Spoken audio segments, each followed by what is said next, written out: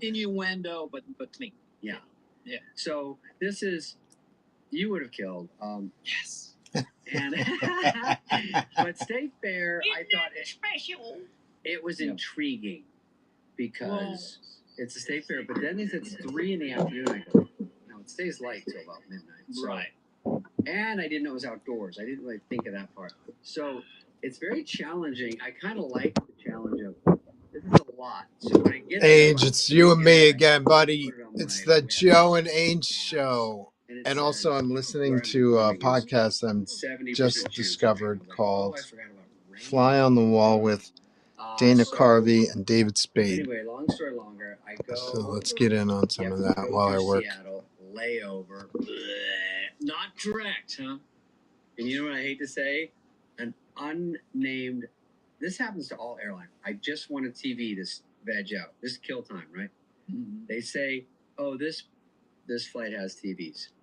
We got I'm continuing my celebration of 1,600 followers.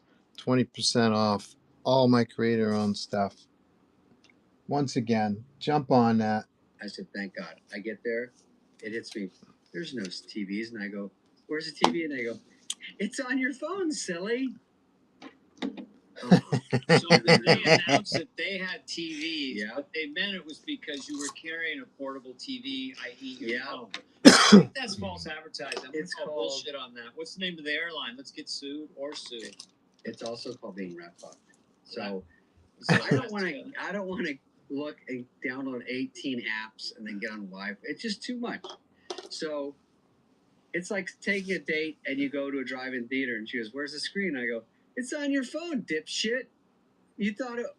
Why would you think it's there at the drive-in on the screen?" That's drive-in theater with a big screen. What era did you come from? When were you born? I go, if you want to hold it out like this. We go to a field and we look at our phones, we hold them out, cuddle up, there's some marshmallows, maybe a thing, and you go home.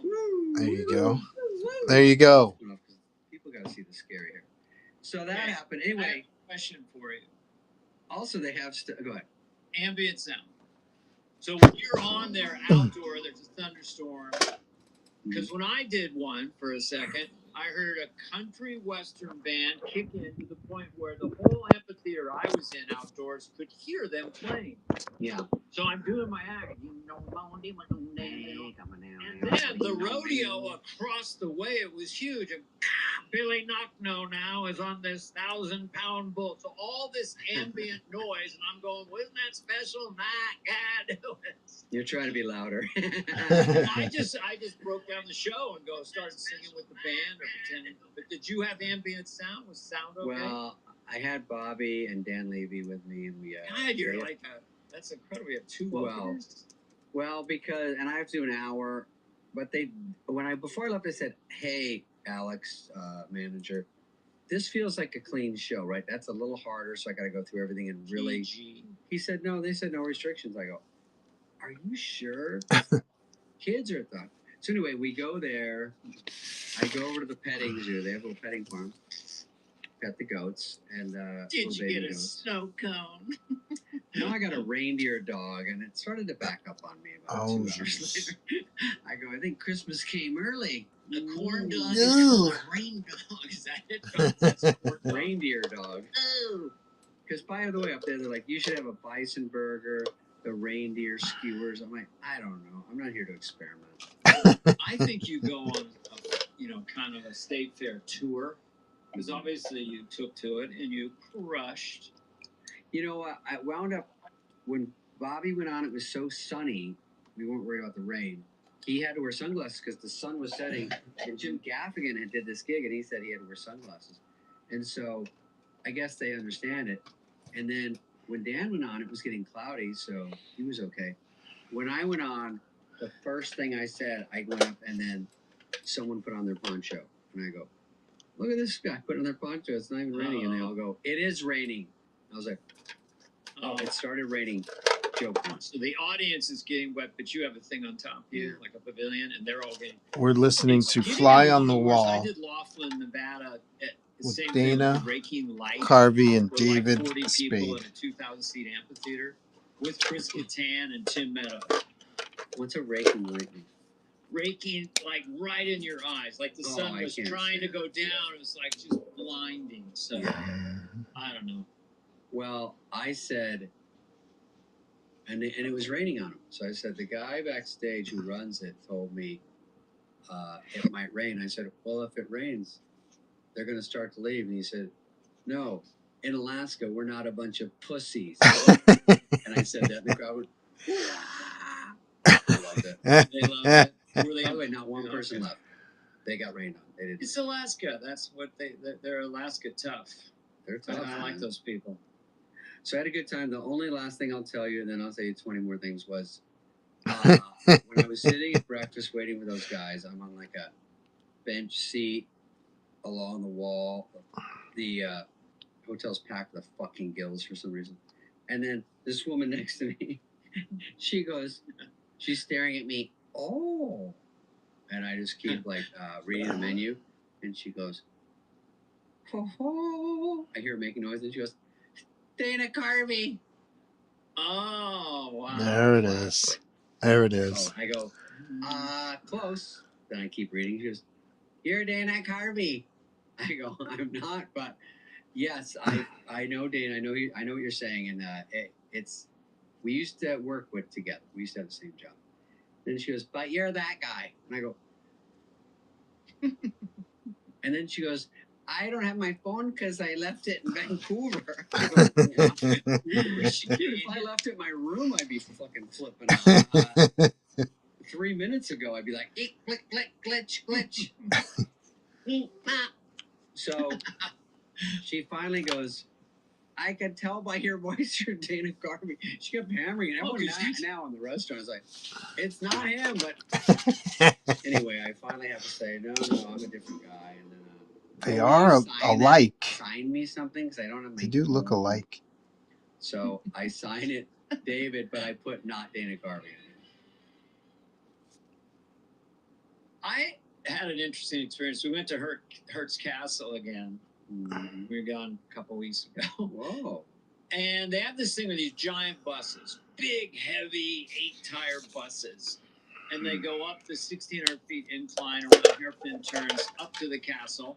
Then you see the event, and then you're coming back down. So we sat in the very front, and I'm watching the guy downshifting. It looks like you're going 30, 40 miles an hour right at a hairpin turn. There's no guardrails, and he's kind of like straining to turn. If one tire gets out, we're trundling down. Trundling. And right before we got on the thing, the guide, we have been guided the whole way through, a very nice woman. She goes, hey, well, isn't that special? I gave her a hug. And then going down, I was really nervous. My palms were sweating. I was watching the driver. He had a cloth, and he was wiping off the sweat. So then I came up with this idea. It just hit us like a ton of bricks. I don't think it'll be funny on the podcast, but I just did a news report. Ladies and gentlemen, at this hour, the church lady is no more. As if I trundled off the thing. But the church lady went to heaven. The church lady is no more. I don't know where that phrase comes from. But, and the church lady's no more. But anyway, it was a fun trip. But you should go up there. Where is that? Central California. You know, it's near south of Monterey, north of near Paso Robles.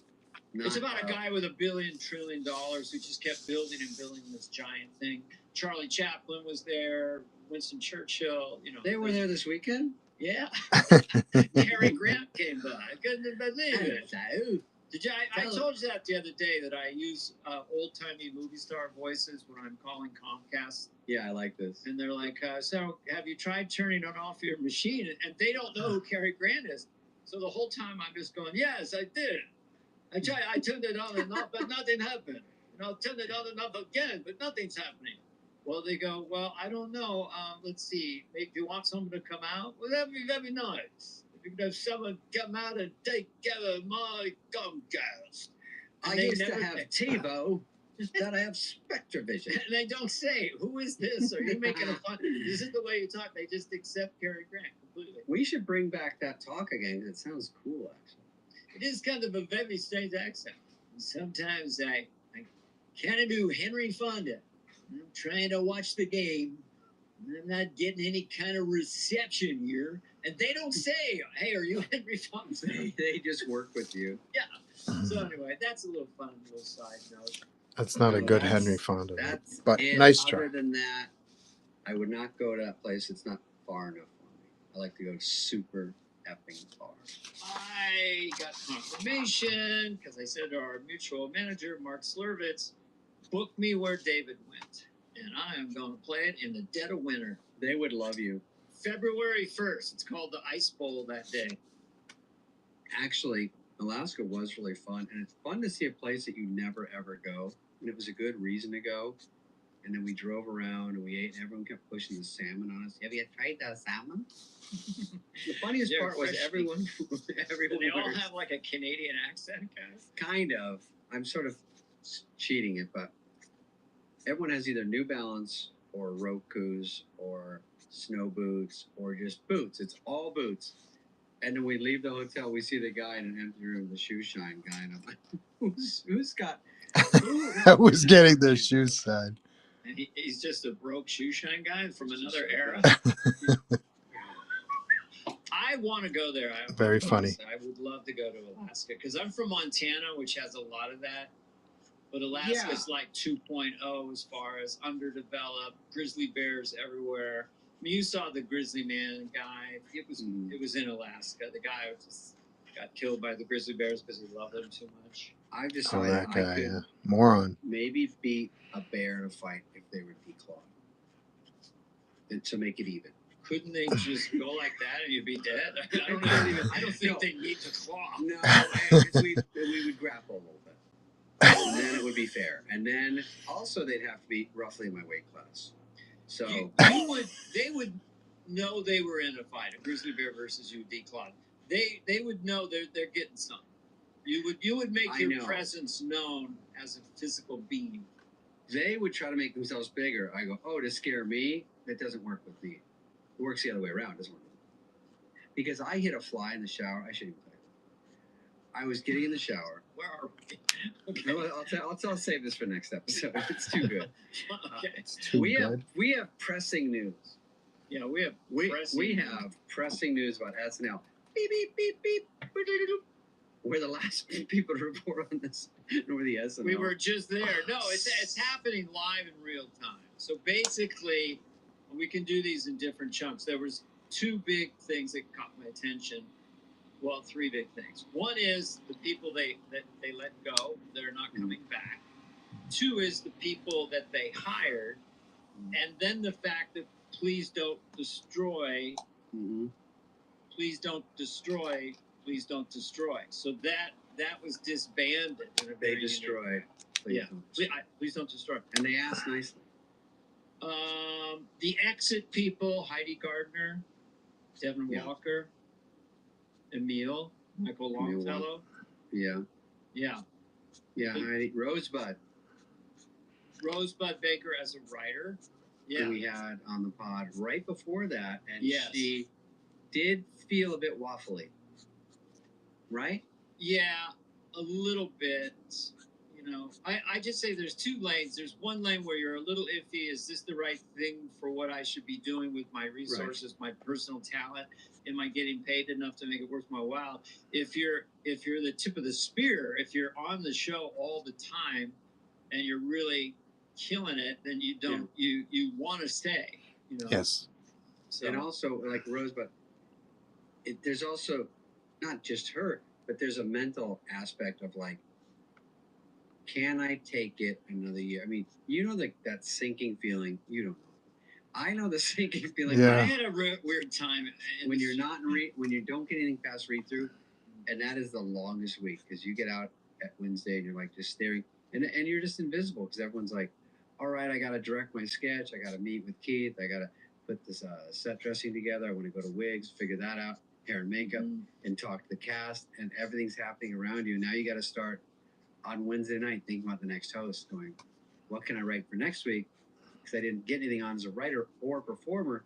And I think some of these guys had that problem that if you're a cast member, and it's just like such a mind effort to sit there and wait and watch everyone and be happy for it and cheerlead because you want to be part of it. And then you just go, shit, I'm not really part of this week. And then all Saturday and watching things kill, and that's tough. Well, the first time that when I went on years ago, there was just 3 main male cast members. It was me and Phil and John Lovitz left over from '85. Right. And so, and then we had Kevin Nealon and Feature A, Whitney Brown, and so forth, and they became big. But it was, it's very interesting how for a long time it's 17, 18, 19, 20 people. And so there's some people, if you don't get on the show, Devin Walker had told me this because I was just out there. You were out there, Hunter Biden. You became Hunter Biden. There was no more David Spade. Actually, it was a great look. And you were great.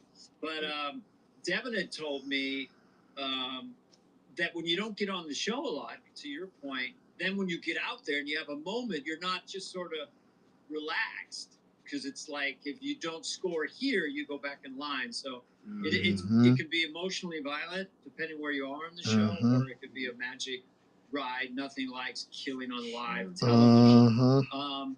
We can bounce around again, but the one that got my attention the most was the Please Don't Destroy, because it seemed to me they were really popular. They were which is the group of 3. The group of 3 guys. Ben Marshall, John Higgins, and Martin Herlihy. Yeah. And they do these short films, kind of esoteric ones. They, Timothy Chalamet or whoever. And Taylor Swift has been in them. Like, they get big stars in them. Yeah. So that really surprised me. And on a human level, I was surprised that they kept some of them. So John Higgins is not going to be part of SNL. And he's on. Yeah, Steve Higgins' son is. He's not at all? Not at all. Ben Marshall, the taller guy with the fair hair, he's going to be a feature player.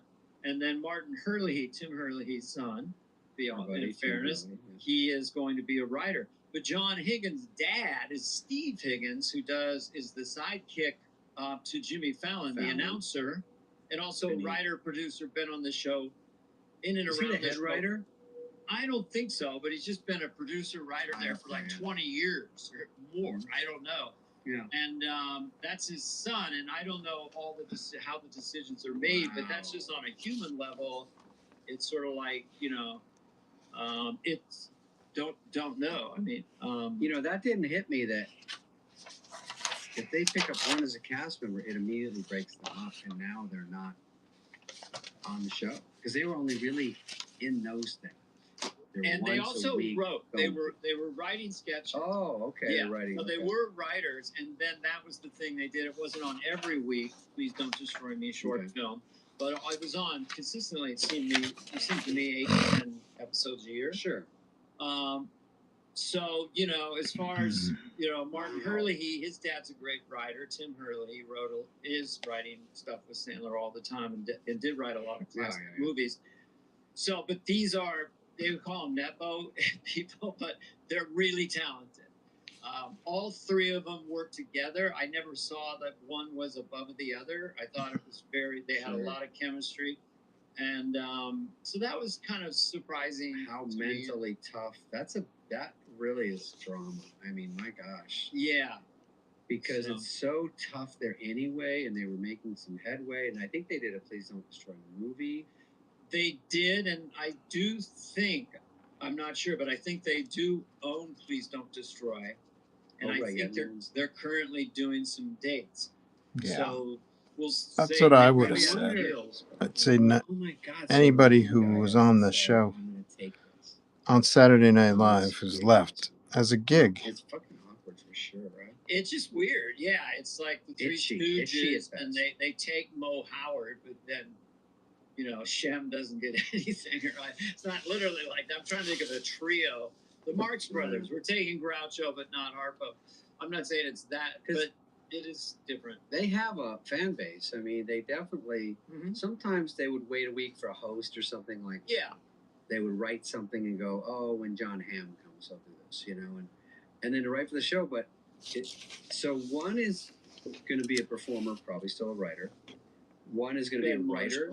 Writer Martin Herlihy, and Higgins, John Higgins, he's good Steve Higgins' son, who's very good, very funny. is just not with the show anymore, you know. So it must be just awkward for his dad and everything, you know. So, I mean, he's very talented, and they're all talented, and you know, everyone at one point is an ex SNL cast member or writer. You're always going to be post SNL. Armin said, "How's it going, sir? Going well. How are you?" It does happen eventually, and he's got a good foothold as far as being been up seen to, as a great Armin writer, says great Ainge. performer. Not along much. with his Recovering two from friends. sinuses. Air quality in my town is bad right now. I think so. What's your town? Probably. It's the ragweed allergy season. Bearing on who stays. For sure.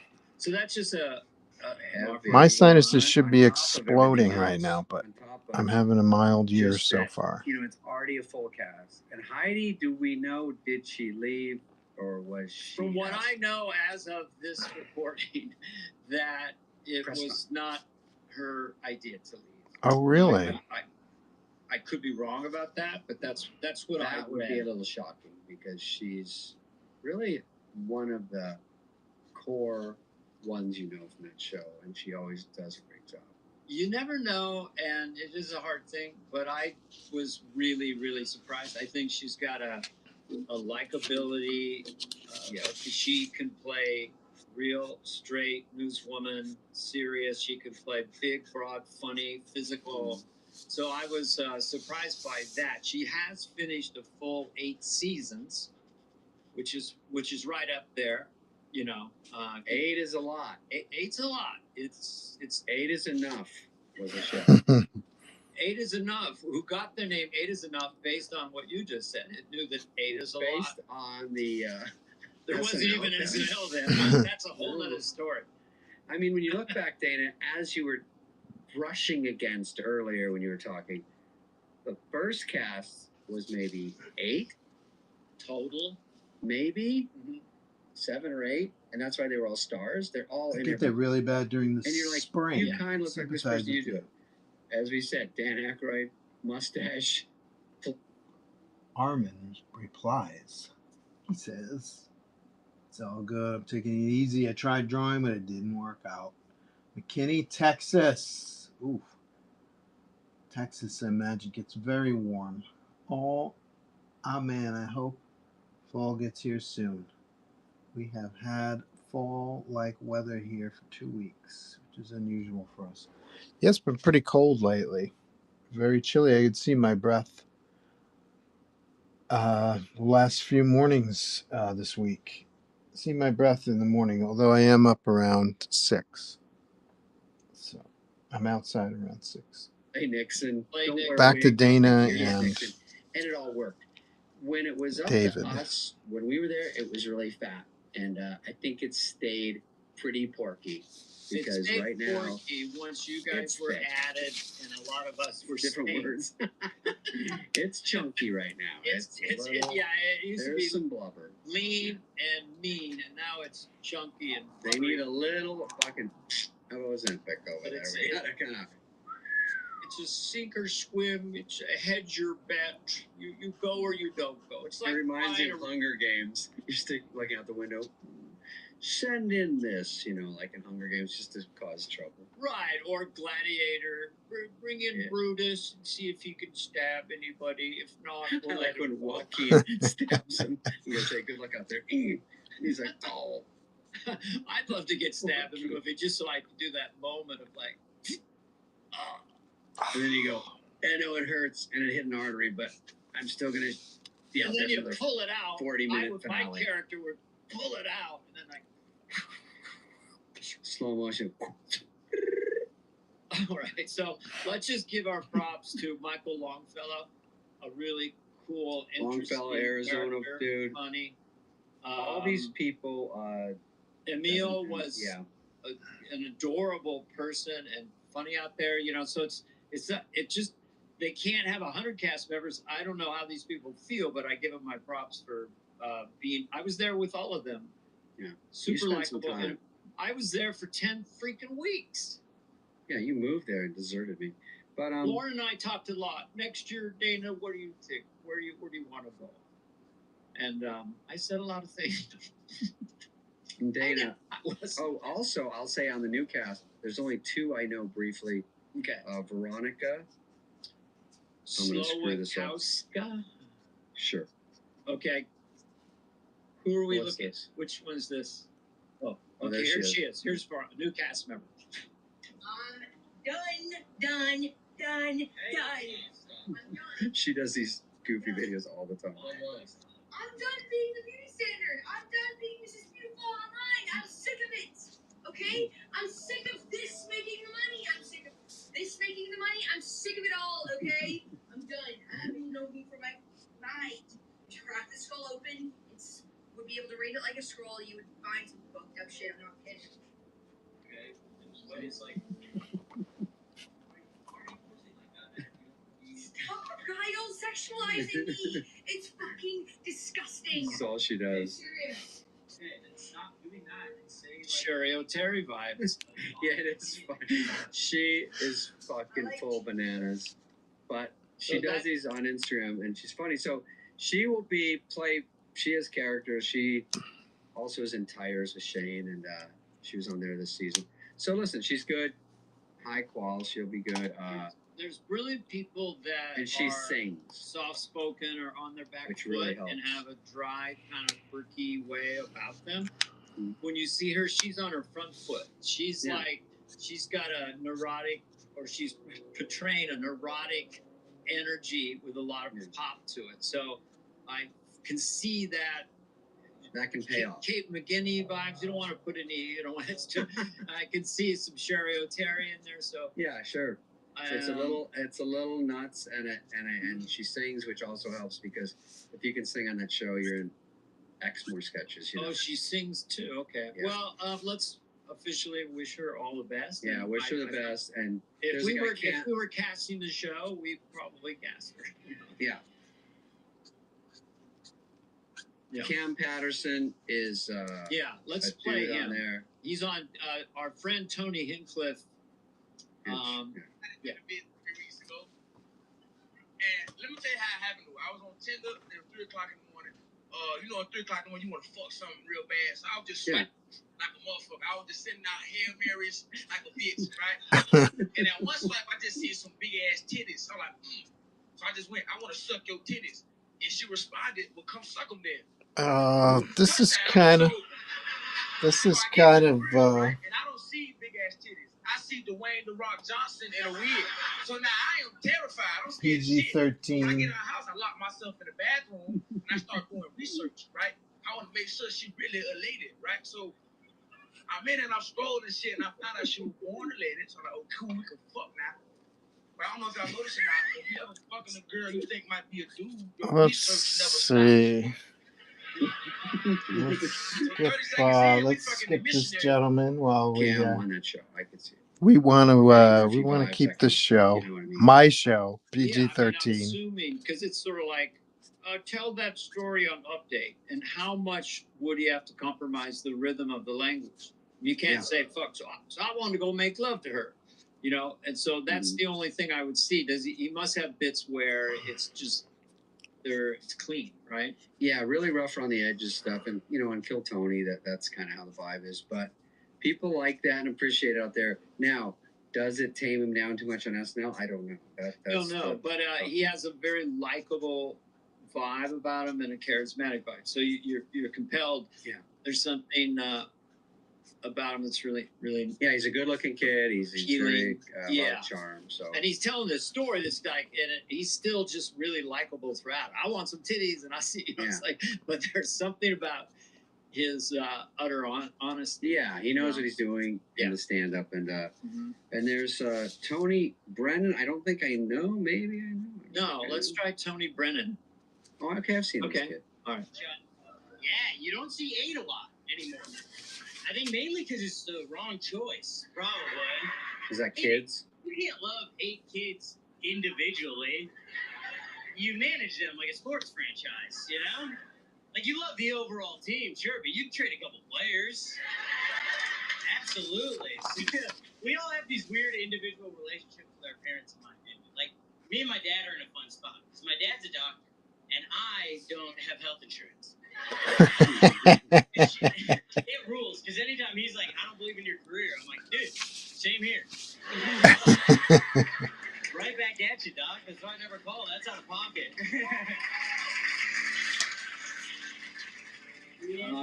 Unfortunately, when I lost my health insurance, my dad kind of became my go-to doctor.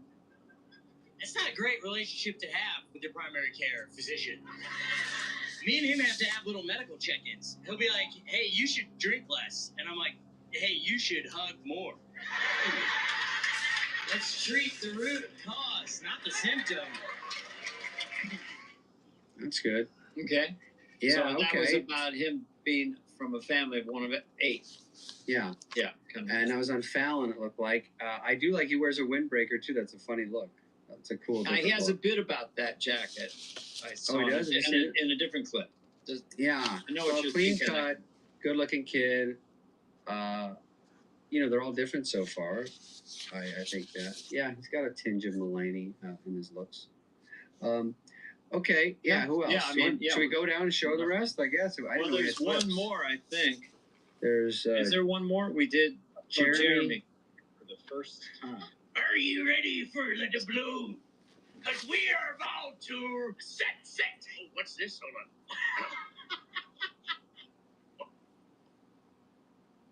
Let's check out the chat, which I see is loading up. Not much. We have fall. Oh, I read all these. That Venom drawing is coming out great. Thank you, Armin. It started with this photo as inspiration, but I find I have a difficult time just drawing a guy standing there. So I bent the perspective and whatever. And then Dennis from voiceover, voice actor world came by and he said, you should have him wearing the Infinity Gauntlet because his hand was, yeah, it's a Infinity Gauntlet type hand. So I ran with it. And now it's a Venomized Infinity Gauntlet. So it's Venom with the Infinity Gauntlet. Guarantee I've probably drawn a couple hundred Venom drawings and guarantee that none of them had an Infinity Gauntlet on them before this one. So there you go.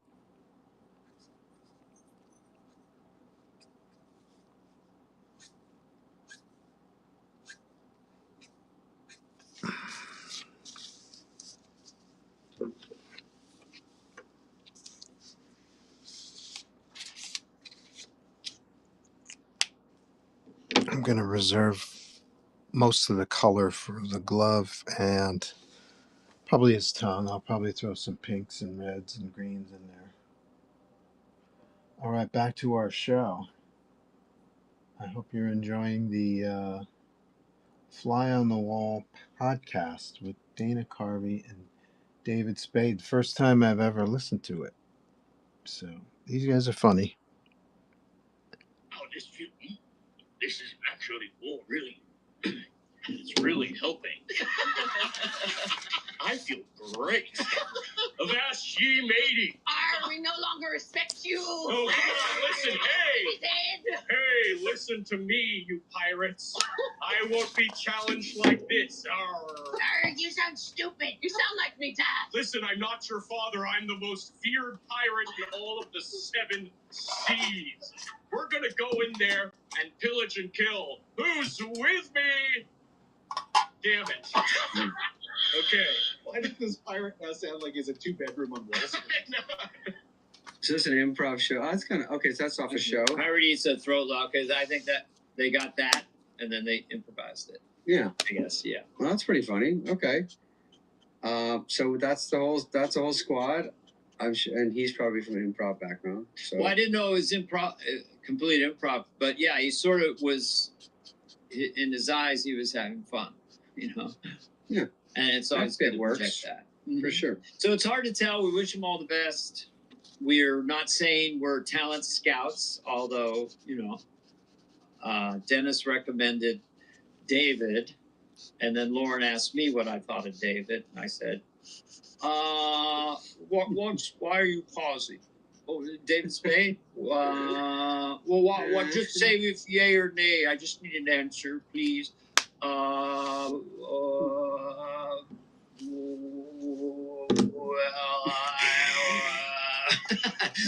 co-signed you. Yeah, you and did. Rob Schneider. No, it's a big. All that stuff obviously was the biggest push because they hear stuff on the streets.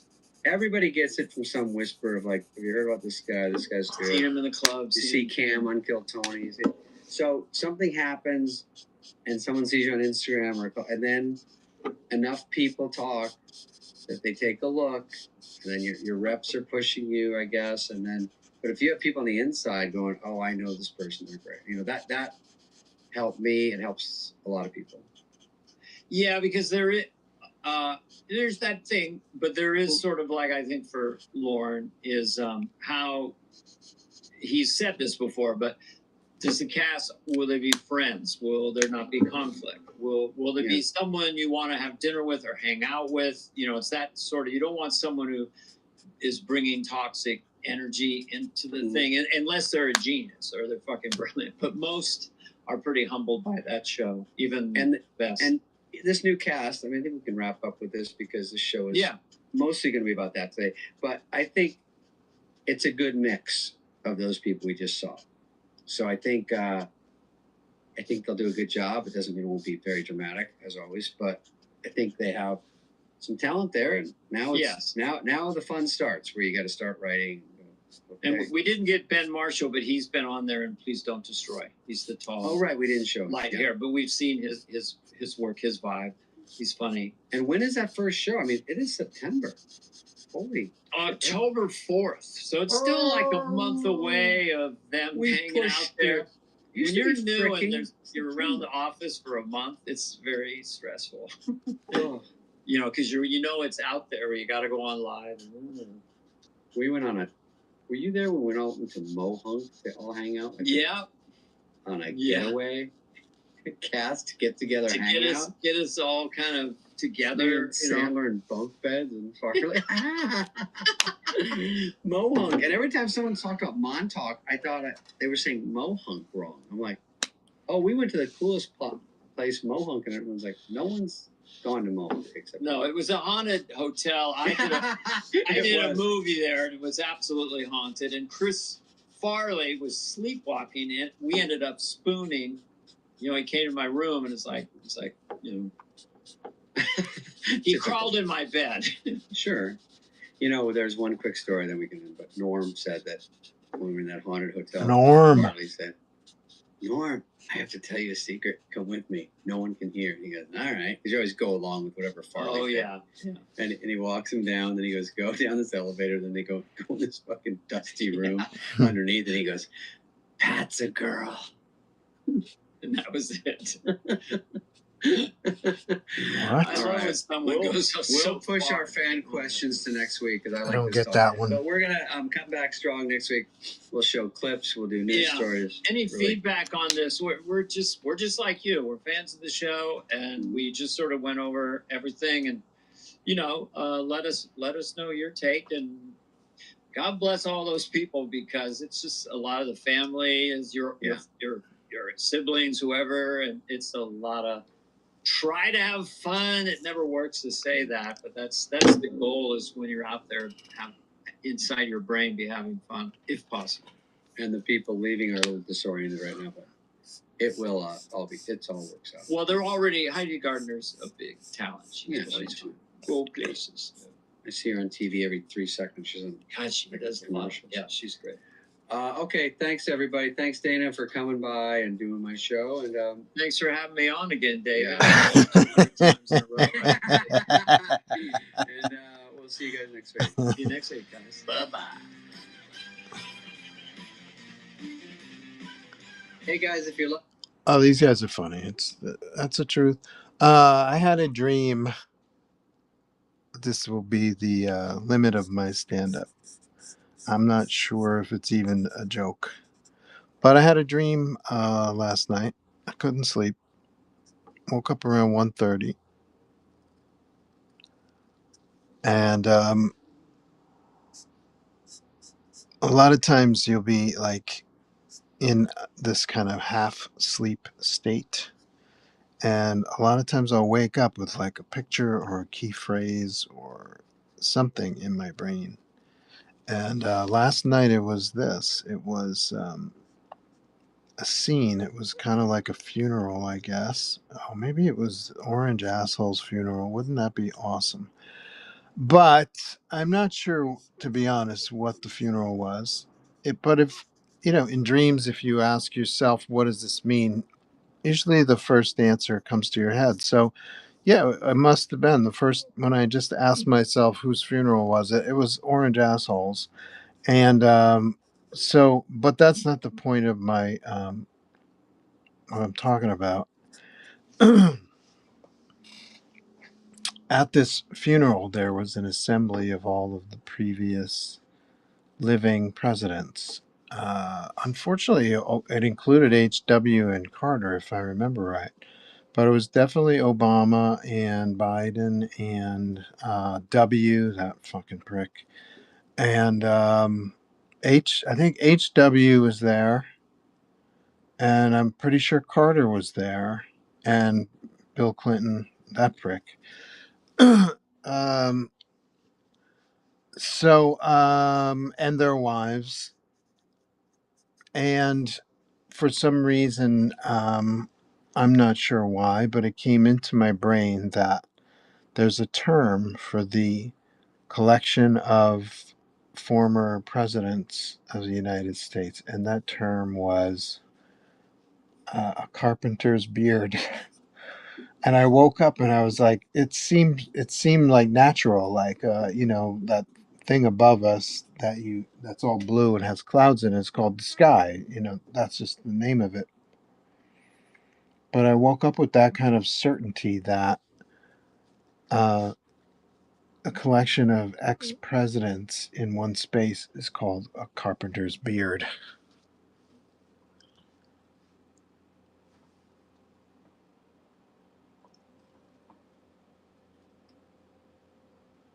Have a great day, sir. I have to head back to work. Take care. I'll see you later, Armin. Thank you, buddy, for stopping by. It's always good to see you. Come by anytime.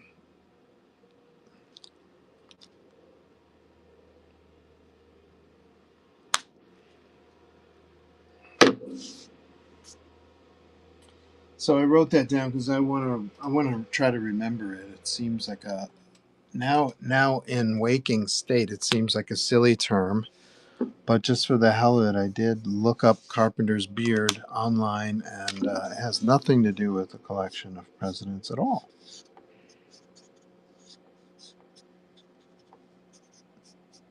I told Sonia about it this morning, and she just laughed.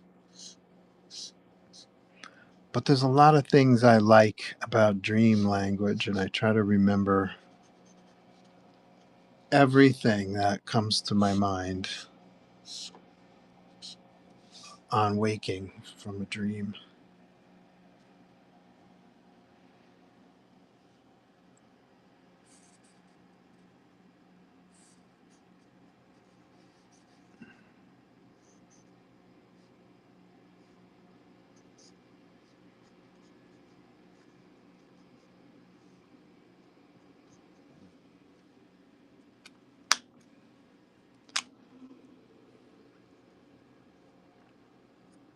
Lots of times I'll wake up with an idea for a story I'm working on or a page. That happens pretty regularly. As a matter of fact, I woke up today with a cool idea for a Sagittarius story that I'm currently working on.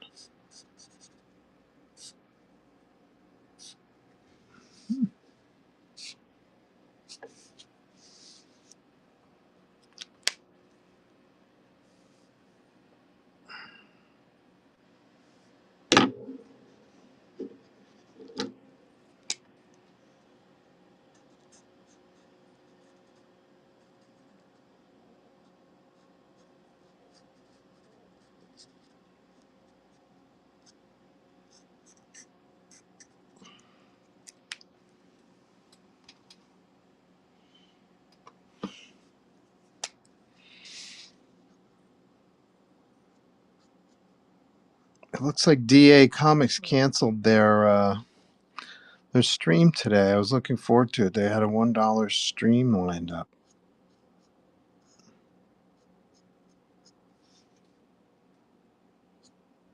And then I tuned in to at least listen to it. And it wasn't there anymore. They pulled it. The hell, man?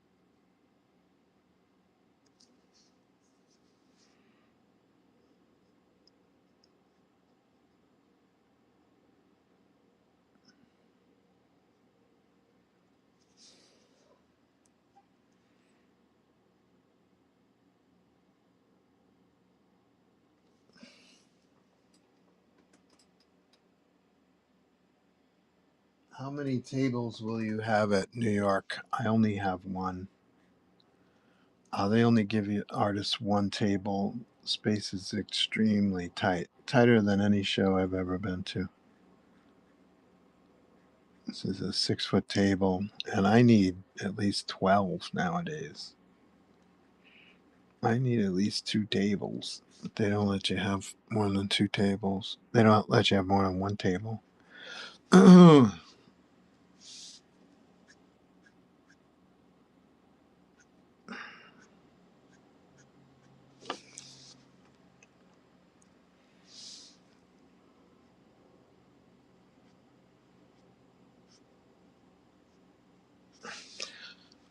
Which reminds me, I keep forgetting to ask for 2 tables. It shows that I'm booking. Oh well.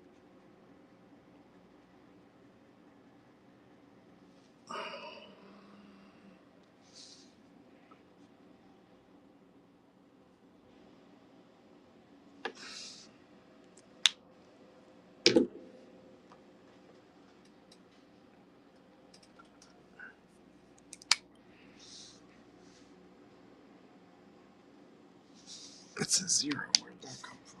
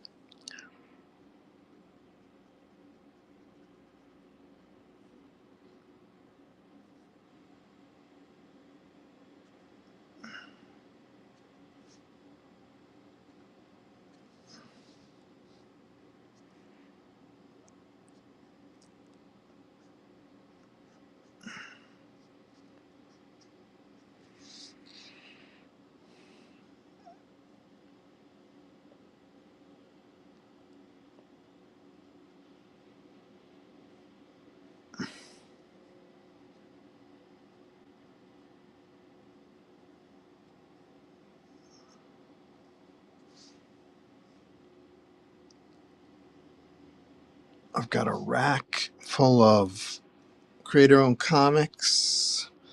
Got a portfolio of original art. Got a portfolio of prints. I like to bring the Cousteau books, but I like to bring the sketches.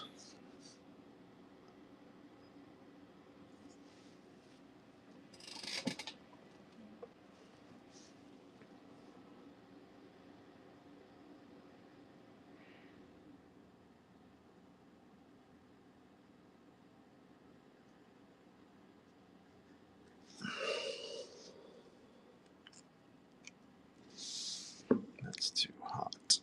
Need to tone those highlights down.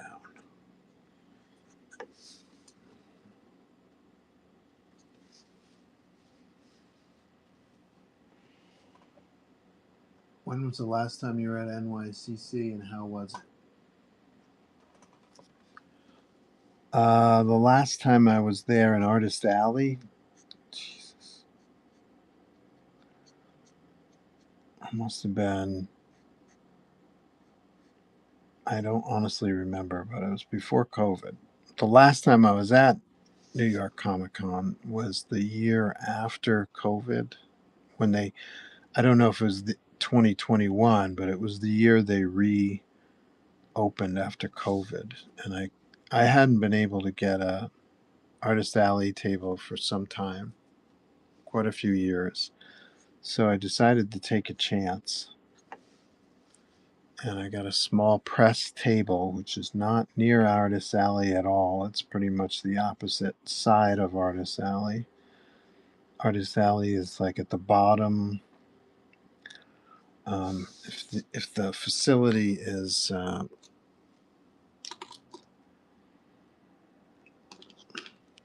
if the Javits Center from above looks like this, say there's two floors, right? The main floor that's the main floor, and then there's a bottom floor, and over in this area is a section where they have Artist Alley on the second under sub level. So small press table is up here somewhere. That's the section. Very not an exact rendering, but basically as you come into the facility, the small press tables are right in this opening area. So it's exact opposite direction from Artist Alley, and location is everything. So I did pretty well here. I mean, I made money, but the amount of money I spent on the table, on the travel, renting a car, hotel, um, at the end of the day, I didn't make a lot of money. Seems like a lot of work for 4 days not to make money. So they actually sent me an email this year. I don't even remember applying. I may have and just forgot. But they actually invited me to grab a spot in Artist Alley. So I thought, let's take advantage of the opportunity. So I had to buy a table. It's a 6-foot table. I'll still have all of these costs, hotel and car rental and all that stuff. But hopefully I'll make more than I made when I was up in small press. And if that's the case, then it'll be worthwhile. But we'll see. I got to experiment. You don't know you don't know how it's going to turn out if you don't give it a shot. So that's where I'm at.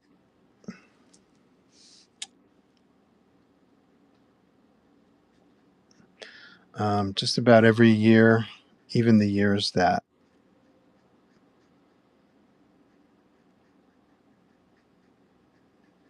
I wasn't there, I would hear about friends or associates or contemporaries who got COVID. That's happened every year since 2020. So, yes, I'll be wearing a mask. in New York City, the most populous city in the U.S., I am going to be wearing a mask for sure. For sure.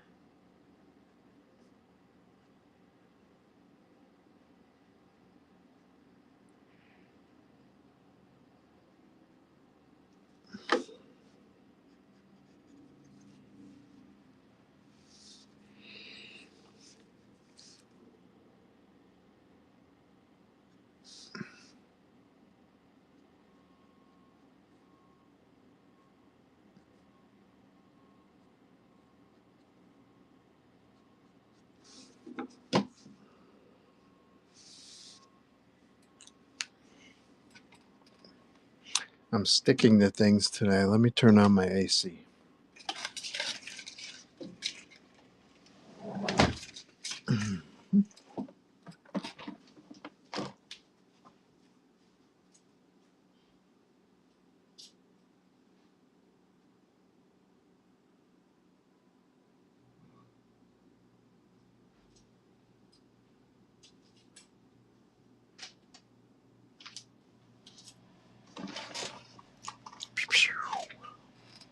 You do sketches on site at those. I do. Thank you for sharing, Angel. It's you and me once again. It's you and me once again, bud.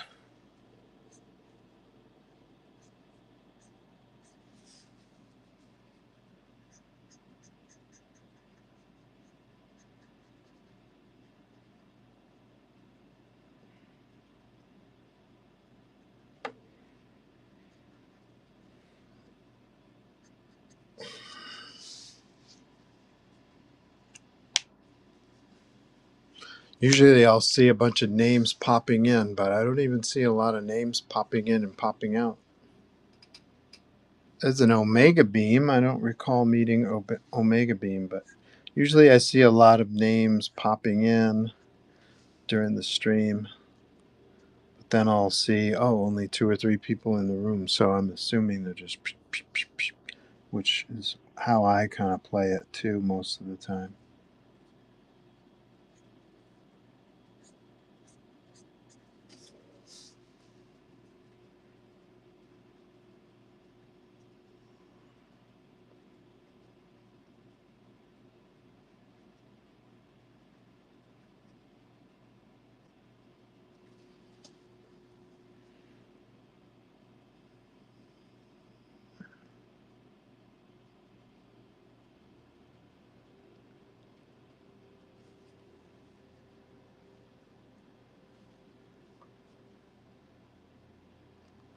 Ainge is my moderator today. Should I make it official, Ainge?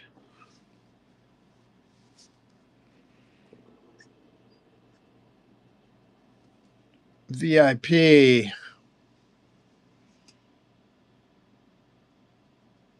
I don't want to interrupt you from work. Allow to moderate. Are you sure you want to add age 21? Okay. Successfully nominated moderator. I suppose it does look good. It looks better when you have the moderator logo. Otherwise, it looks like like socially awkward. Alrighty, I could keep going on this forever. Let's see.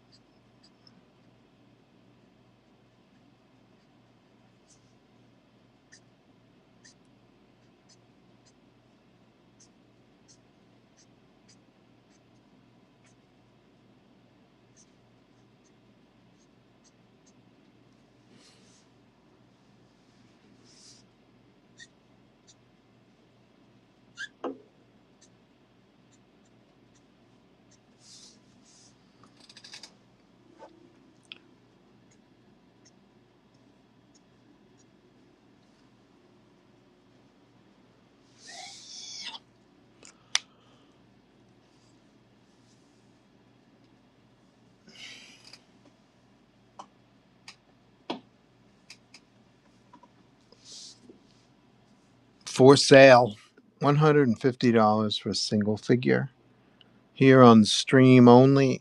You met me at New York Comic Con or at Plastic City Comic Con, which is where I was a couple weekends ago. This would be $200 for a single figure. Plus color is $100. So this item will be $250 when it's complete. If anybody's interested, please let me know. I will pop it up there for auction. Or you can also wait till it's absolutely finished and then decide. I gotta do a commission for my friend Nick for Granite State Comic Con, which is it this weekend? No, next weekend. Whew. Something's going on this weekend, isn't it? I forget. Next weekend is Granite State, which is in Manchester, New Hampshire. New Hampshire.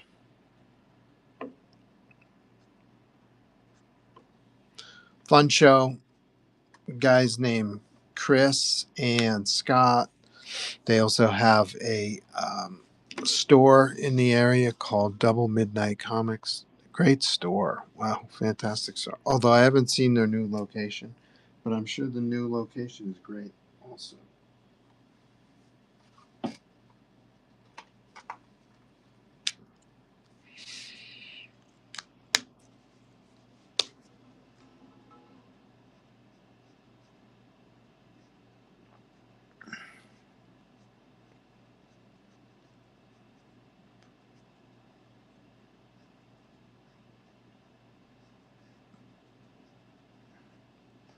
I haven't done a signing at Double Midnight in a number of years, maybe 10 years. We moved to this area in 2011. I just saw a record of that. So we've been in the Salem, Massachusetts Northeast area for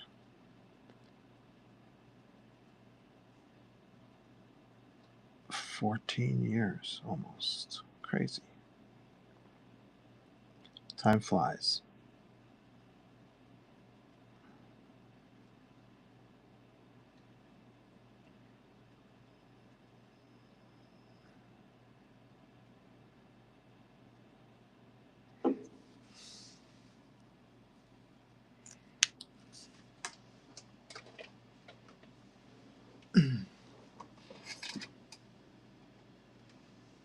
Nice and clean. Nice and clean like your dishwasher.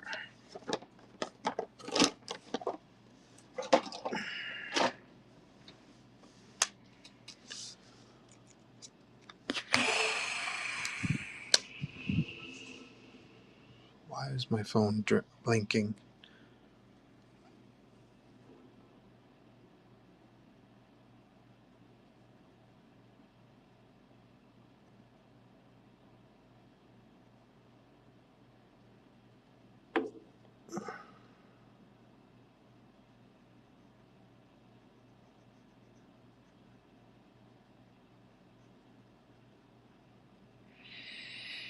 I did a Batman drawing for my friend Bud. We're going to turn that into a print. I sent that off to my friend Dash, who's just an awesome colorist.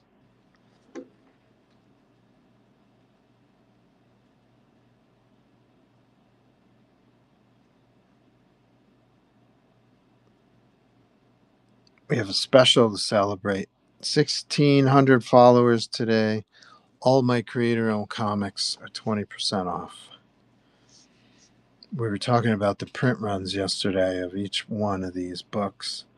They're all pretty rare. Even the one with the most, which is Bold Blood, that was my first creator-owned book that I did on my own with my own publishing company. It was called Bold Blood. 52 pages, cardstock cover. The intention was to make sure that you could put this on your bookshelf or in your comic box, whichever you liked, and they would present just as well either way. So it's 52 pages, 2 stories of medieval fantasy, sword and sorcery kind of stuff. These are some of my favorite characters. They were based on D&D characters, a lot of them, not all of them. Yeah, most of them were D&D characters that I used to play with my brother and my cousins. We were pretty hardcore there for a while when I was in high school, and we would play at least twice a week, sometimes more, and it was fun, good times. So a lot of the characters that we would play, I got so attached to that I wanted to do more with them, since I haven't played D&D since high school. So um, a lot of these characters were characters that I myself played. Some of them are based loosely on characters that my brother and my cousin played. And one in particular, Salatara, she is completely created for the series. I wanted to create a character who is connected to the elves. We didn't do a lot of elf culture stuff in when we were playing D&D. So Solatara, she comes from that kind of world, and I want to do more with that. If I ever do more Bold Bloods. So the premise of Bold Blood is these are all working class warriors. They don't all have magic swords or royal bloodlines to enhance their existence. They're all working class. They've just got their own pulled up by their bootstraps attitude. 13 characters go out into the woods to protect their town. They don't all come back. I was killing major characters long before Game of Thrones was a thing. So 2 stories in this one. This is Toon Mooney. She's a druid.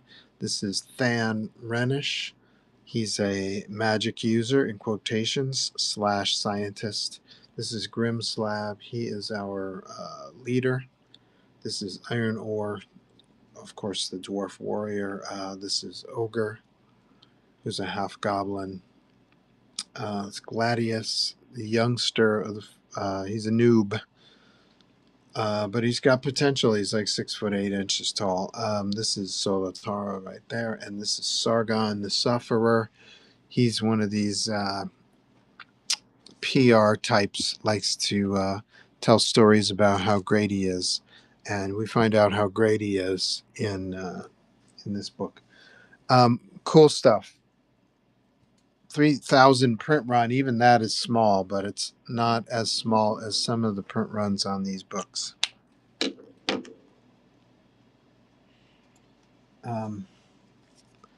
Megahertz was my first creator-owned comic. We published that through Image, and for the 25th anniversary, I reprinted it in color with a foil cardstock cover. It looks awesome. It's quite great. It looks fantastic in color. The overall package is great. This is how it should have come out in 1997. I learned my lesson. But finally, 25 years later, we got to give it proper service. So there's only 300 of these printed. And it comes with, today, it comes with the actual Image comic. Now, this isn't even the newsstand comic shop Image comic. This is a San Diego Comic-Con exclusive, which has a black cover on the back. The regular comic shop edition has the numbering and the price up here, and it has an ad, Savage Dragon ad on the back. So today you get the $15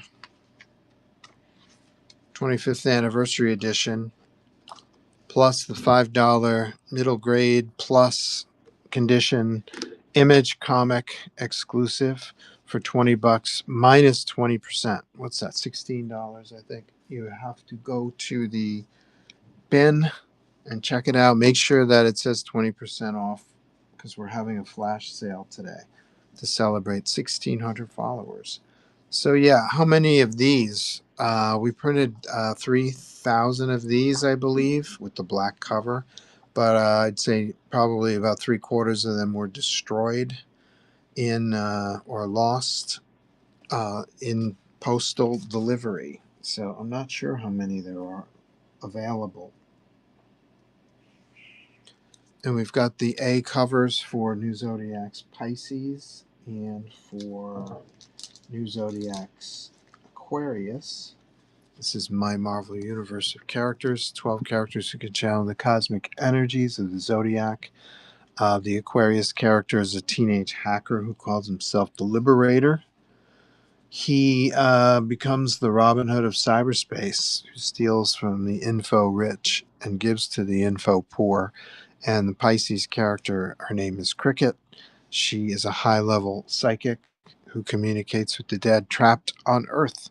So these are the comic shop editions of each one. I believe the print runs for these are 1,100 for the comic shop editions. So that's pretty rare.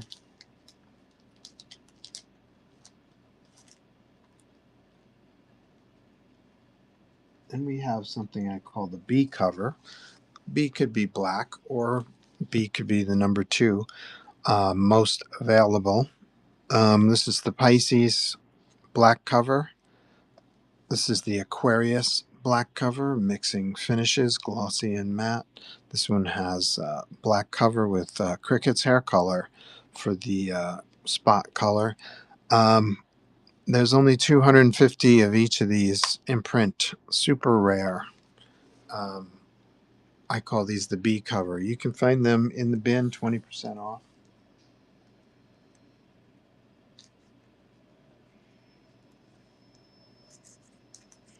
Then we've got the rarest of the rares. Let's see if I can find my rarest. Where are you, rarest? There you are.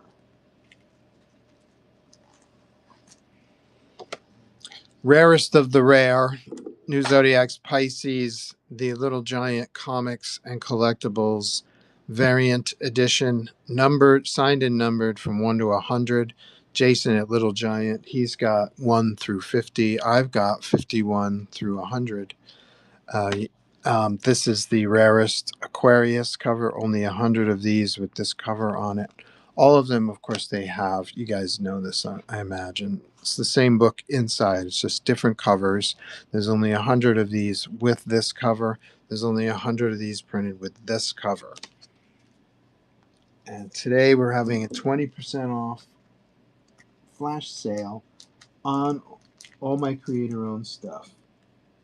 Let me share with you some of the other Aquarius variants. There were a few.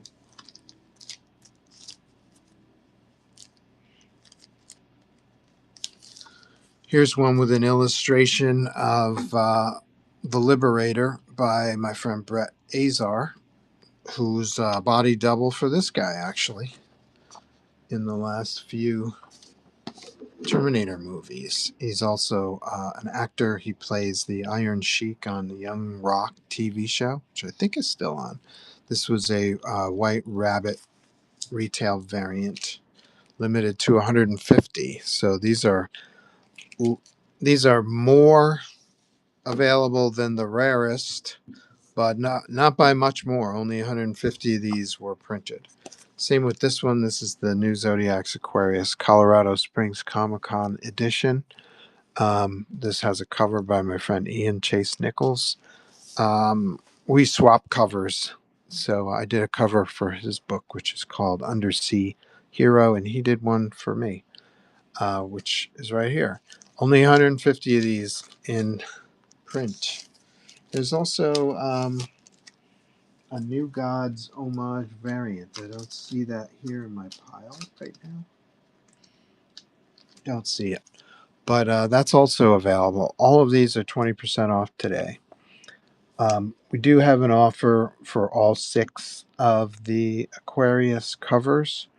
That's not 20% off today because it's already like, I forget the actual percentage, but you're already buying 6 for the price of 5. So that one doesn't have a flash sale, but all the single issues have flash sale today.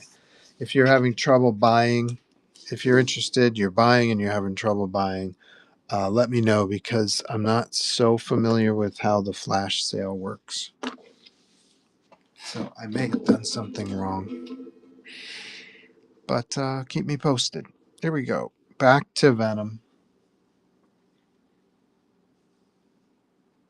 Can we see a pic of it? Pic of what? Let's see.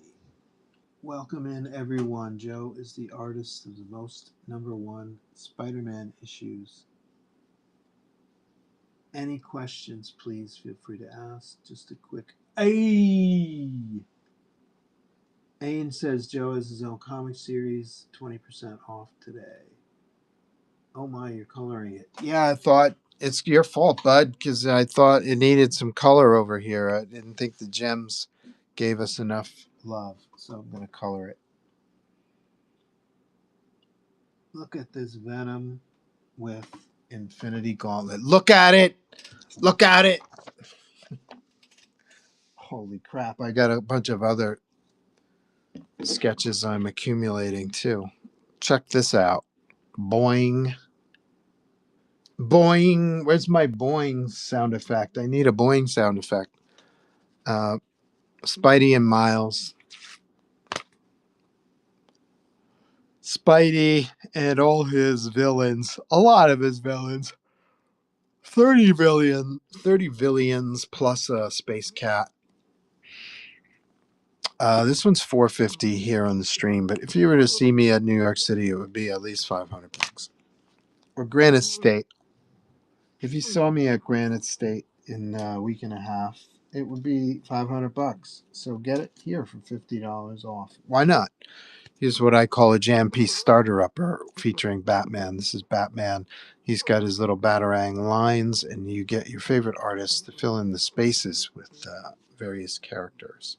Ainge just got a Batman, and he got me to fill in the spaces.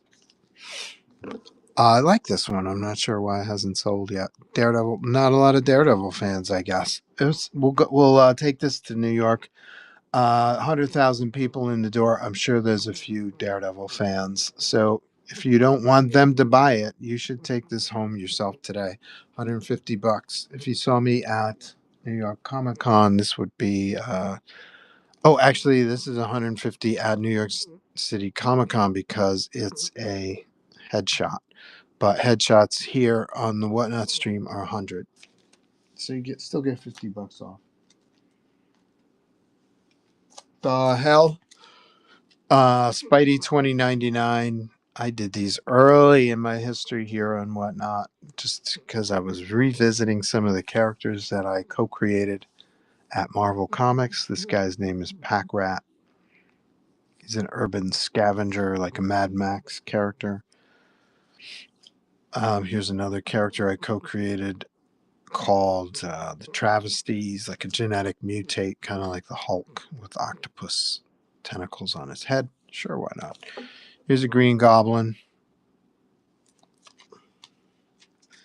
$300 except here on Whatnot. $150 for a single figure, $100 for additional figure. Somebody is climbing onto my balcony right now. Very odd feeling. So $150 for the single figure, $100 for the additional figure. It's $250 for this piece here on Whatnot. At Granite State Comic Con, this would be $300. Same with Pack Rat, because there are 2 figures on Pack Rat. Single figure right here, $150. Granite State, this would be $200. I might raise my price on this a tad because of the extra work here. This is this could be construed as an additional gadget. So I'll get it here today for $150.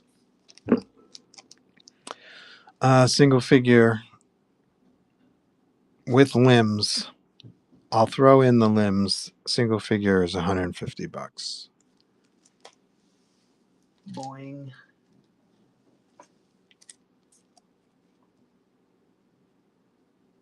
That's absolutely glorious. Sorry, it's my fault. Yes, it's your fault. We have to color this to get some spots of color on Venom. We're taking a break. I'm sharing my sketches that are available. Here's a Doom. Single figure is 150 here on Whatnot. If I saw you at Granite State next weekend, this would be 200. I had a headshot of Doom also, and that sold at Plastic City last weekend or the weekend before. I saw it on Comic Art Fans. The guys like to post their winnings, and I saw that exact Doom drawing on Comic Art Fans today. Another jam piece starter upper. This one's 150 here on Whatnot. You got little spaces here where you can get some of your favorite artists at a convention to fill in the space with different characters. You can get Aunt May, MJ, Uncle Ben, Ant-Man. You can get the villains in there, whatever works for you. Just alternate versions of Spider-Man. So many choices. Don't let it blow your brains out. Not sure why this guy hasn't sold yet. Nobody likes Cyclops but me, apparently. I love Cyclops. He's such a badass. And finally, today, I got sketchbooks too I can break out. Here's Wolverine with claws. My signature in the claws blood. This is 125 here on the stream, 175 at Granite State.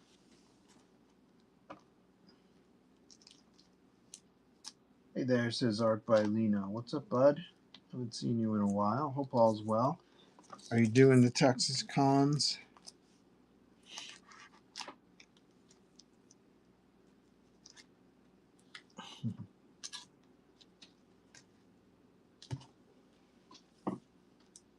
Now, where are my sketchbooks? Oh, I did a bunch of these.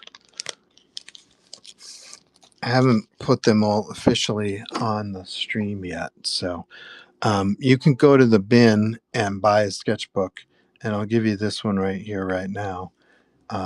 Usually the sketchbook does not have something this involved on it. I was just going to do a doodle on it, but you can get something like this right now because I'm just too booked to put these up individually right now. So this is a sketchbook, and it has a lot of the sketches I've done in the last year or so here on Whatnot. There's also some larger commissions like this one and this one.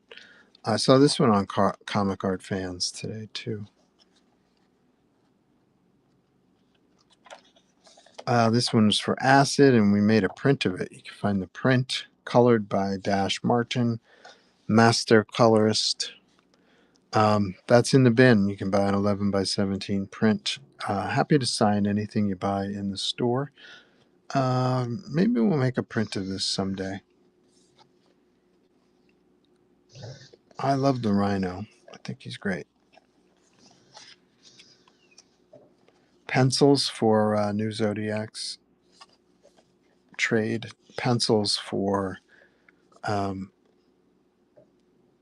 what was it for? Spider-Man Super Special. Before it was inked by the mighty Terry Austin.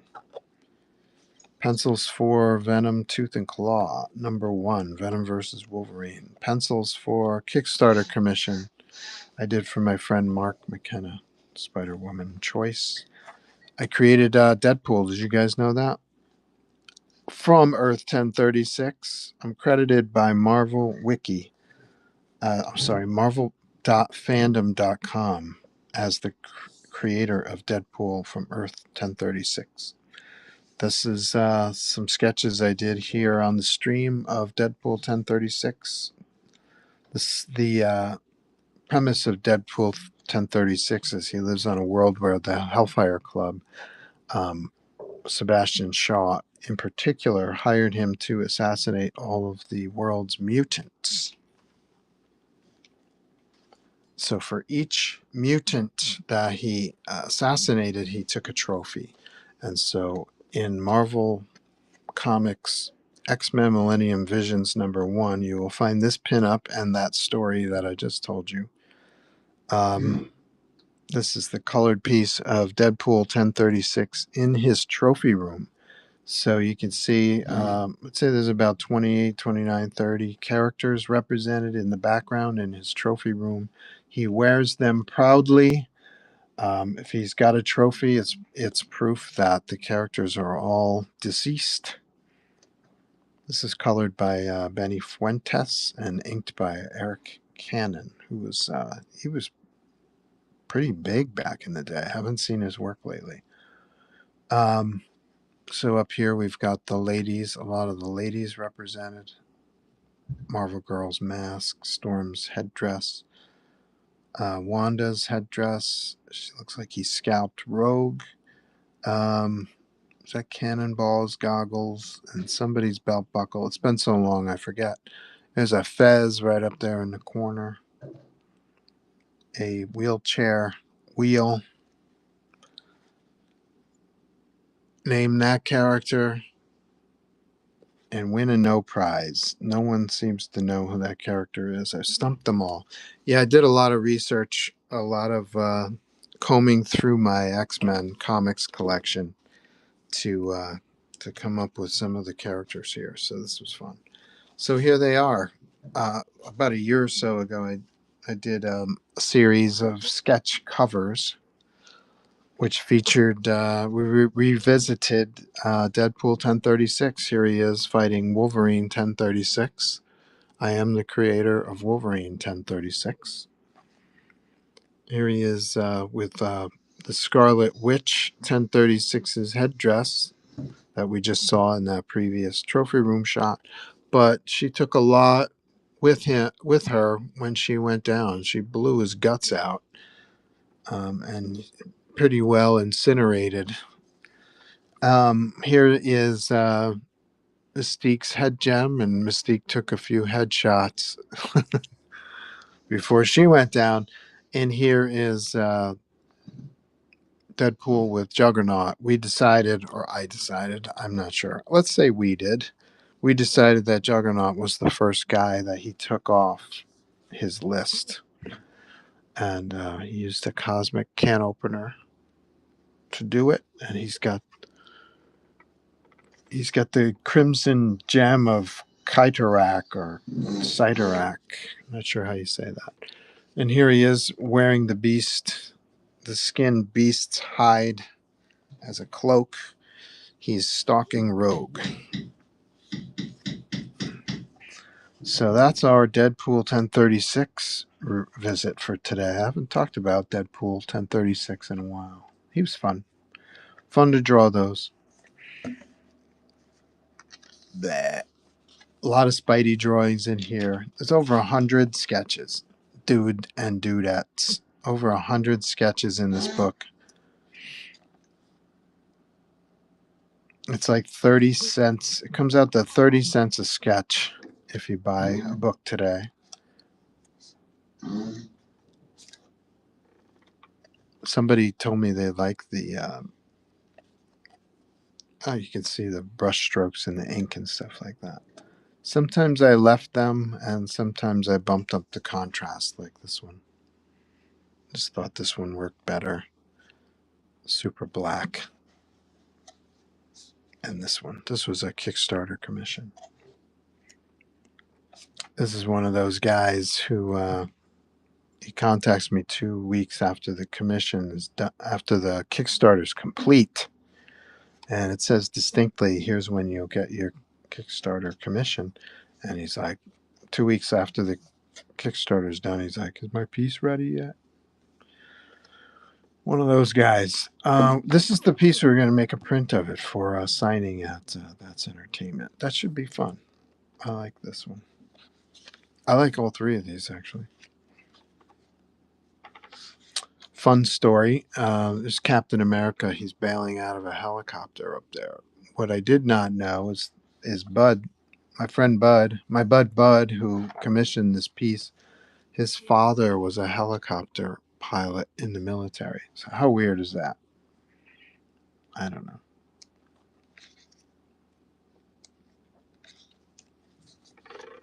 She-Hulk with venomized shark. I've done a few venomized sharks in my day.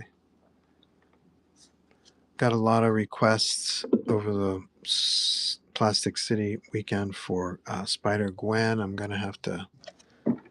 I think I'll work on a Spider-Gwen piece today if I have time. Gonna have to get a print together. Some of my babies. There's Cricket, the new ZODIAX Pisces character, with a ghost spirit. There's the Liberator. He's the Aquarius character. Here's the Liberator as Stewie from Family Guy. That's my boy right there.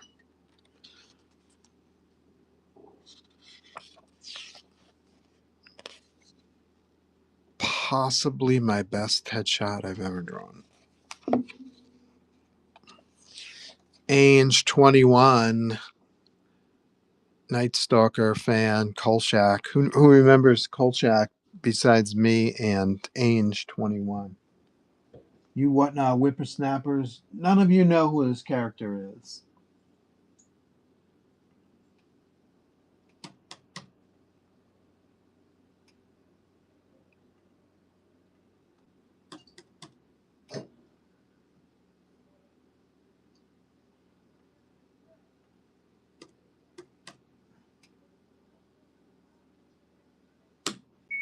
One of the best theme songs. That's this guy right here. Kolchak the Night Stalker predates the X-Files. He's the inspiration for the X-Files. Every week he took on a different monster. A lot of vampires in his mix. Here's Kolchak and Spidey taking on Morbius, the living vampire.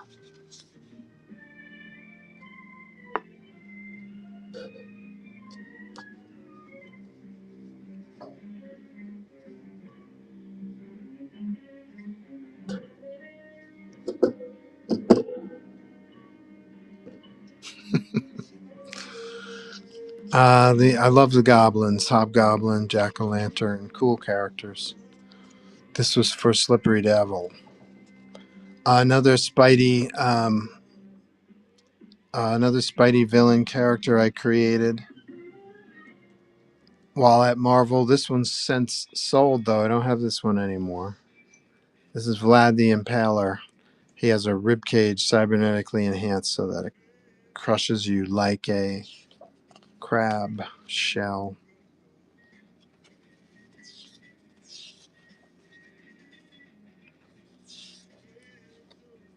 I don't remember why we did that, but it's fun. This one's for my friend Terry, who doesn't love Space Ghost. He's an awesome character. And an EC homage, which is one of a kind. Only done one like this.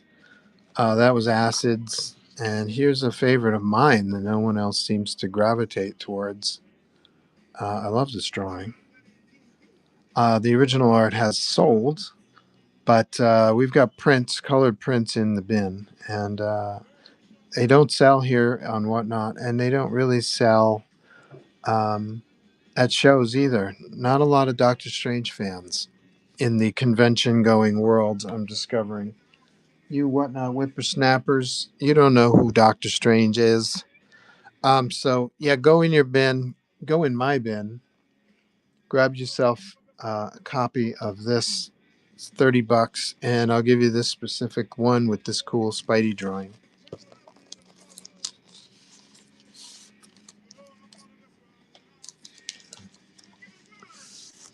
Okay, back to the drawing.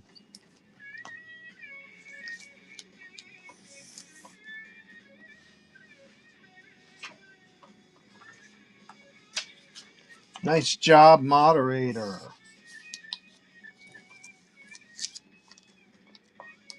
Lino says San Antonio only this time around. How was San Antonio if you're still in the room? San Antonio, Austin, they're on my list. I forget which one Fan Expo does. I think it's San Antonio.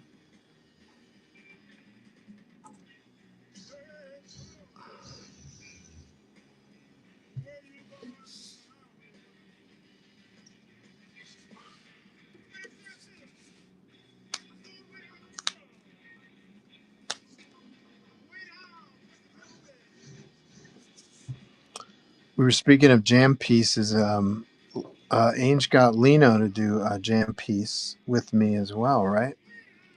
That was pretty cool. That came out well.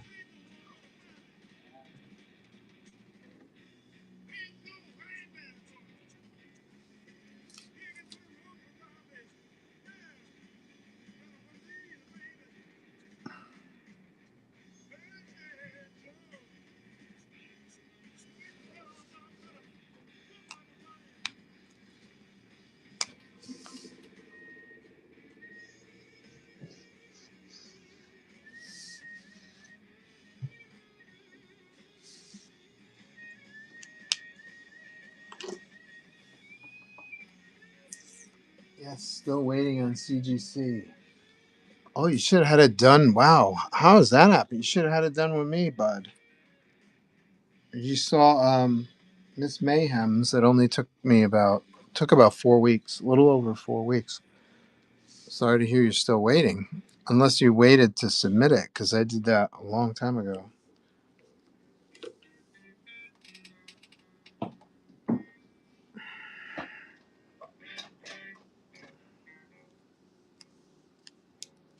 Thank you very much, man. Let's get us 1 second to tune up, all right? It's for y'all's minute, but for all of us. Oh man, it was so good, man. In England, man, these two cats, Buffalo's grandmother and Queen Bee over on drums. We had so much fun, brother. But we always, yeah, this is no rating on bass anyway. Nobody doesn't know us, okay? No rating on bass. We have Mitch Mitchell on drums. So there you go.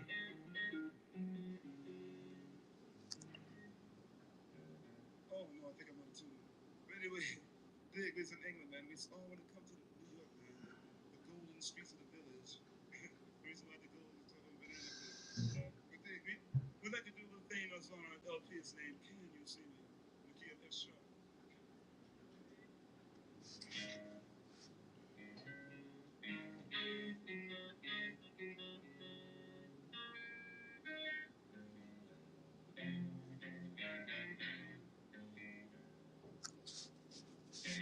Thank you very much. And now I can do another song, man. Come on, you like this?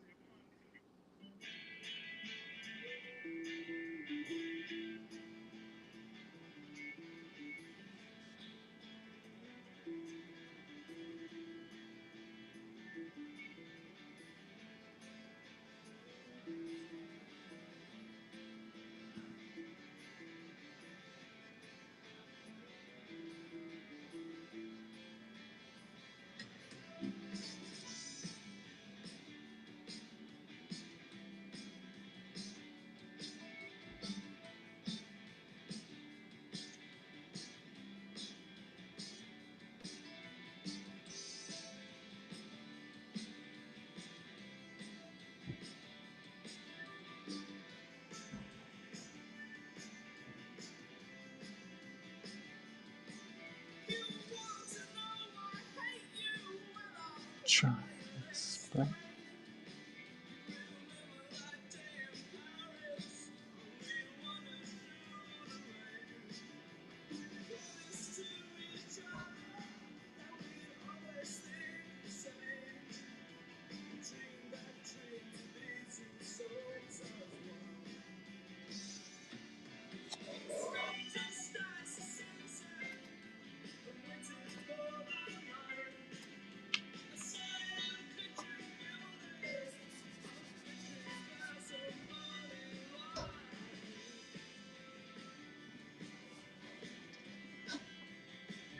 I had Lino submit it for me.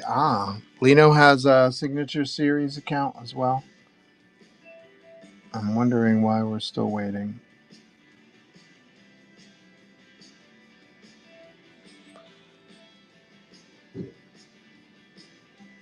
Anybody have any cool dreams lately? I love dreams. They're your own language. It's your body telling you things. I haven't remembered many of my dreams lately.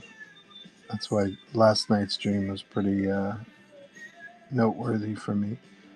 But I love dreams and I love the language that they give us. a lot of times you'll have a dream, like let's say you have a dream of a chair with six legs or something, and what's the you ask yourself, what's the significance of the chair? What does the chair mean? And very often the first thing that comes to your mind, that'll be what it means. And I love that. So the chair may just be you're afraid of alligators. Who even knows? But you are you, boo. Only you know the definition, the meanings of the symbols in your dreams. I love that stuff. It's cool. So yeah, last night I had a dream about the assembly of all the ex-presidents, and for some reason I came up with the term for an assembly of all the ex-presidents, and it was called the Carpenter's Beard. And I woke up with the certainty that that's just what everybody calls it. It's like a slang term or something, and still don't know where it came from or what it means. It probably means I need to shave, which I do.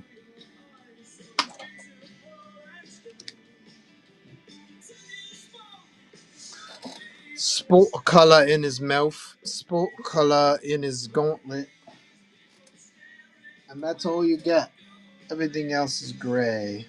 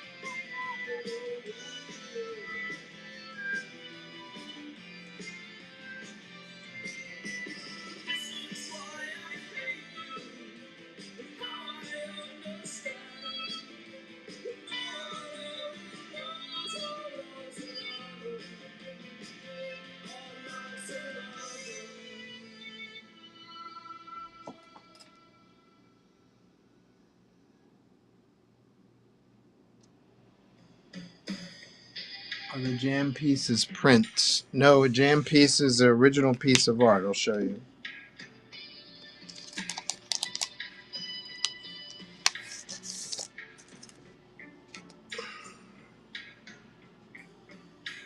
Blank sketch cover with the drawing by me on there.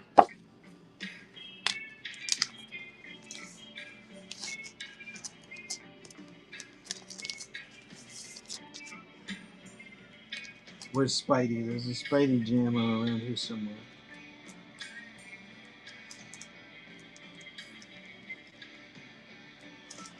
Spidey jammer.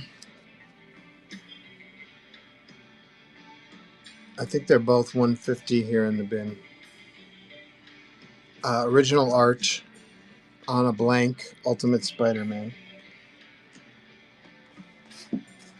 Fun exercise. I always intended them to be purchased at shows, and then you would go through Artist Alley and get some of your favorite artists to contribute a sketch. And it becomes a memento of the show. You know, from then on, you can hang it on your wall or wherever and say, this jam piece was done on such and such a date at Granite State Comic Con, for instance. So you met all of those artists and got them to do drawings on at the same convention, either the same date or the same weekend or something like that. That's always been my intention. I've done them for a few years now.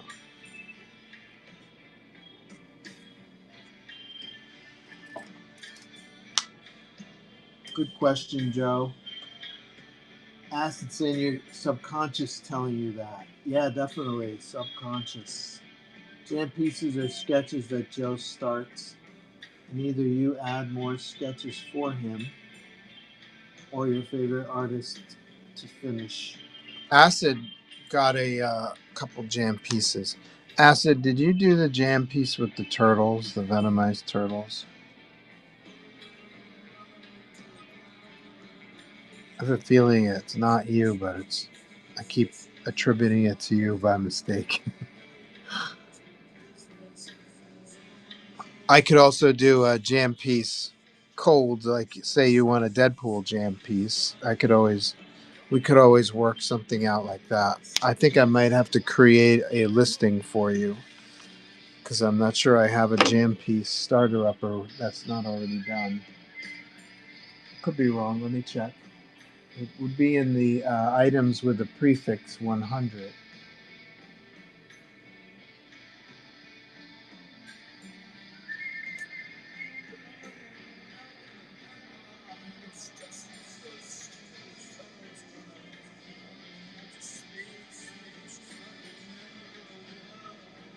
I do. I do have a full color jam piece starter upper. It's number 106 in the bin. So that would be a headshot like this. We'd create a motif like webbing to divide the spaces. And then I'll color it.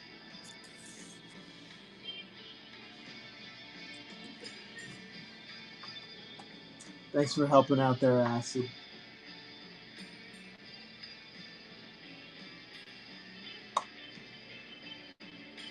Buy one and get one to do a skit at New York Comic Con. That was OG. OG is the one who got the Ninja Turtle Venomized edition, right?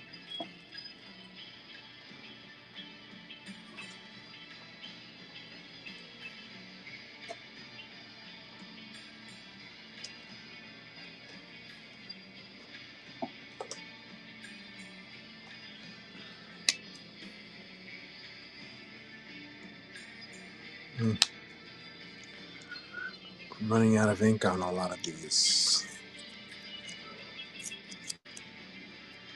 This is what I would do with an assistant. I'd be like, assistant, anything that's got tape on it, refill them, please. Thank you. I'll have to get an assistant soon, I think.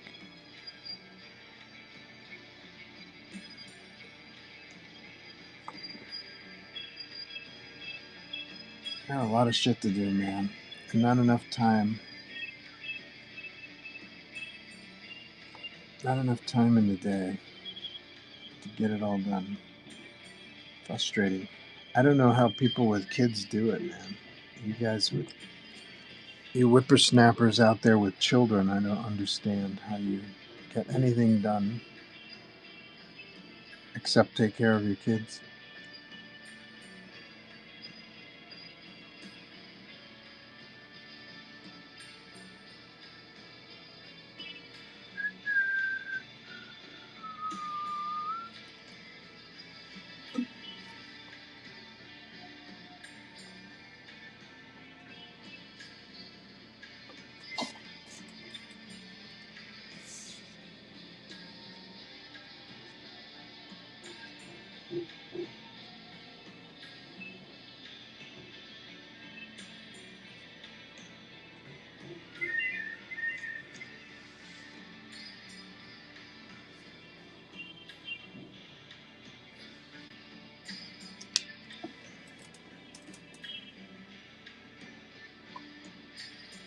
I told her G Comics about you, and he got that one and a few other jam pieces from you. Yes. Yes, he got the Spider-Verse jam piece. That turned into a whole thing. That was wild. That had backgrounds and everything. That was a good one. I don't think about those. Those are, excuse me. Those are definitely sketchbook worthy, but I think I had forgotten to take scans of them in black and white.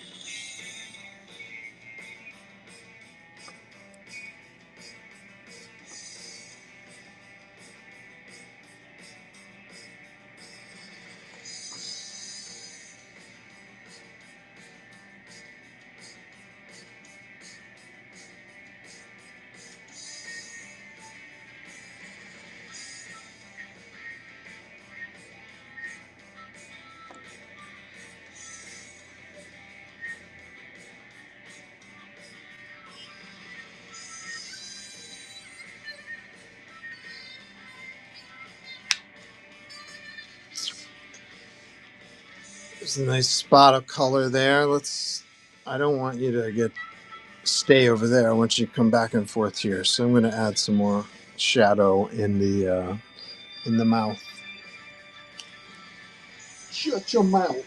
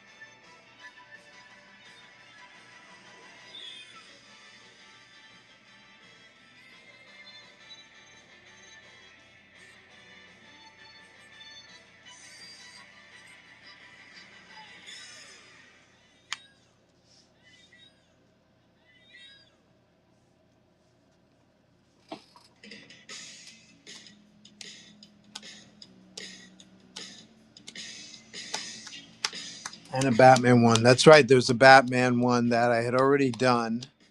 And then we added to that. That was a great one. That one came out well, too. Like the Symbiote Sig 2, of course. Are you able to do a Spawn jam piece? Sure.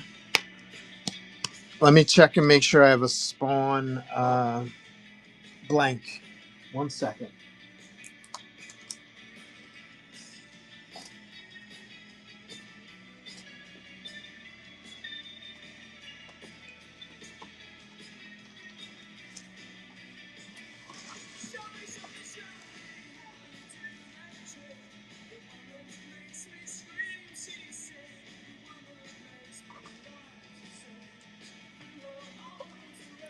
I have a Spawn #1. Is it facsimile? Yep, facsimile of the very first issue of Spawn. You whatnot whippersnappers, you probably weren't there. I remember when this came into the office at Valiant Comics. So yeah, you do a Spawn headshot with maybe some chains separating.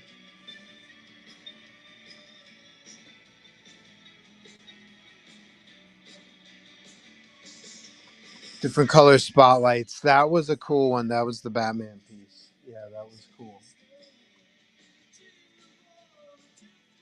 Acid says you can do it, Joe. That's an amazing splash. I haven't read this in decades.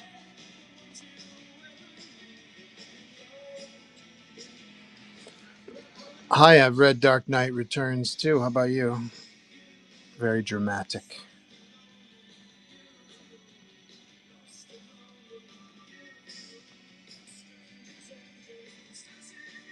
Cool stuff, right?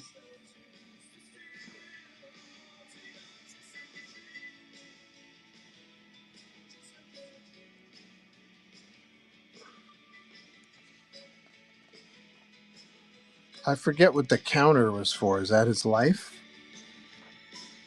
That's how long he's got to live. I'm a big proponent of if you can make your character into a bullet shape like that, you're in good shape. That's why I have my own bullets on my characters. Where's my Liberator? He's the best. Shit, his was the best one. Here's the original cover. Apparently this is the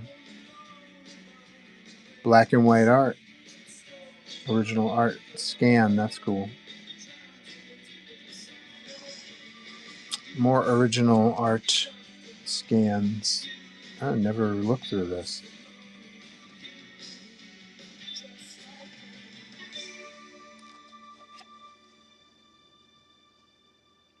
Fun.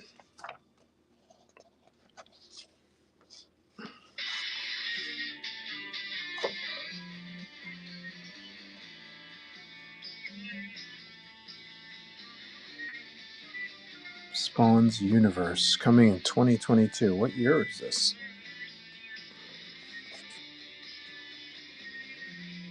30th anniversary, June 2022. Time flies, huh?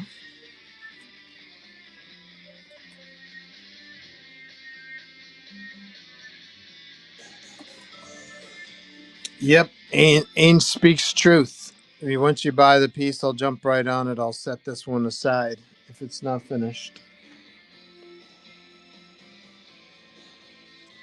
Ainge speaks the truth.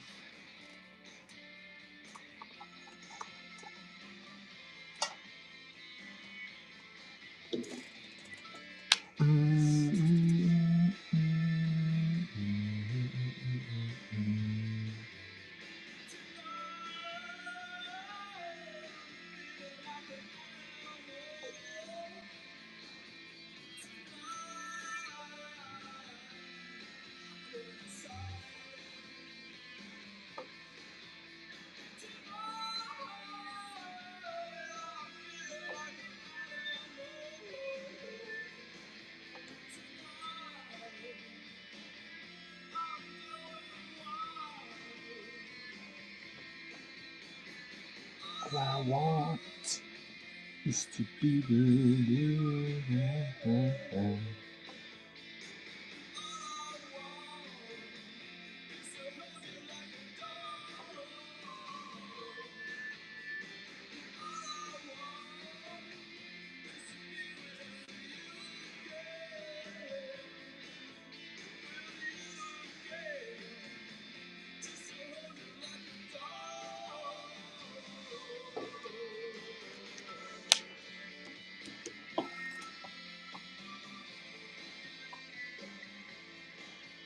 Maybe pin it, Joe.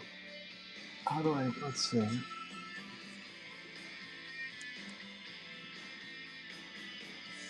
Pin item. There we go.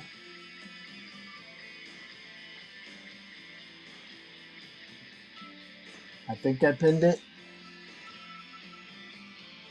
Jam piece starter upper. There it is.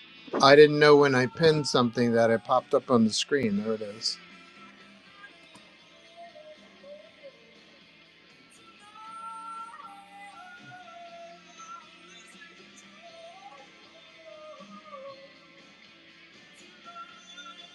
As it says, you can do a black and white single character spawn in the blank for 150. That would be a full character commission sketch. I like this Venom too. Gotta make a decision. It's hard. You get remarks at cons. Ah. Take your time. No pressure, bud. I'm going to work on this a little bit more anyway, so this isn't complete. But this one will be 250. Something to think about.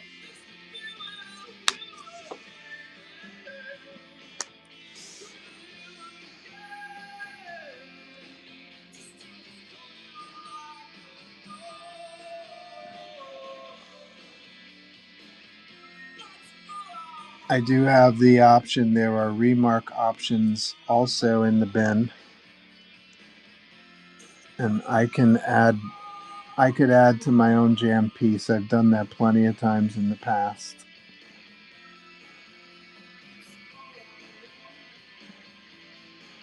You can Angel 21 has gotten Lino here on Whatnot to do remarks on one of my pieces. That was a first. So you can do it right here on Whatnot. You send the finished piece once you receive it. Send it to the next artist that you want to fill in the space. Maybe they'll do it live on the stream. Just tossing ideas out.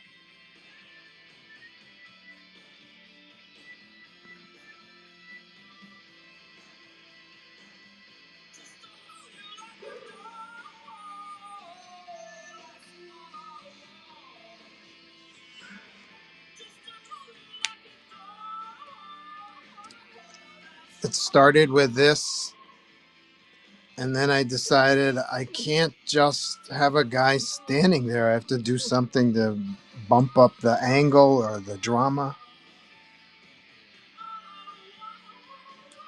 So it ended up downshot on Menacing Venom.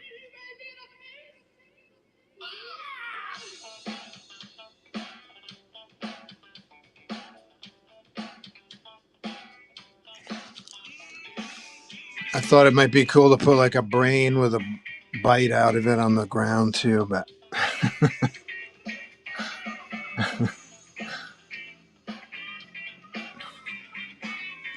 I think the let's keep the gauntlet as the that'll be the gimmick for this one.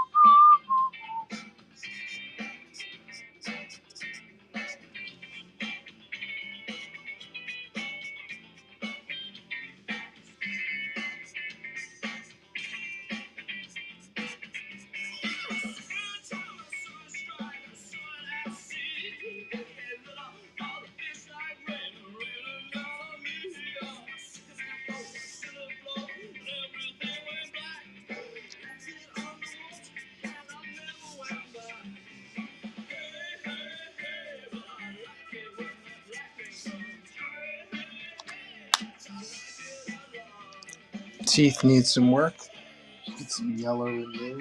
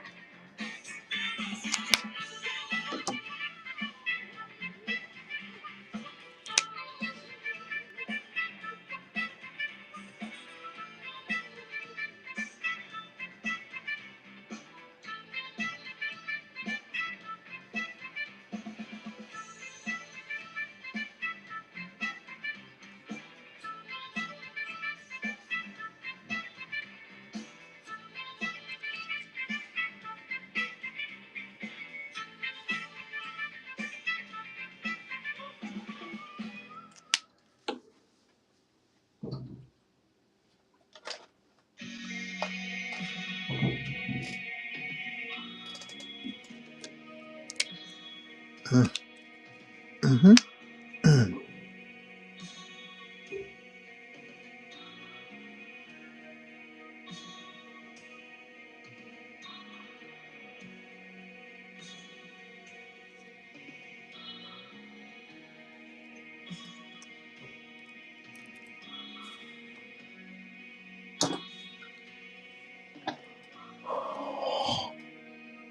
One second, running out of juice. I gotta plug my phone in. Otherwise, we'll have a black screen very soon.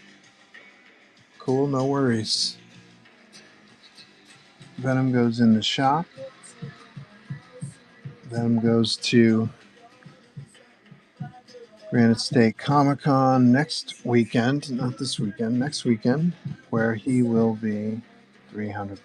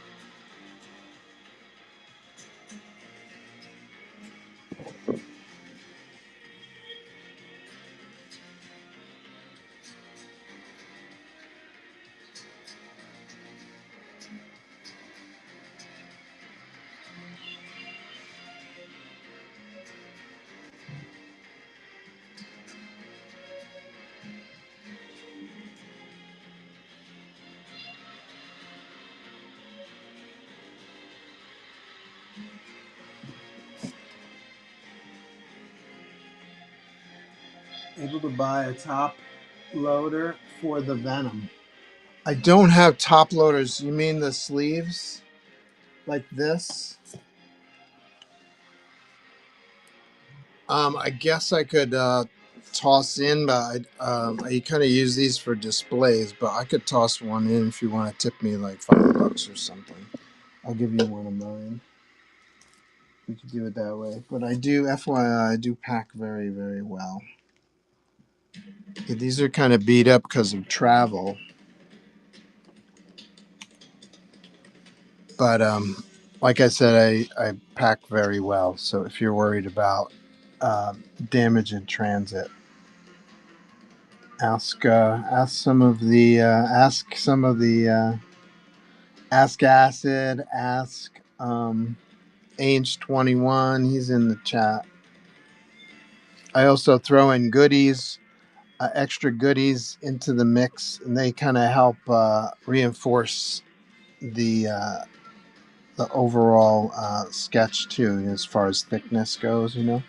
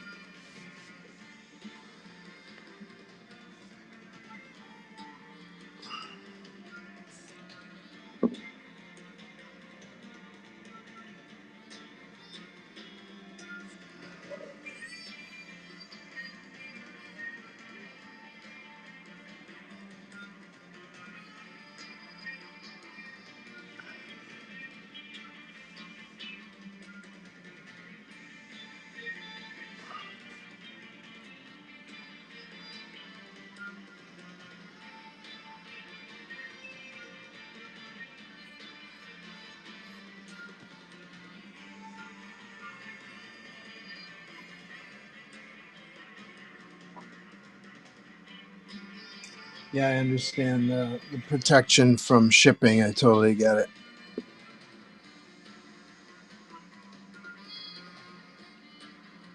Where do you live, Joe? Do you have frequent problems with damaged books and stuff? Damaged packages? Like I said, I'm not too worried about it, but I did have one customer, like, I don't know, 20 years ago or so. It seemed like his post office operator had a grudge against him or something, because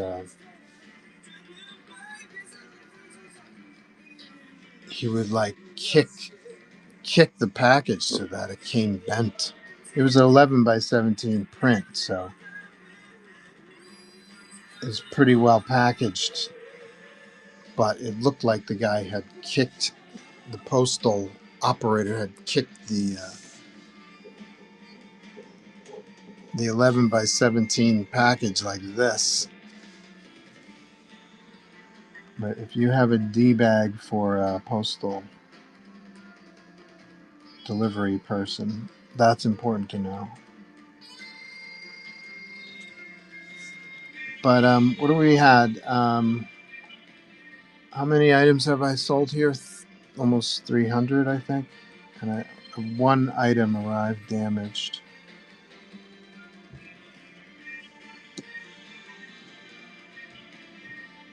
I even get compliments when I go into the post office. One guy, he was my enemy. I didn't really like his attitude, but something happened. He might have gotten spoken to by a manager or something, but he's super friendly now. And he's like, "You package your stuff really well." I'm like, "Thank you. It's to avoid people like you from damaging my shit." All right, I can work on this all day long. I think it's done. I think it's presentable. Let's move to the next one. Should I start a Spawn Jammy? I had a Spawn Jammy a long time ago. I sold it.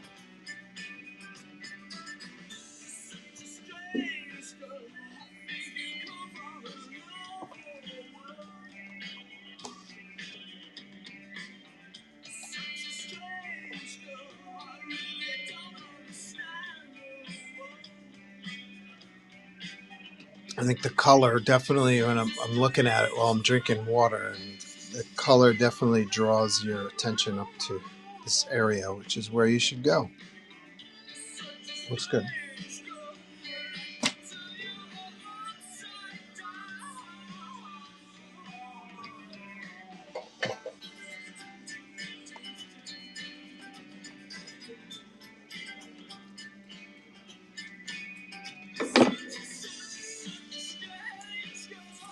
So if you're doing a Spawn Jammy, and you wanted to create borders for the different spaces, Spidey webs work, Batman, the Batarang rope lines work. The last one I did for Ainge, we had lightning bolts separating the borders, creating the borders. Well, we could do that with Spawn, lightning bolts or chains. What would be a preference?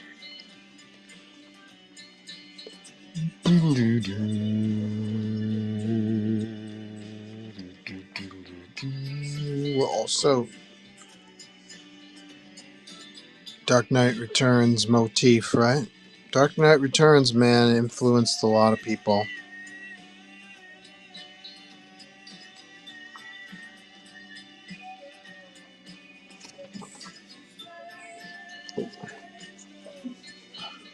Where does this come from? I know that the Spirit comics, which were created by Will Eisner, the Spirit would use newspaper headlines as a way to clue you into the story. So maybe this is a modern version, talking heads on television, telling you the news. It's like a modern way of the newspaper headline.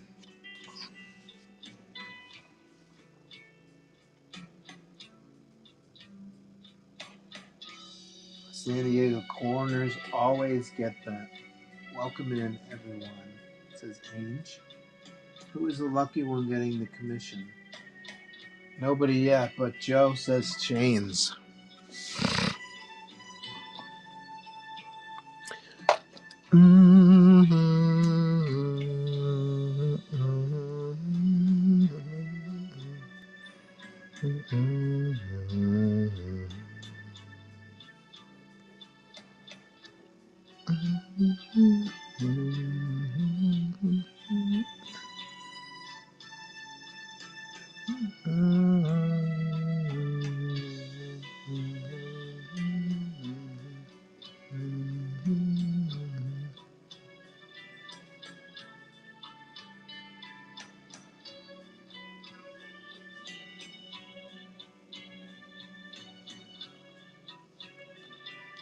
So let's say I wanted to head here. Another spawn or Cygor. Cygor Violator. And his wife Wanda. So the chains would be like.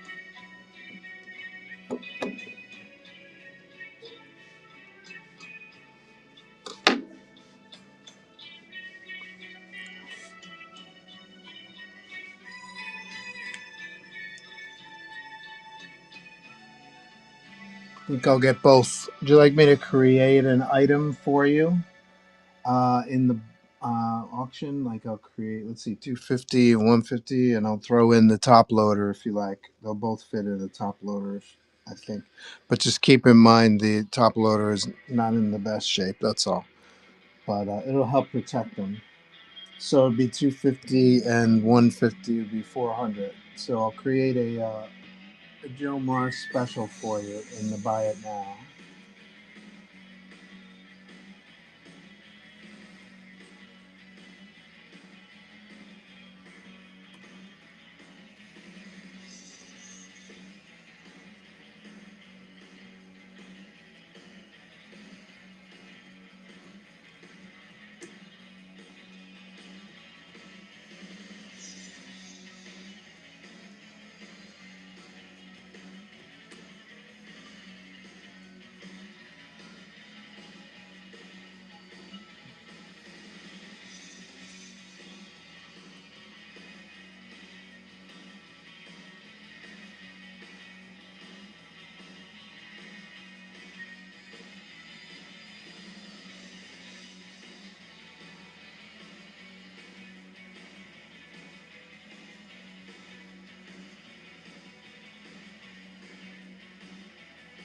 There you go, Joe. In the buy it now section, right at the top, 000 Joe Mars special. That's for you. Thank you very much.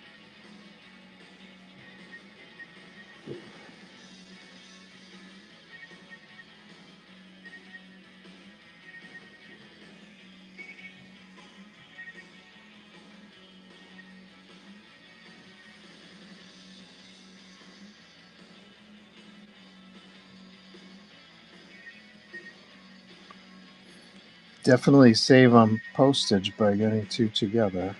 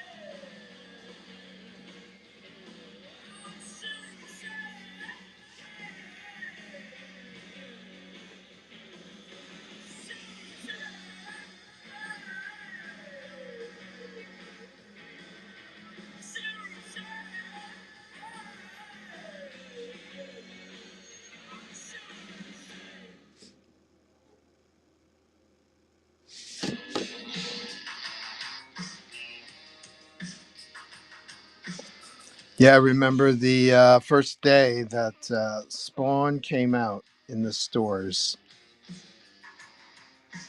I was working at a company called Valiant Comics at the time, which was essentially another version of Image. It was a bunch of previous Marvel employees: Jim Shooter, Bob Layton, Barry Windsor Smith.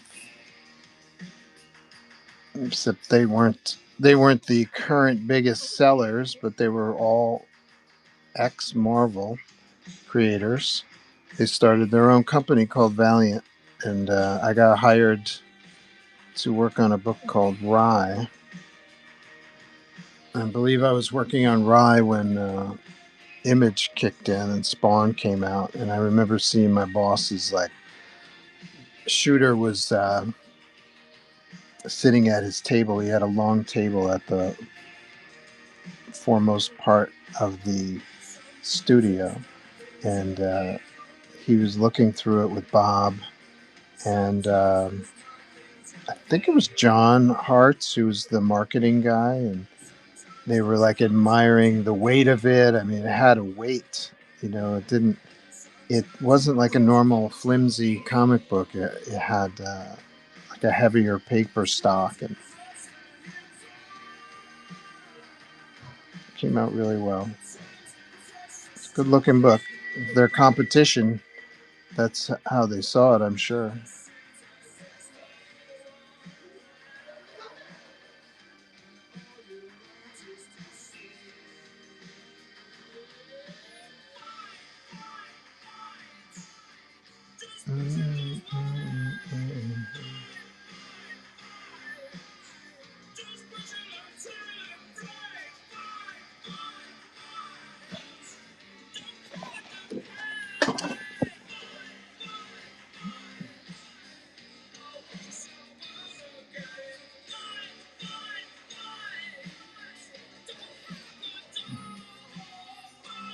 Great choice, says Ainge to Joe Marr. Congratulations, watching you sketch is a treat in itself. Ainge, that's why you're the moderator.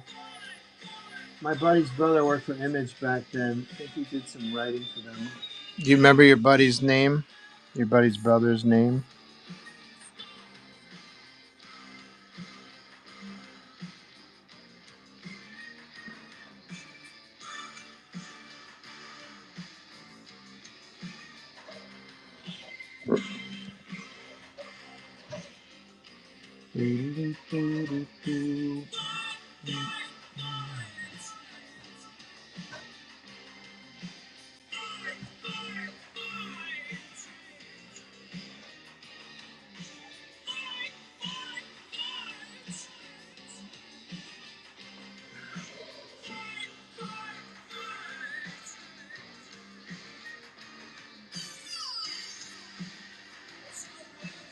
I remember the first time I met Greg Capullo, too, was at San Diego, and he was talking about how he was working on Spawn for Todd.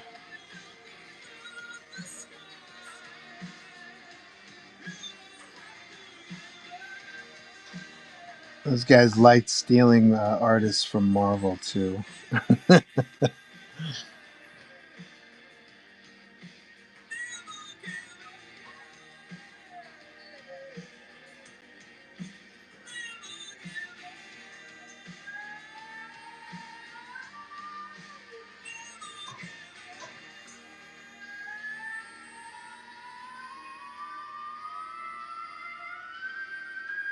For some reason, I don't remember him stealing DC guys. The DC guys are a little quiet, I guess. They weren't as kinetic, the energy style. People like Toddy and Liefeld and Jim Lee is very kinetic, not Connecticut, kinetic. A lot of action, even when they're just standing there. And DC was, I always thought DC was more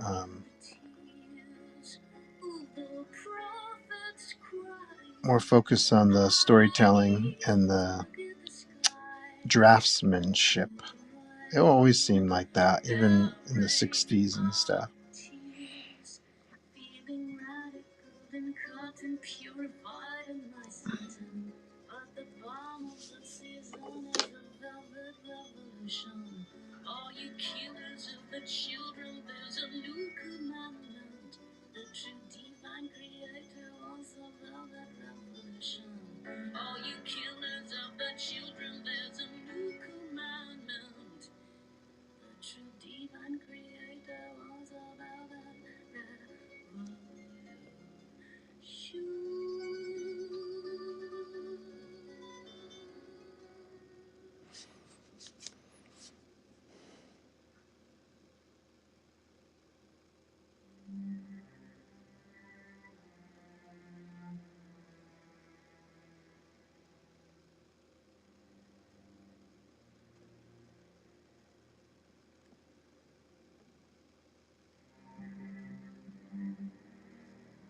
Don't forget, 20% off all my creator-owned comics today only, yesterday and today only.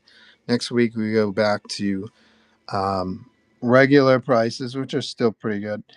But next sale we'll have will be 1,700 followers, so it might take a while to get 100 followers. I kind of jotted down the print runs too, just so you guys could see how rare these books are. Astronaut Inc. is the name of my publishing company. These are the regular comic shop editions here. This is the B variants. They were available through the Kickstarters. There's only 250 of each of these. These are the rarest of the rare. The C cover is a foil variant. This one is just a regular variant, but the print runs on these are only 100. Bold Blood. My first lesson in publishing was, if I printed 3,000 of these, they'll only be like $1 a piece. But then what do you do when you can't sell 3,000 of them? So I've got a storage unit now. Well, I think I'm probably about halfway through the print run. I think I've probably sold about 1,500 of them. But it's taken 20 years. This book came out in '05.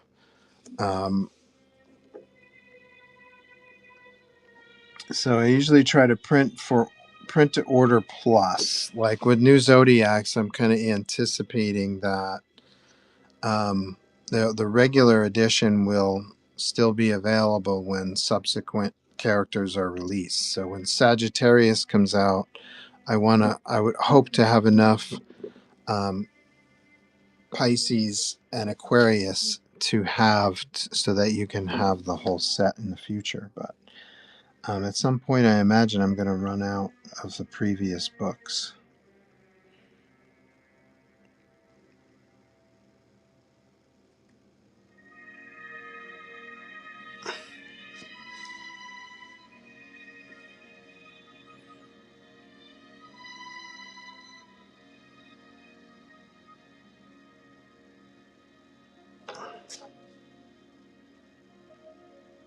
I'm not the biggest fan of variants, but variants do kind of help uh, pay for that printer's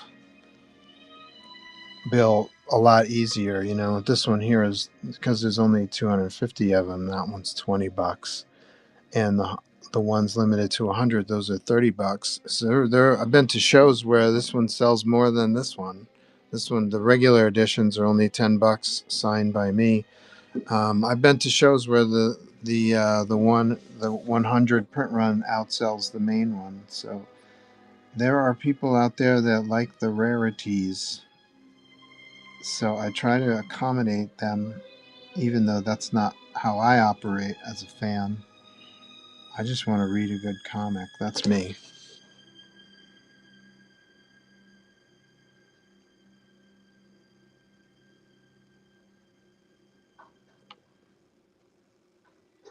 And then once I get into something, and then I get the collector's bug, then I've got to have all the variants and stuff like that. That hasn't happened to me in a long time. Last time I got the bug where I had to have every comic was Hellboy. That was in the 90s, 2000s. I was like, oh, I love Hellboy. I got to have every issue of Hellboy.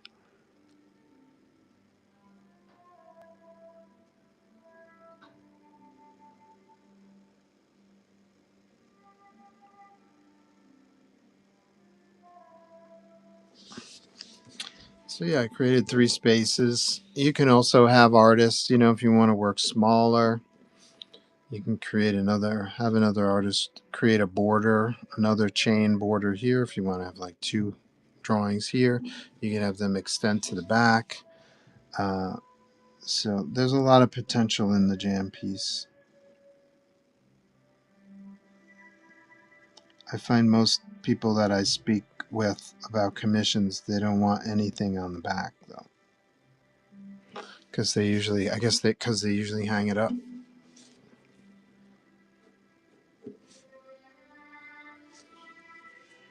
You can't see on the back anyway.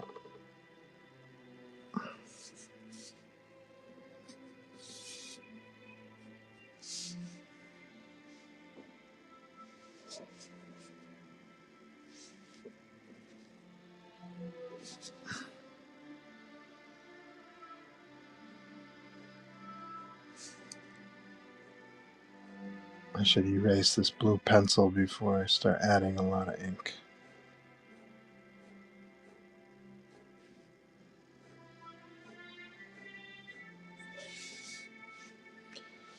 Let's see.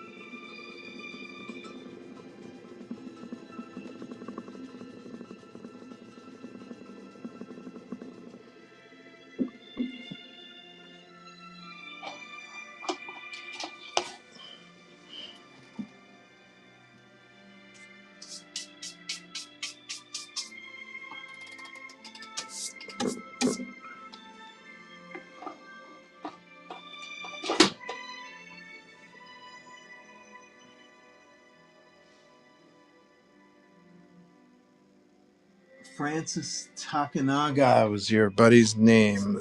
That sounds familiar, but I can't place him as a writer. Good afternoon. Got my Joker sketch. CGC you sent in for me. Love it. I'm so glad, Miss Mayhem. Thanks for popping in and letting me know. Yeah, I'm inspired to do another piece with the Joker's utility belt. I'm just gonna make up my own tricks. At some point, I'm going to do another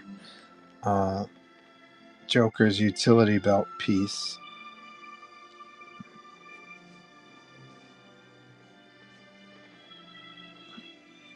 But thanks for buying that.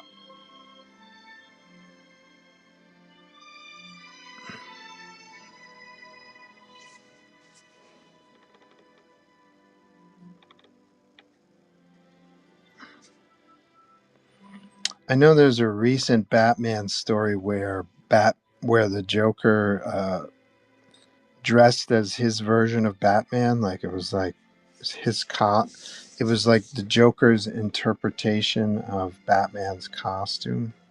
It was by that guy who's really hot at DC now. Going blank on his name, but he's like DC's biggest artist. And I didn't care for the design. I loved the idea, but I didn't go wow about the design. But I guess I have a old school taste. I think the Joker should be kind of more funny / sick than just sick. You know what I mean? And I guess the costume design was just kind of sick. Like sick as in, oh, that's sick. Like badass. It was just a badass costume, but it didn't strike me as funny. For some reason, the utility belt strikes me as funny.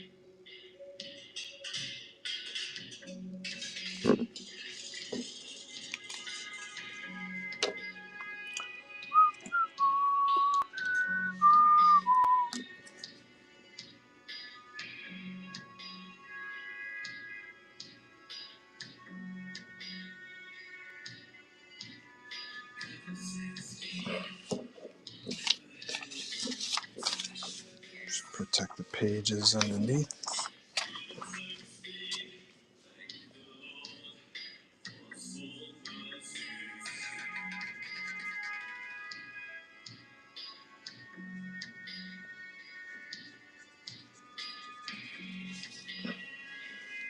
It's funny how there's so many different kind of paper stocks with each sketch cover.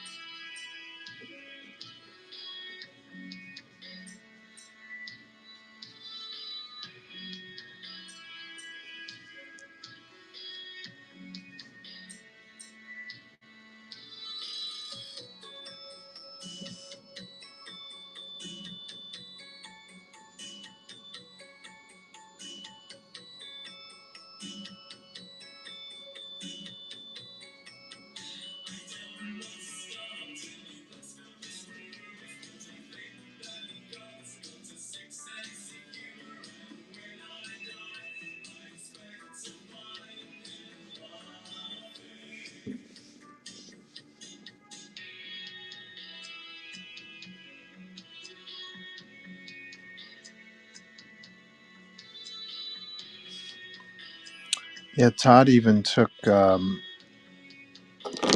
Marvel's greatest letterer with him, Tom Orzechowski. Did the design for Spawn's logo. He was a longtime letterer on the X-Men.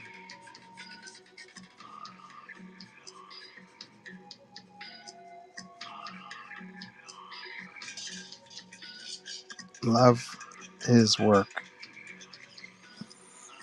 Like I said, I'm a comic book fan. I love lettering. I love artists who tell stories with letters. It's amazing.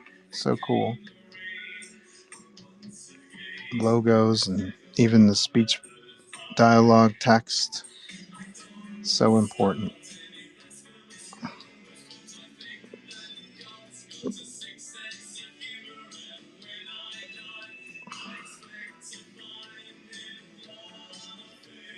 I think I like just black. I'm whittling his nose away the whole time. I think I like just the black.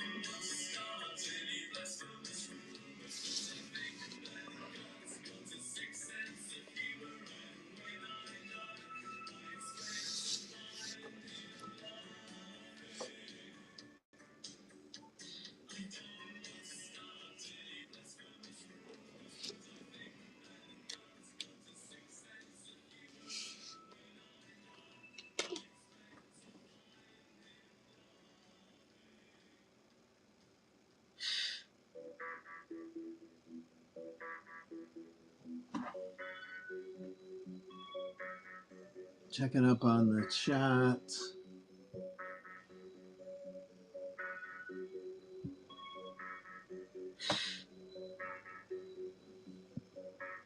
Do it. It's the classic Joker setup. Yeah, I'm gonna probably do it at some point.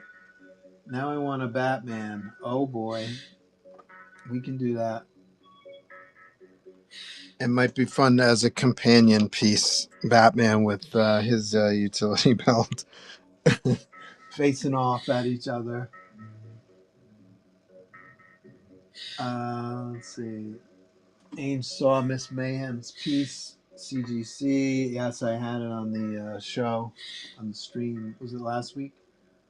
Missed that show, unfortunately. LOL. Wouldn't you know it? And they don't have past streams anymore here on Whatnot. Remember, you used to be able to watch the past streams. So they're kind of fun. I like that feature.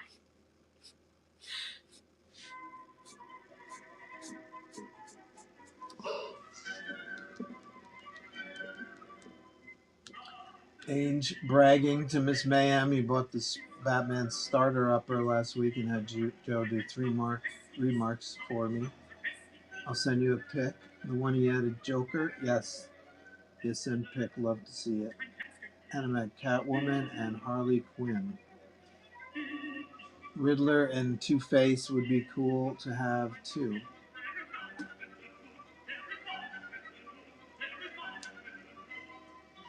That would be awesome characters. I like the Riddler with the green bodysuit. Probably because I grew up on him, right? The green bodysuit with the question marks all over it. That's my Riddler. I don't like the Riddler with the bowler hat. I think we first saw him in the animated series, right? I'm not the biggest fan of that Riddler look. And then, of course, I grew up on the Batman 66 in syndication. So I saw the bodysuit there. Although I like the bodysuit with the multiple question marks all over it. Frank Gorshin only had the one. He only had the one question mark on his bodysuit, and then he had the bowler suit, the bowler cap, and the suit jacket too, didn't he? Not the biggest fan of that.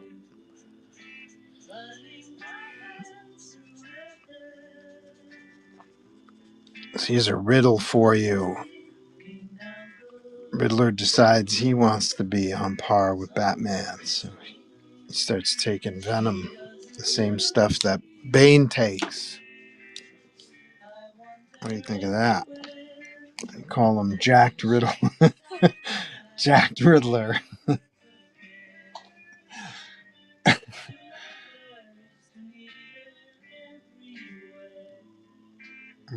He's a tough one to write, though. I mean, I love his look, like I said, but it's a tough one to write as a competitor to Batman. He's less challenging to me. I'm not sure the serial killer angle that they did in the movie is the best way to do it either. Although it reminded me of Seven. Remember the serial killer in Seven? Serial killer in Seven, the thing that made him really threatening was he's smarter than the cops. So maybe that's the Riddler's angle. His hooks are all super intelligent. So only someone like Batman could solve his riddles.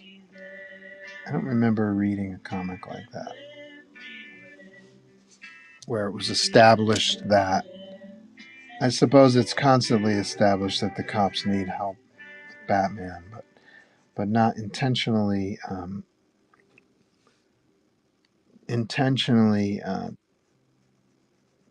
or explicitly describe that the cops don't have the intellect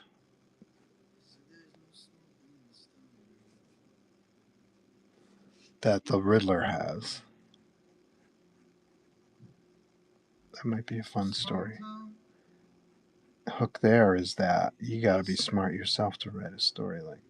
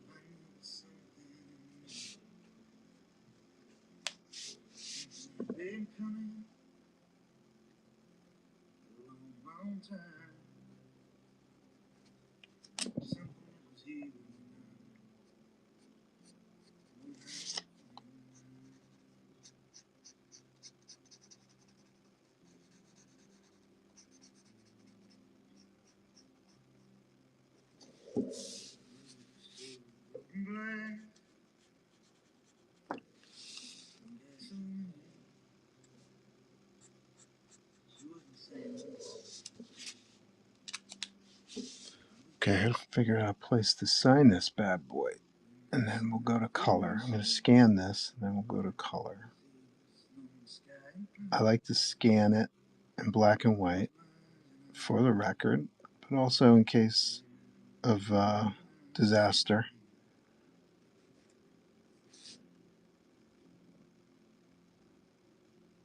It's a precautionary measure.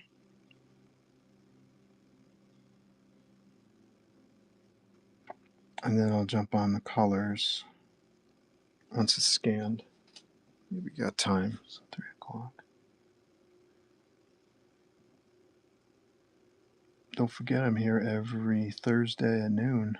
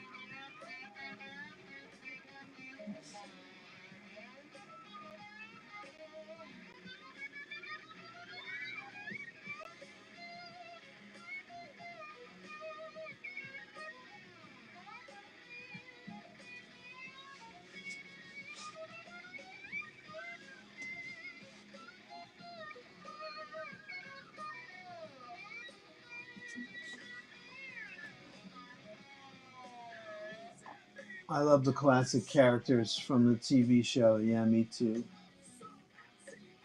George Romero Joker is still very cool. Although now that I see the mustache underneath the makeup, I can't unsee it. But he had a great laugh for the Joker.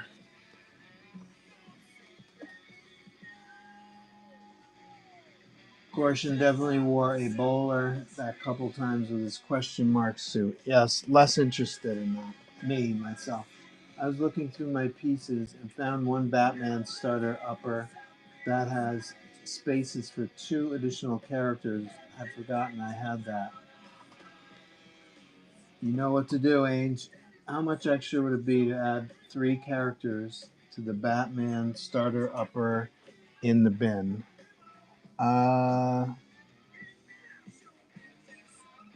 What am I? But first, let's have a look at the Batman starter upper.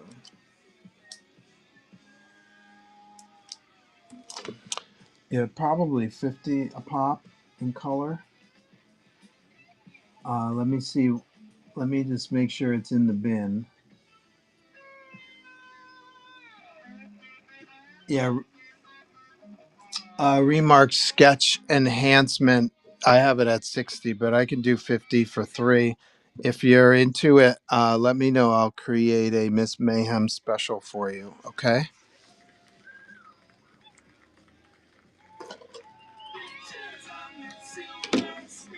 So essentially, it would be 150 and 150 for the jammer. It'll be 300 total. I'm gonna scan this. Think about buying one of these for those of you who don't have one of my creator-owned books. I'll be right back.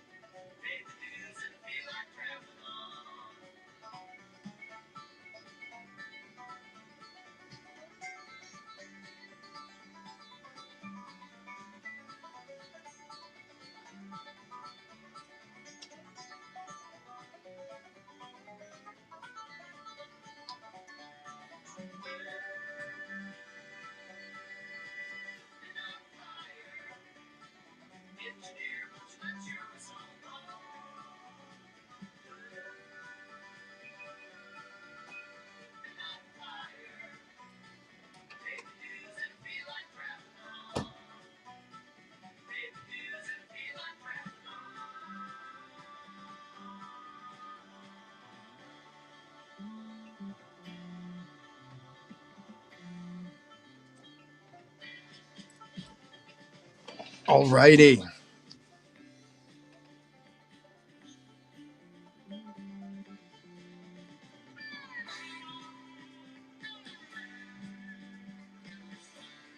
Set it up. I will do it. Buy now. You'll find it in the buy now. Create temporary listing. Comic art. 1, 2, 3. Miss Mayhem. Special.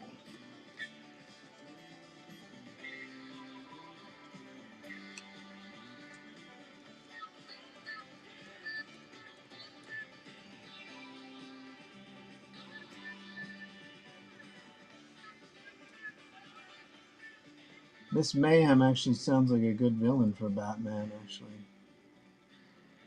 Just saying, just saying. 3 remarks. I'm just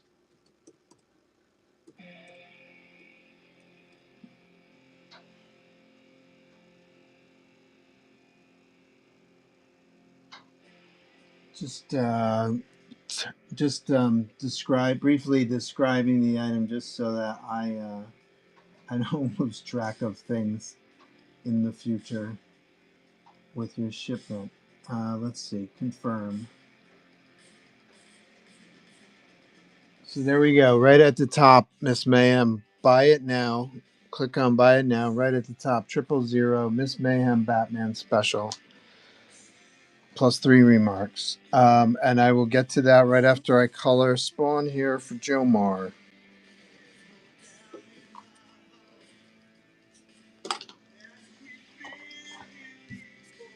I like to scan the pieces in black and white before I color them. So that's what I just did.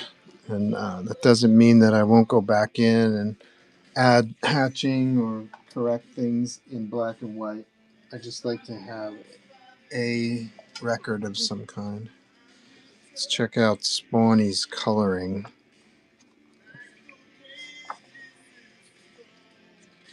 Yeah, his eyes are green. I remember that.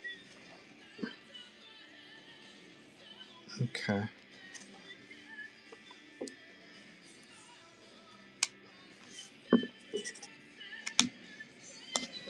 Add a little blue.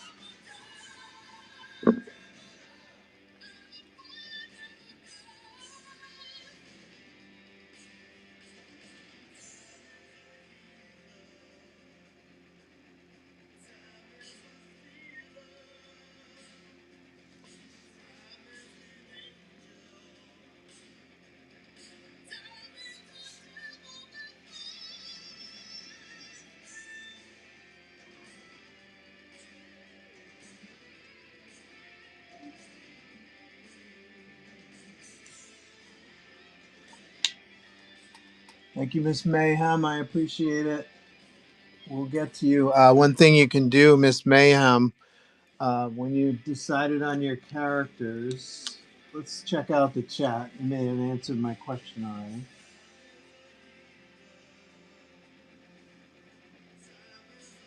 This is going to be fun to watch, says Ange. If I'm working, let me know how it's going.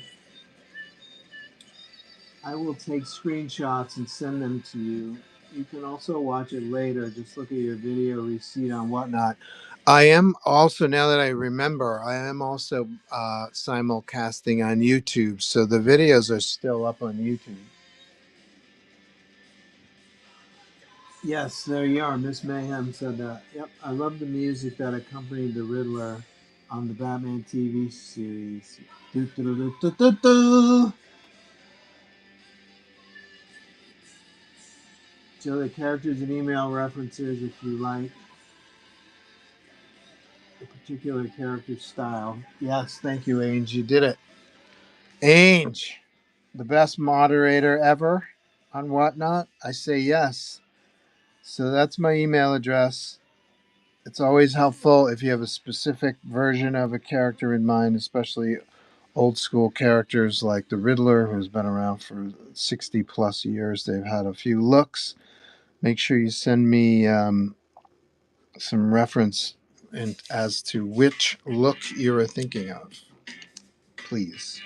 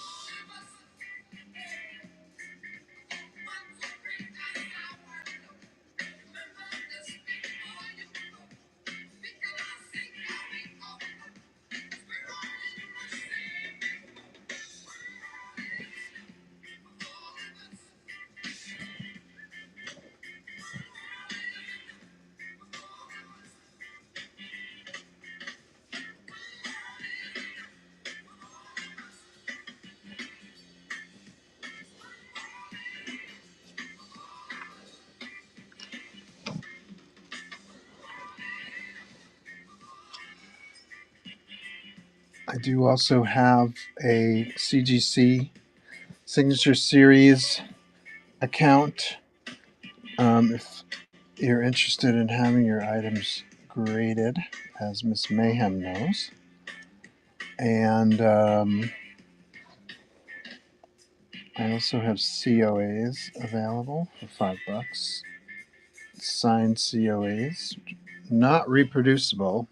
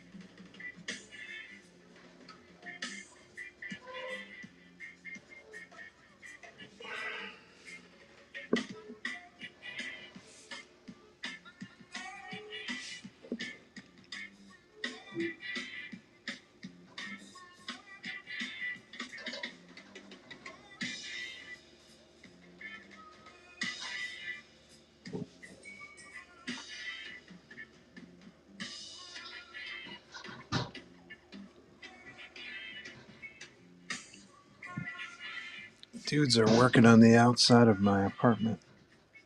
Can you guys hear them? Tossing ladders around.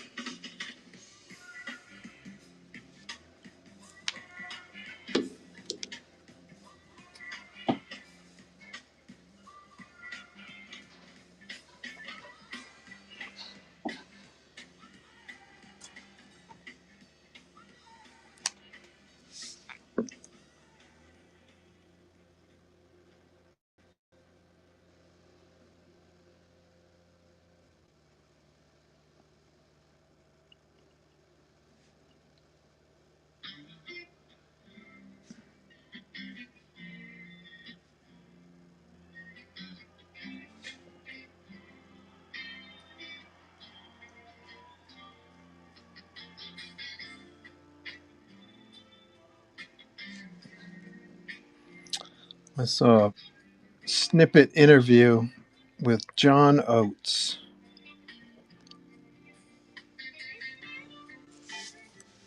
this morning. Said he and Daryl Hall will never work together again. That made me a little sad.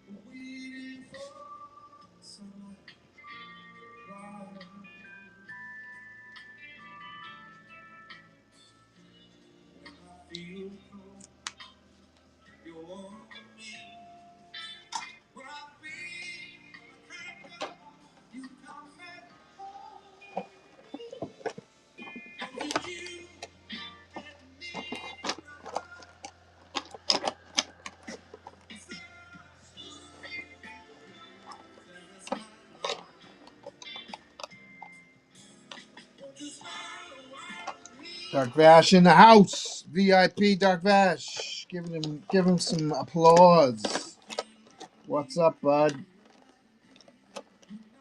I forgot. Are you going to New York Comic Con, Dark Vash?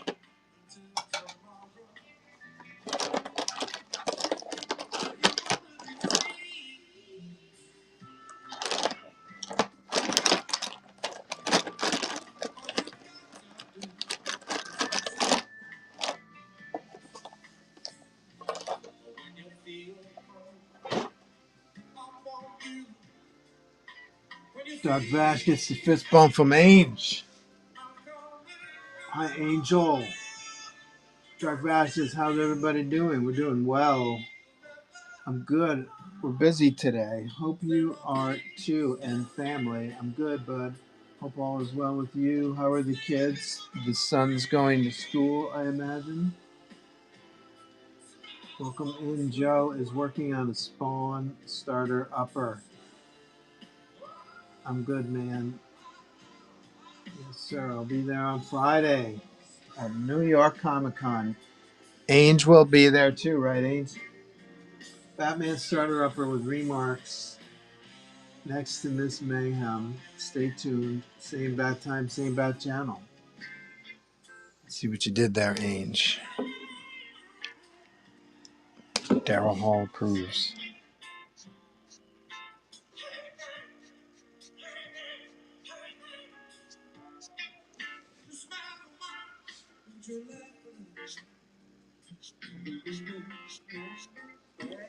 What happened to the paper I had under here? Check the videotape, see what happened to that.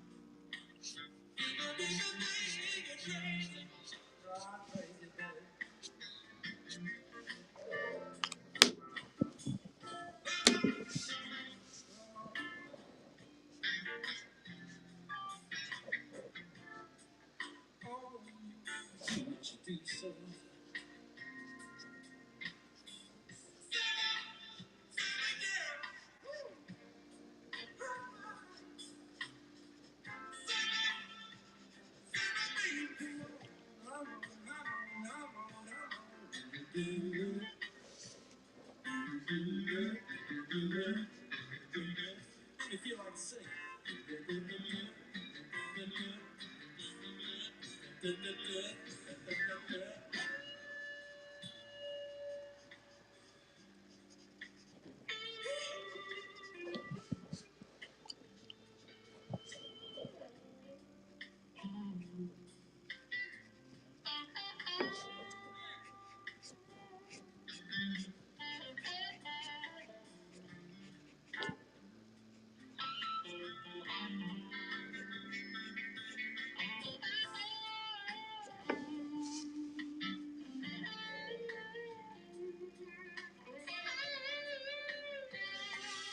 I'm saving his eyeballs for last.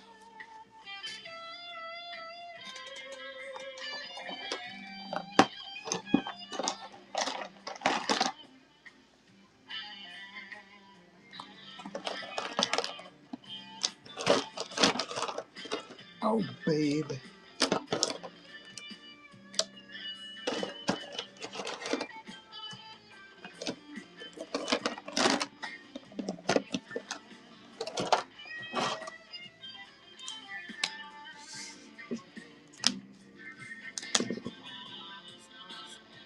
Mm.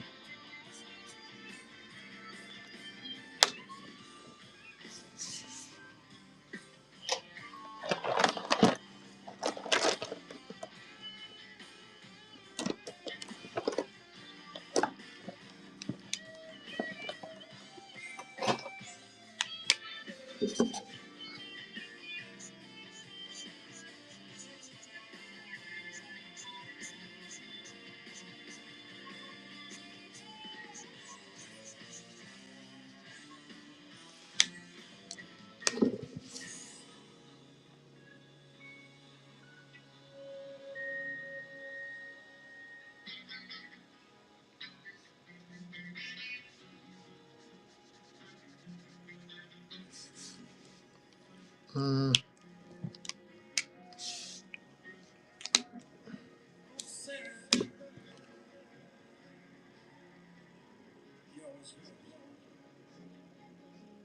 You just stay a while. You just stay a while. What you do?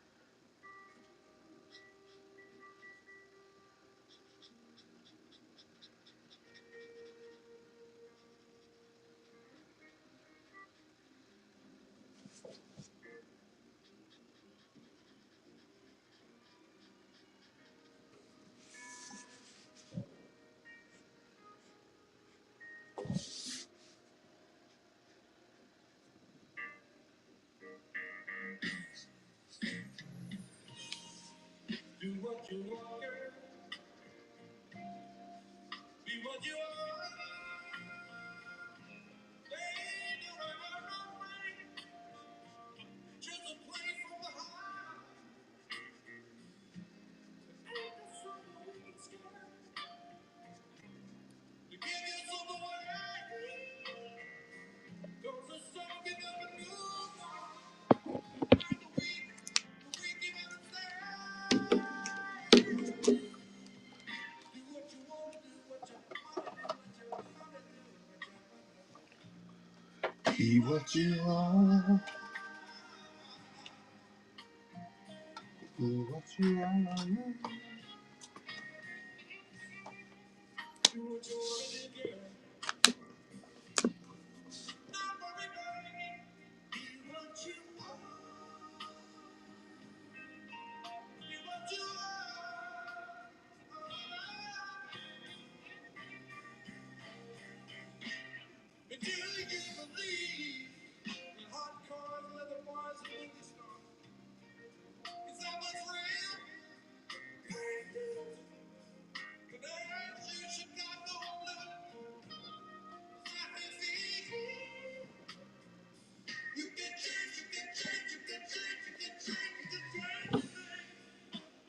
Do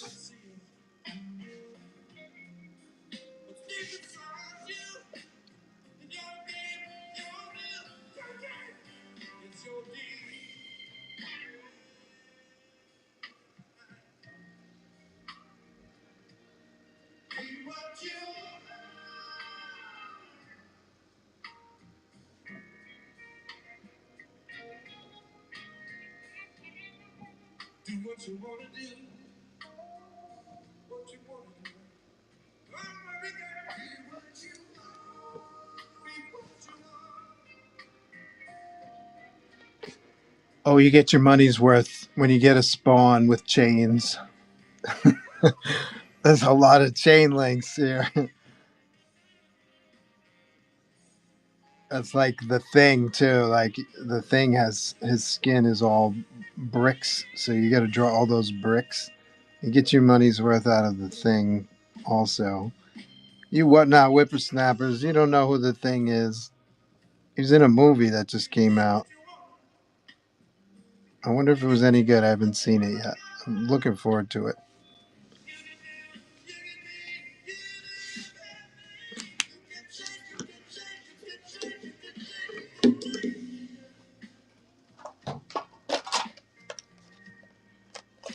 I like that dark color that they established inside here.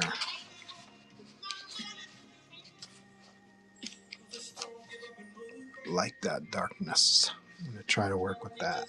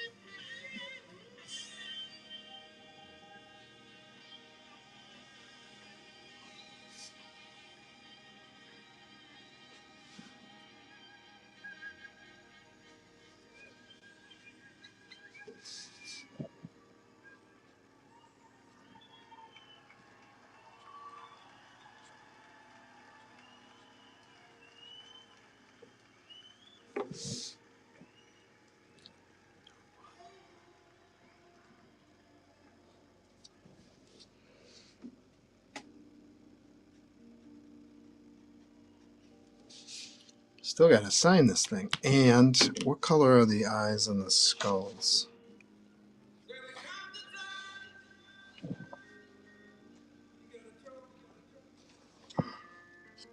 It's black. I'm gonna use a dark blue in there.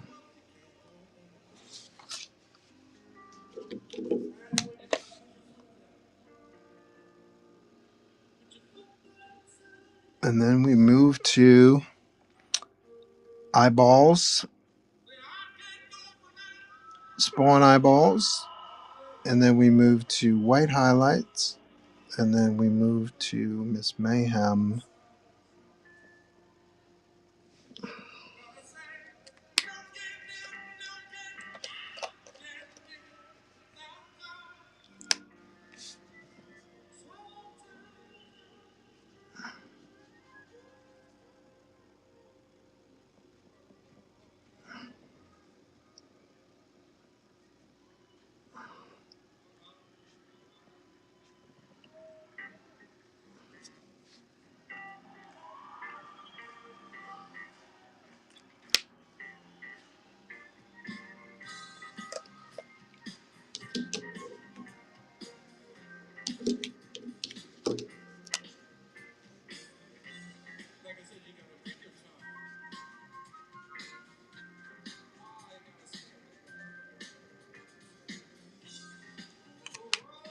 Green time.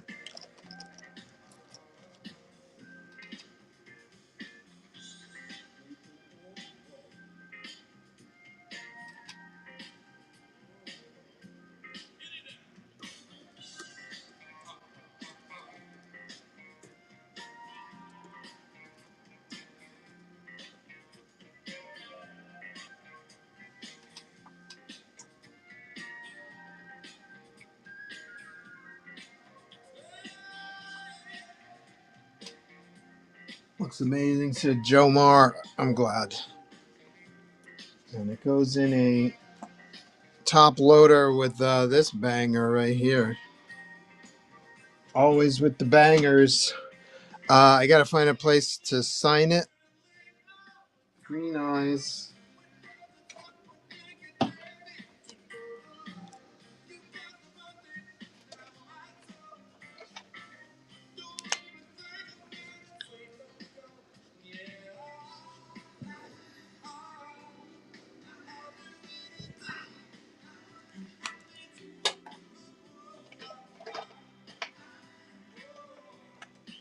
I'll do anything you want me to.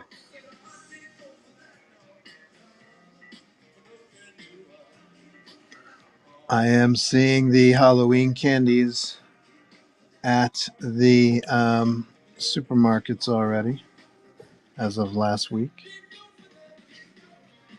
Spawn, they should have Spawn Halloween masks.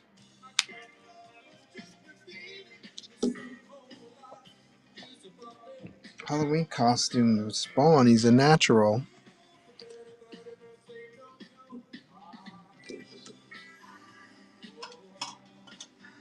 Alright, I forgot this part right next to his jawline.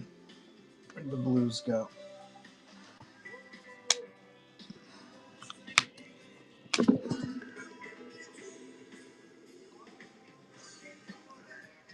Okay, white highlights.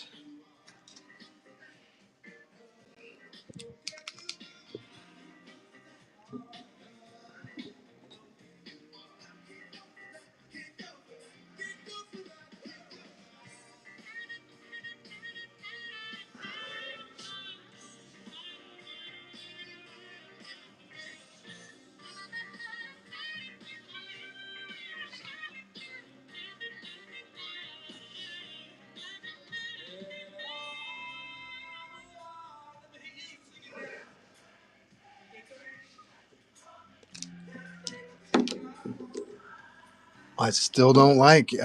I'm obliged to put a highlight on the nose, but I still don't like it.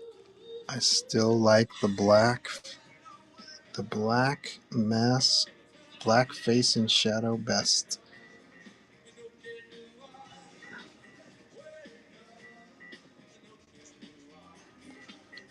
Joe Moore, thank you so much for the gig. I appreciate it. This is fun. Gotta sign it.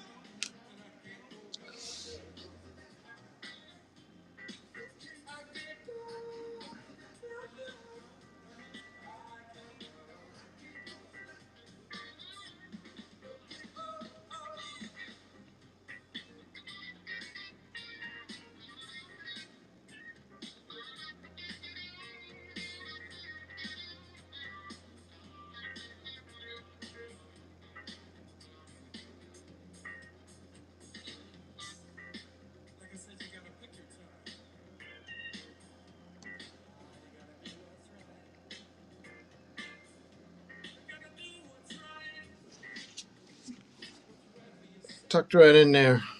Bing. I thought if I put it up here, it would be too distracting. I thought if I put it down here, it might compete or misinform whoever's working on this piece.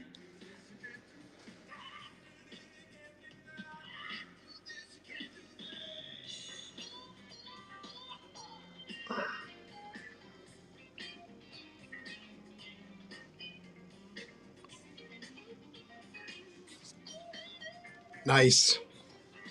Thanks, Joe Mar. Looks amazing, says Miss Mayhem. We had pallets of Halloween candy upstairs in back room of CVS for a month now. LOL. Oh my God. Yes. CVS. I forgot you worked there.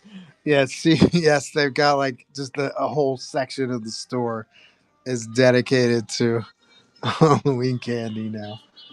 That's so true. Very funny. Let's see. Okay. So I'm going to check my emails for a Miss Mayhem email. Let's see. There you are. Images for reference. Joker, Two-Face, Riddler. Always helpful. Thank you. Let me download those properly so I can have them open.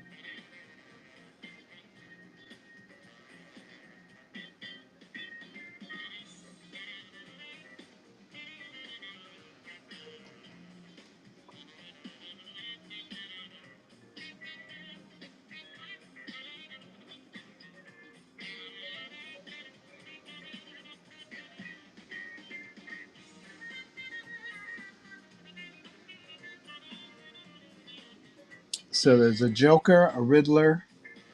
I like that cover, the Riddler cover, and a Two-Face. So I'm not going to draw. You got the Bruce Timm style, but I'm not going to draw the Bruce Timm style, right? I'm just going to draw my version using the Bruce Timm designs. You cool with that, right, Miss Mayhem?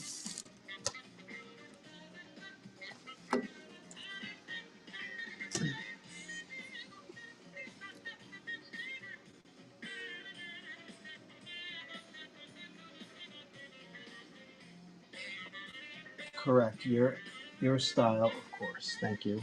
Great. Very helpful.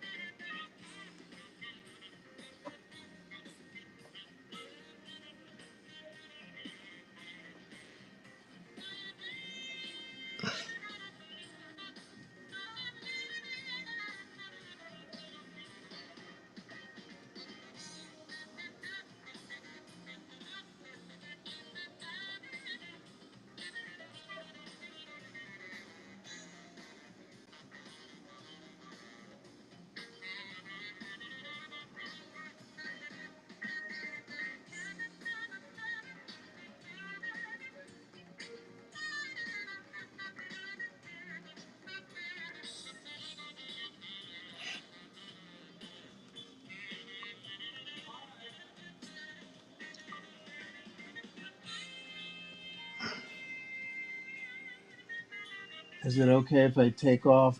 Oh, that's not a hat. I thought the Joker had a hat on. That looks like that looks like he's in a car. I was gonna say, is it okay if I take the Joker's hat off?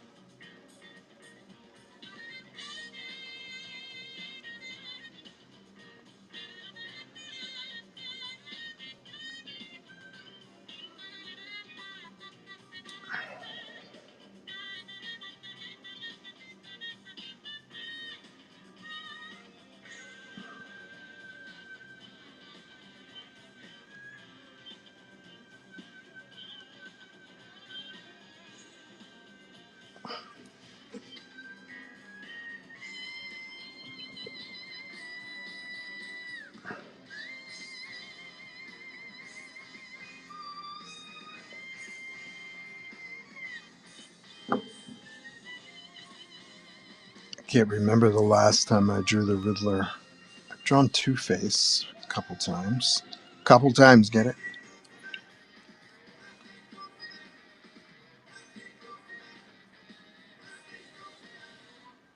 I've drawn the Joker many times.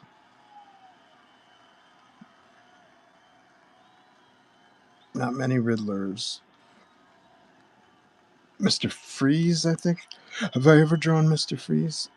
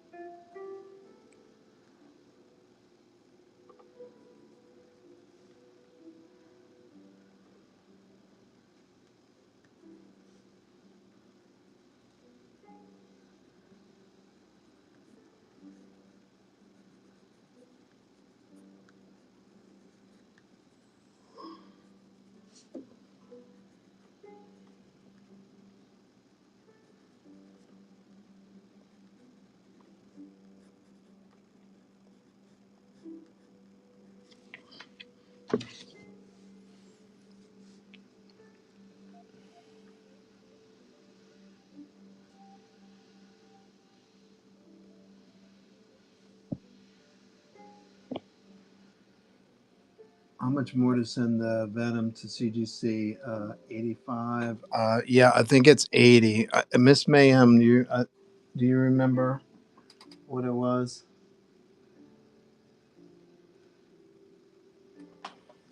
Miss Mayhem just did one. Let me check Miss Mayhem's and my correspondence. It's mostly postage back and forth that we're paying for.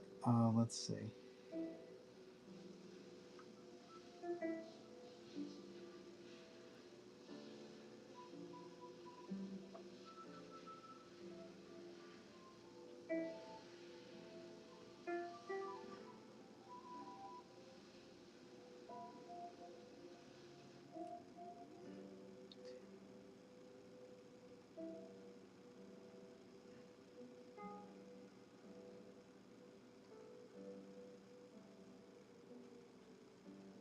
Actually, 75. 75. I would say I haven't had a chance to add it to the whatnot, the whole CGC thing. So what I've been doing is just a straight PayPal exchange. But if you um, email me Joe at, hold on, email me Joe at astronaut, like the spaceman Inc., like the drawingfluid.com. Joe at astronautinc.com. We'll work that out. $75 was the the rate. And at some point when I get a chance, I'll add it to the whatnot, because we figured out a way to get around the you have to send everything to CGC. It takes about 4 to 6 weeks. So in order to get around the whatnot requirement, you need to ship within 48 hours. I'll send you like a sticker like this, and that will satisfy the whatnot. Um, but I just haven't had a chance to do that yet. So if you want to email me, Joe, at joe@astronautinc.com, and then I'll pass on my PayPal address to you, and you can pay via PayPal, and I will send that to CGC for you.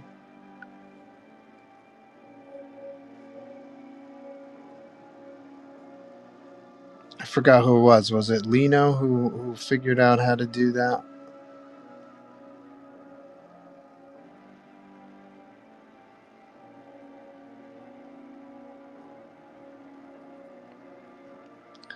It's the whole whatnot thing. It's not quite geared towards commissions that may take longer than a day or two, or grading process or anything like that. It's geared to sell Funko Pop figures and Pokemon cards on the spot. So we have to kind of work with the system.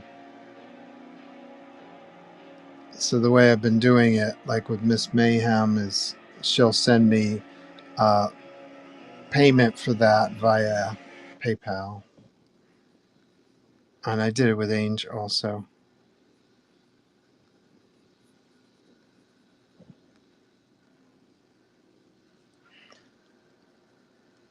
So if you were to do two, let's say you were to do two, I think that would be less. That would probably be like $100, because I could send the two together, and it's the postage that's the majority of the thing. So I think it would be like $100 to. Oh no, I'm sorry. Email me and it's hard for me to. I have to figure out what you would have to pay for the CGC grading, but not the postage. So if that's something you're interested in, Joe, please email me and I'll sit down and focus on, because you would have to pay the grading charge, but not the postage. So I don't think I've ever done more than one uh, piece for a person. So that would be new to me.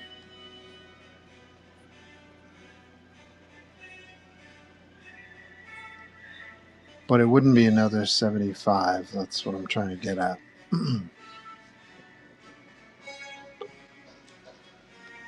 Where am I Two-Face at?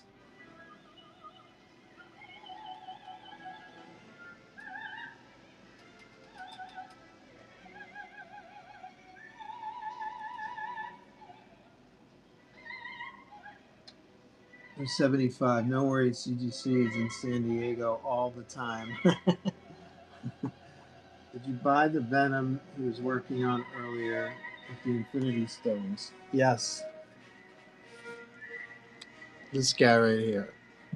Joe Marr bought that. That is incredible get.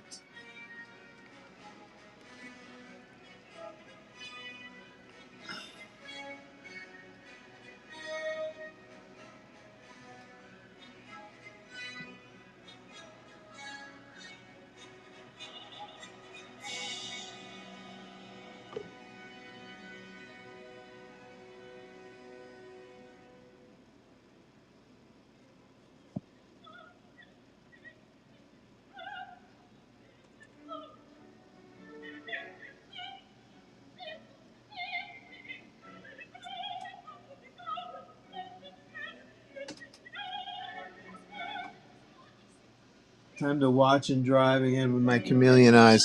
Yeah, I don't know if you guys knew this, but this is what Ainge looks like in real life. We discovered this yesterday. The first time he sent me a picture of himself.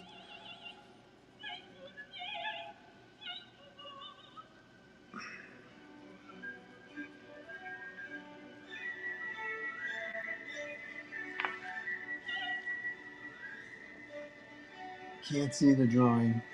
Oh,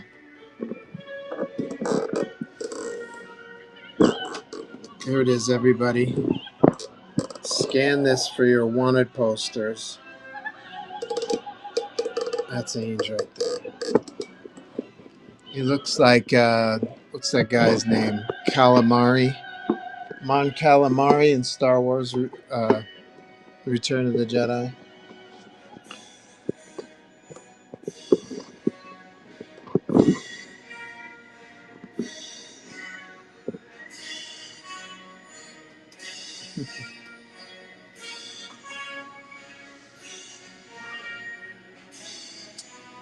Ainge, I'm sure Ainge doesn't really look like that.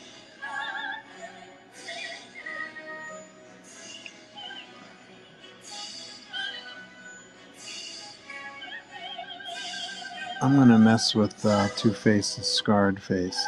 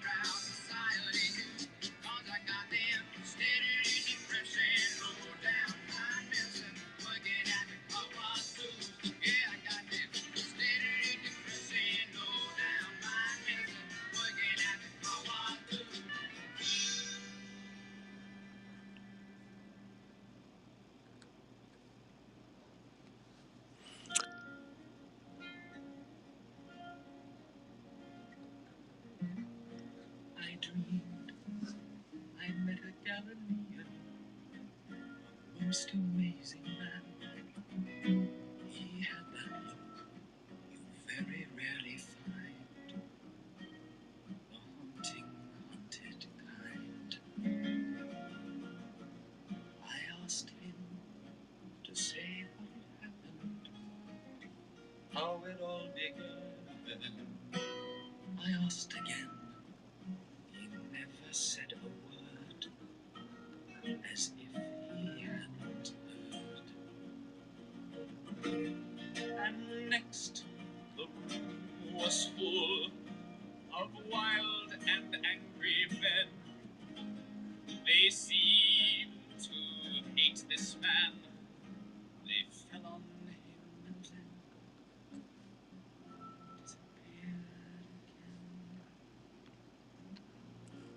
Then I saw thousands of millions crying for this man, and then I heard them mentioning my name and leaving me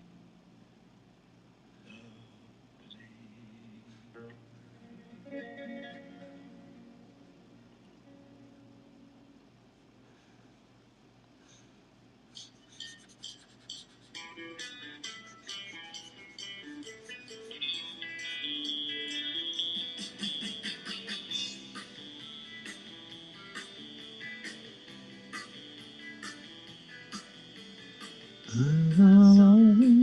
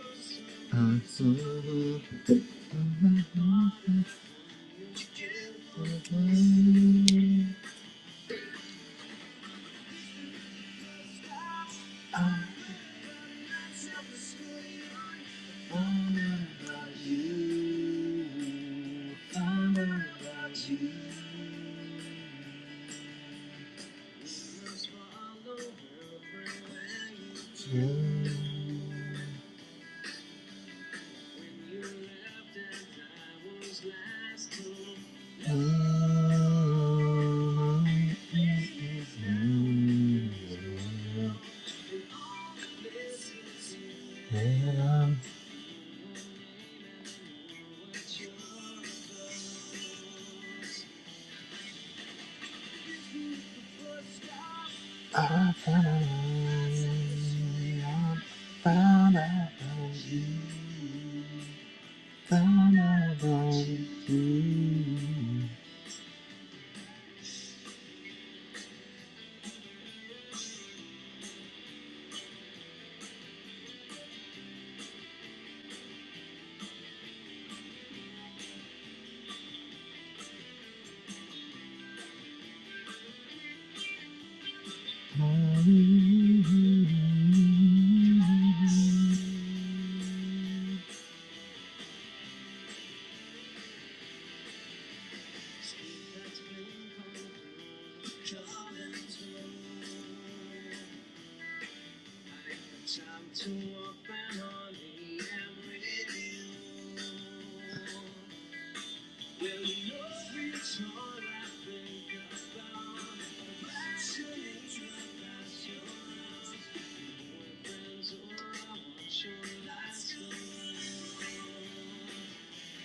Come on.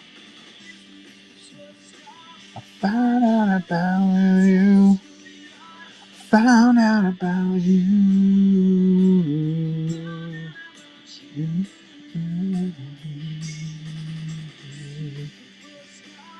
Found out about. Found out about you.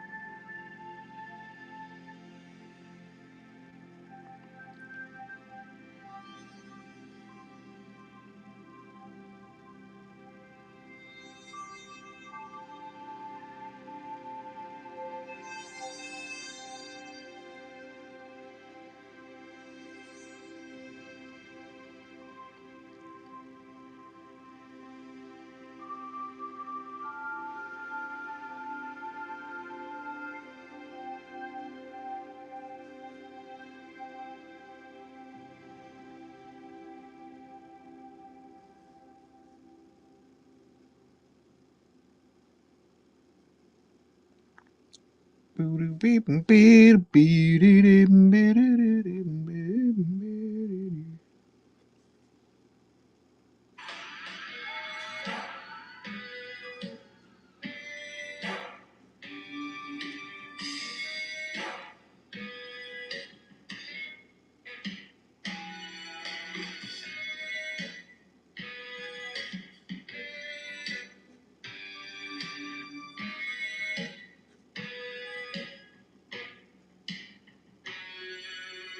a girl named Nikki, I guess you could say she was a sex fiend.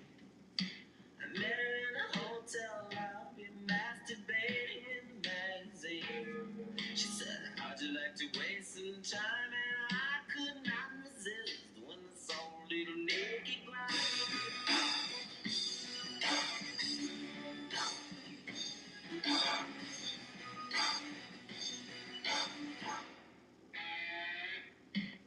She took me to her castle, and I just couldn't believe my eyes.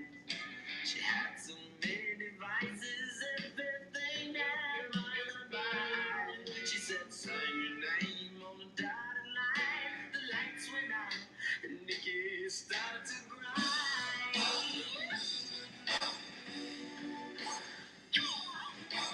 Nikki.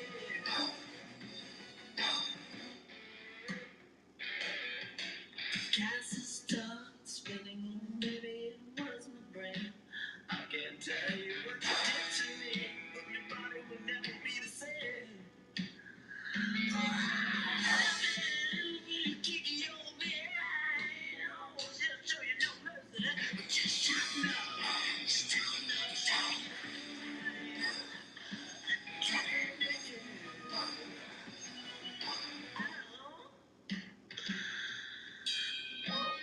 The next morning, Nikki wasn't there. I looked all over, all I found was a phone number on the stairs. It said, thank you for a funky time. Call me up whenever you want to ride.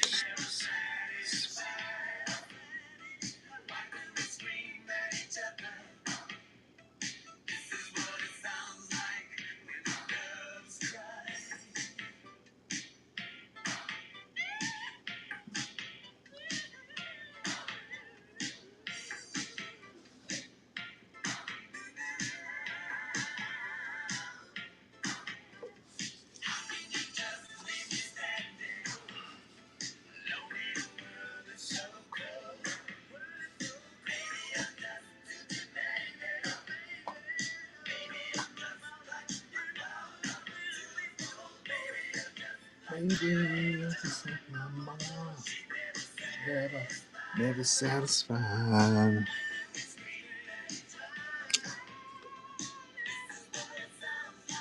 When the love's cry.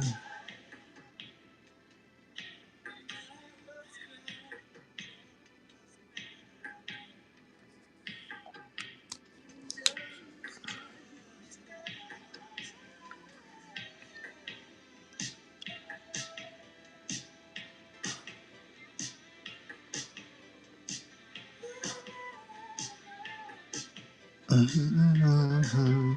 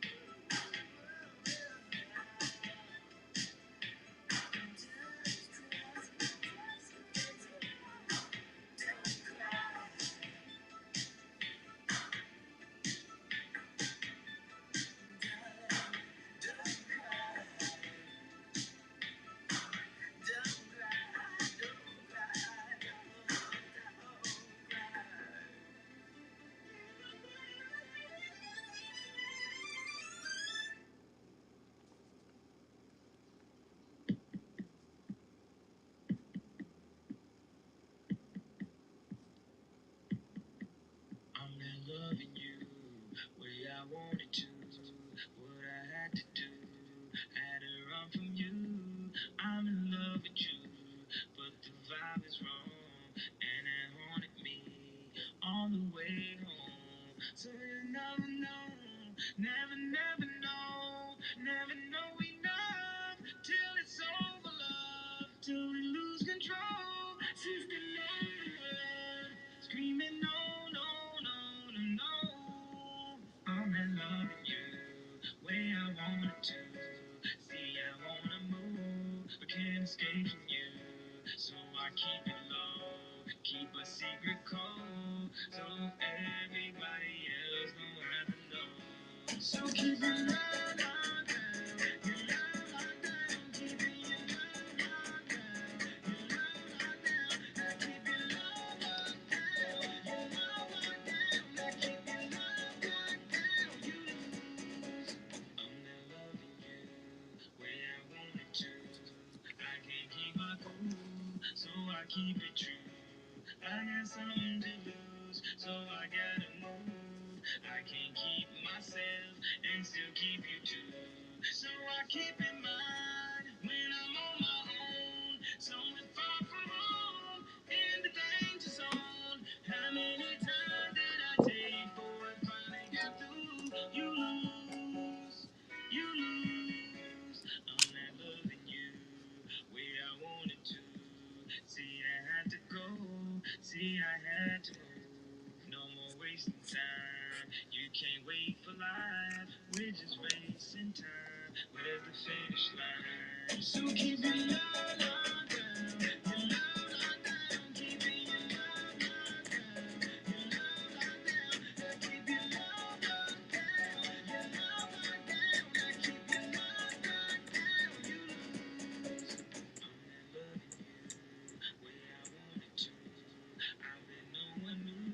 I got no one new. No, I said I'm through.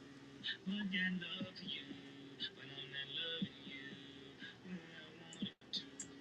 Gotta keep it going. Keep the loving going. Keep it on the road. Only God knows if I'll be with you. Baby, I'm confused. You choose. You choose. I'm not loving you where I wanted to, where I wanna go. I don't need you.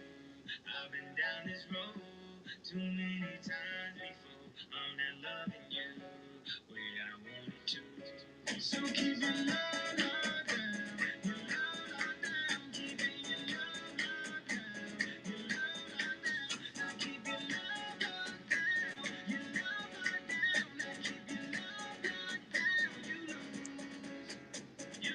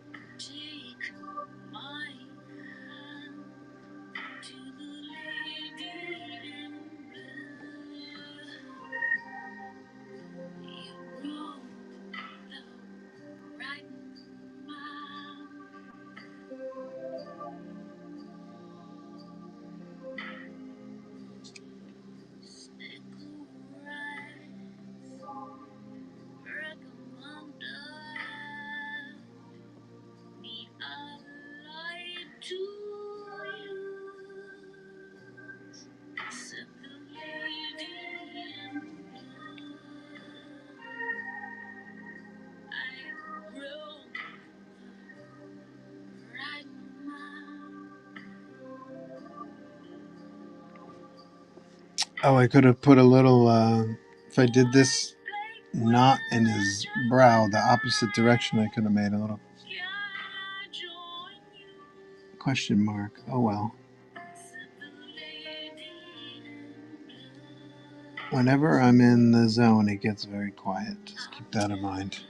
Also, we're celebrating 1,600 followers, so it's 20% off anything creator owned in the store. Check it out. I make my own comic books nowadays. I've also worked for Marvel, DC, Image, Boom, IDW, MTV Animation, Warner Brothers Animation, Curious Pictures, blah, blah, blah, blah, blah. I've drawn more #1 issues featuring Spider-Man or his cast than any other artist. Weird how that works out.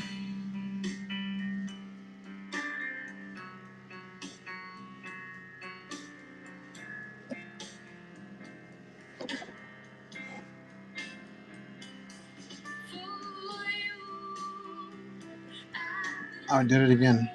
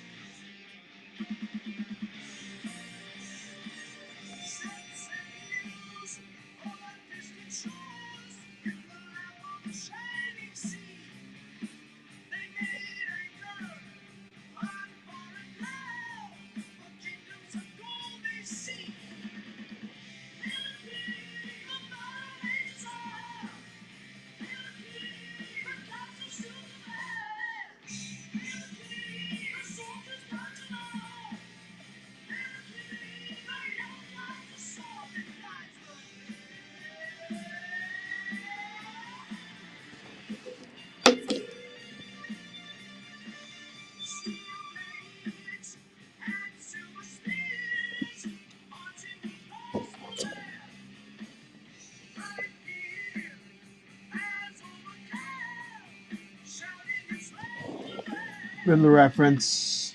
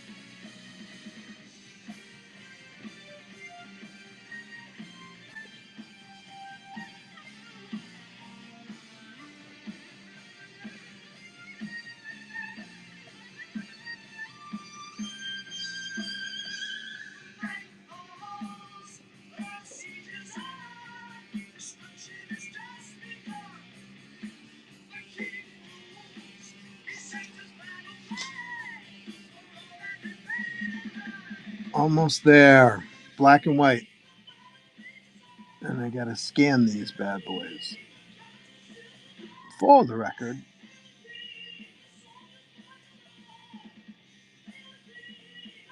Let me start up the computer so I don't have to take so long.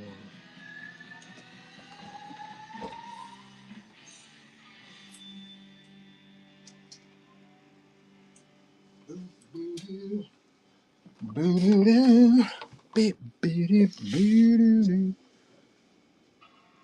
don't remember ever drawing the Riddler.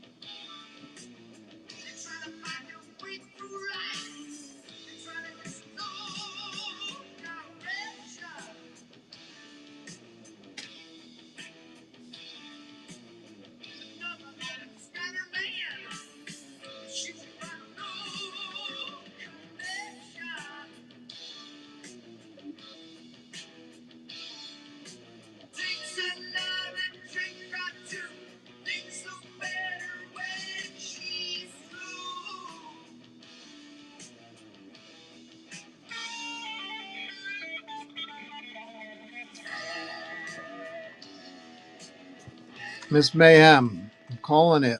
The black and white is complete. I gotta erase the pencils. And then I'll scan it and we go to color. Probably another hour. Maybe 45 minutes.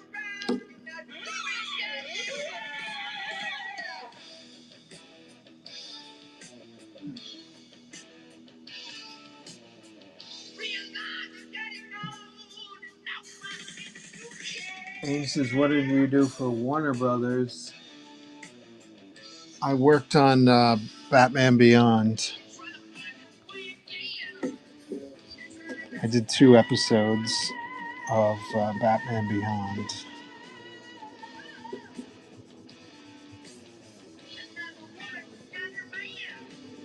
Storyboards.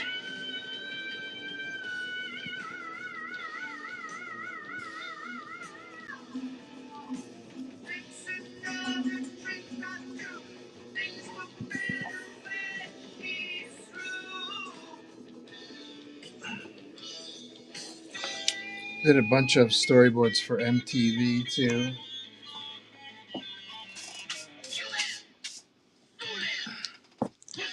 A lot of animated shows that didn't make it. They were canceled mid-season and stuff like that. It's a lot of shows that weren't that good, frankly. But people find out that I worked on Daria at MTV. I've had a couple guys go bananas on me. You worked on Daria? I'm like, yeah, I did.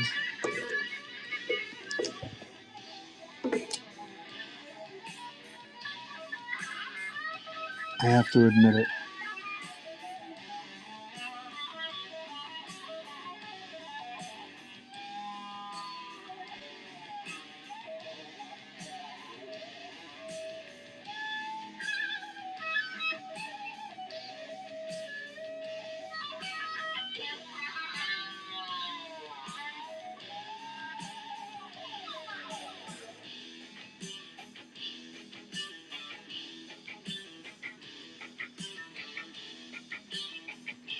All right.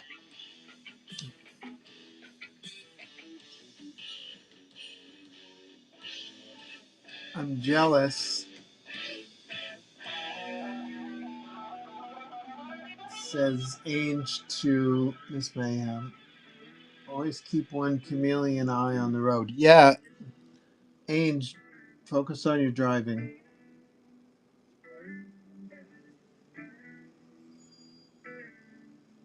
Miss Mayhem loves it. I'm glad. What episodes?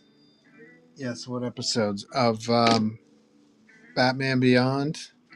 There was an episode with an egg baby where he had an assignment. He's a high school kid, right? Terry McGinnis. He had an egg baby that he was. His assignment was to take care of it, like a Tamagotchi kind of thing. That's all I remember about it. I've never seen the actual episode. And there was another episode which was kind of like a Ma Barker type character, a woman, older woman with family of like gangster types.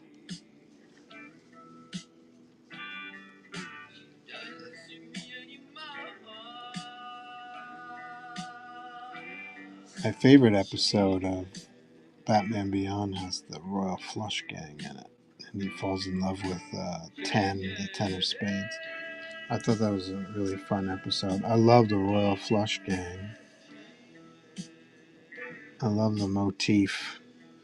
I've never read a single comic book with the Royal Flush Gang in it now that I think about it. But I love the idea, the design idea.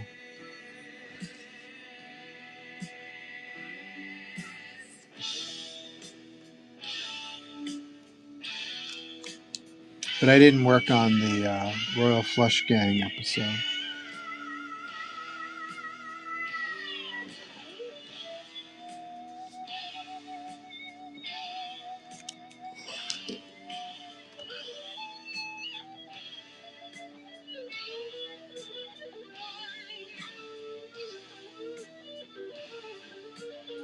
Thank you for the tip, Ange. COA for Miss Mayhem, please. Okay. Let me scan this. I'll be right back.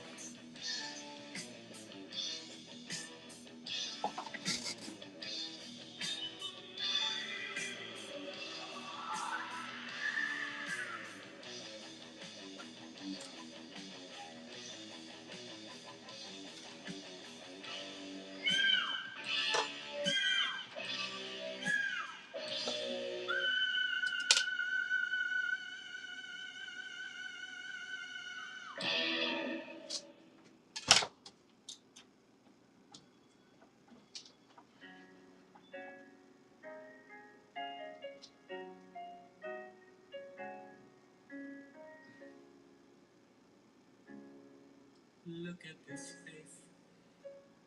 I know the years are showing. Look at this life. I still don't know where it's going. I don't know much, but I know I love you. And that may be all I need to know. Look at these eyes, they never seem to matter. Look at this dream, so big and so fair. I don't know much, but I know I love you.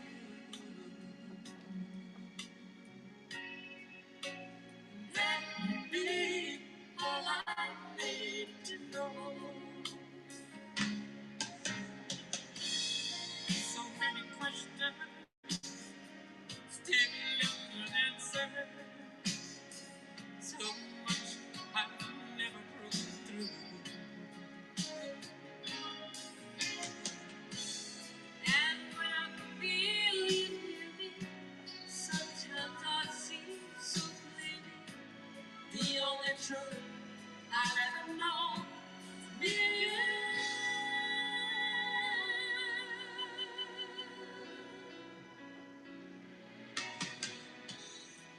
Look at this man, so blessed with inspiration. Look at this soul, still searching for salvation. I don't know much, I know I love you.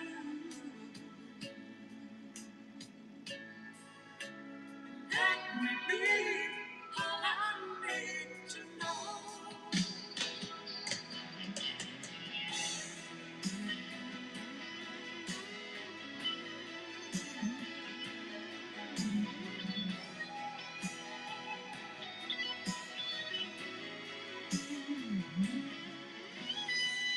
I don't know much,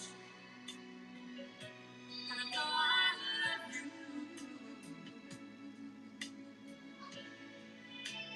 That may be all I need to know.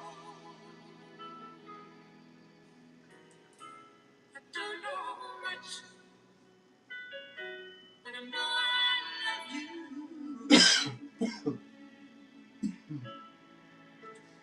That may be all there is to know.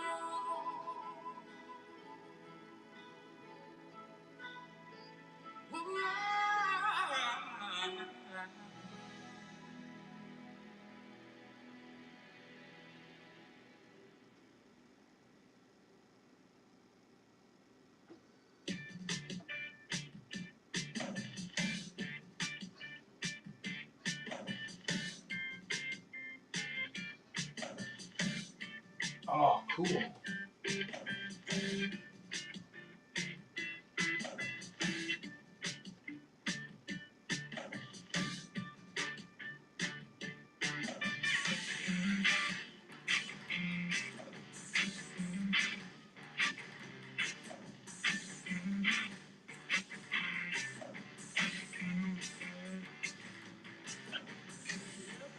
in the mirror, looking back.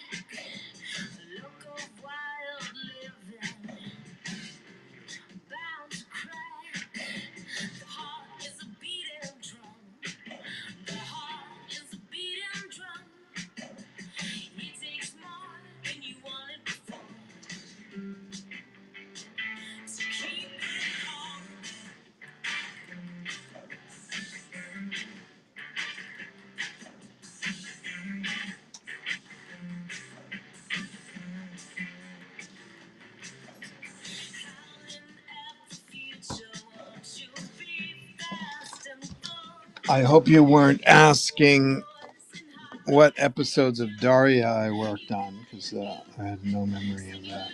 It's all a haze.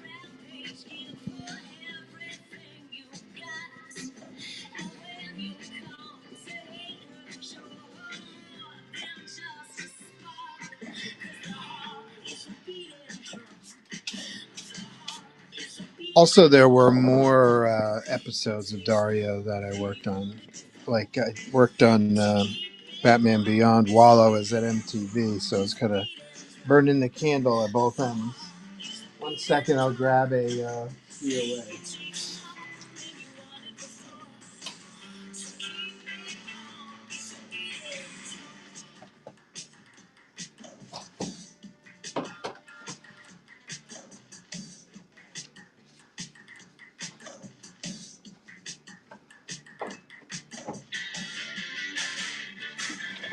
I'll color this in a second, but let me write out this COA.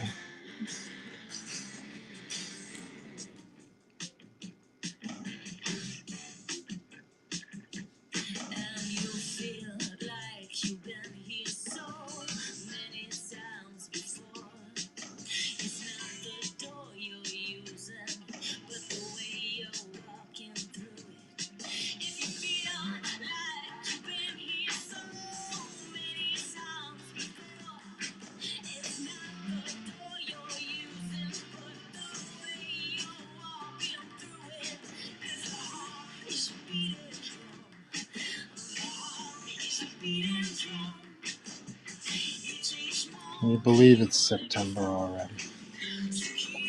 September 4th.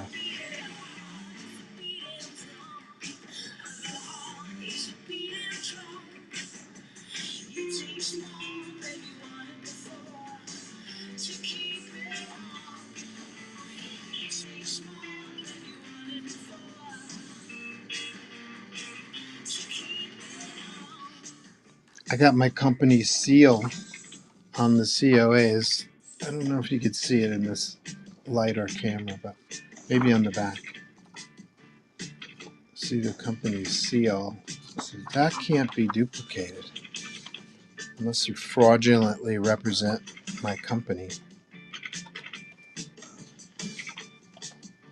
So I'll slip this in your Batman bag so I don't forget it.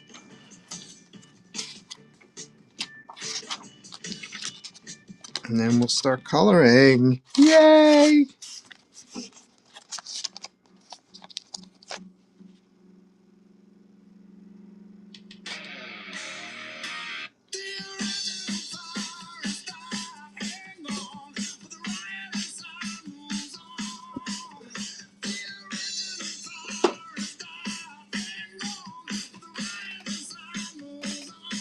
This is going to be one of Joe's classic pieces, worthy of sketch madness.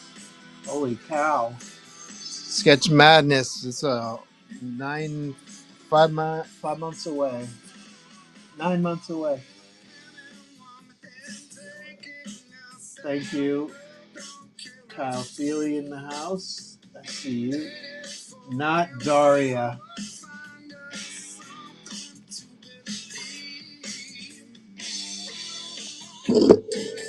I see it. You see what? You see my credits?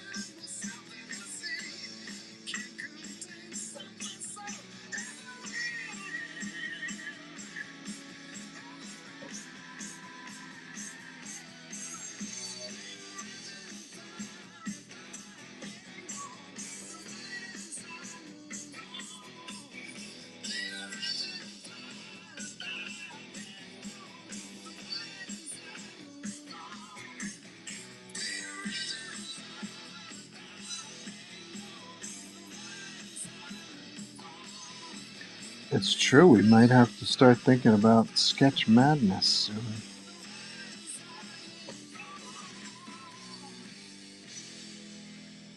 Boom, boom. Boom, boom, boom. Boom, boom, boom. I'm going to follow the colors of the reference he gave me. Two-Face is usually green on his evil side, but he's gray here, so I'm going to mess around with that.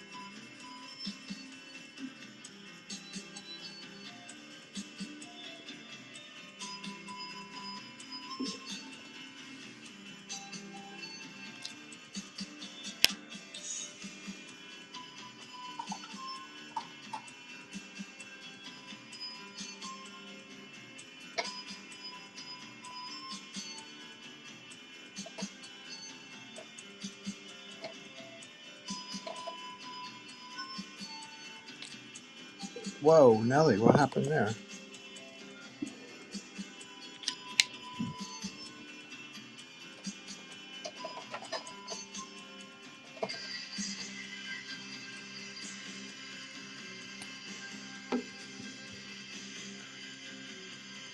This marker must be 40 years old. It's still working.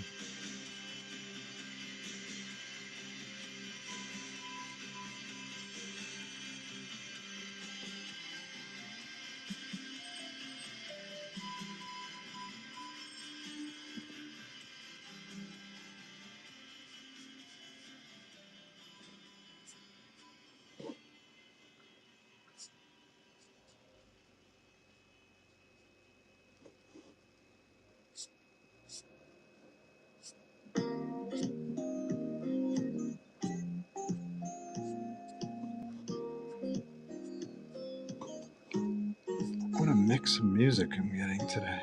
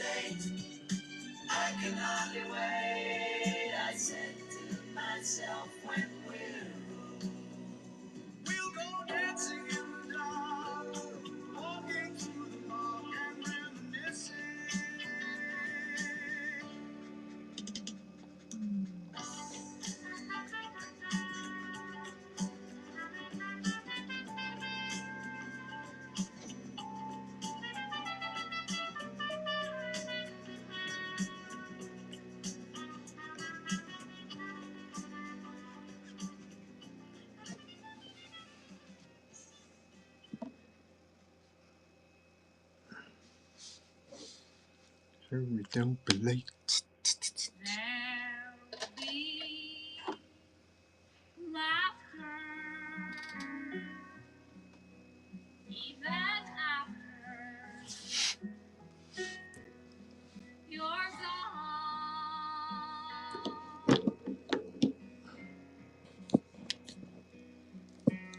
I'll find reason to play that empty dawn.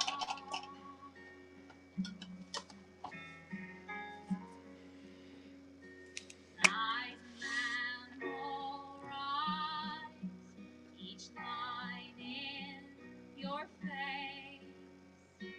Not even death can ever erase the story they tell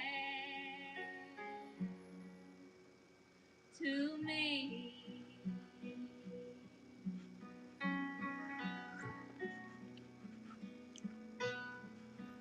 I'll miss you.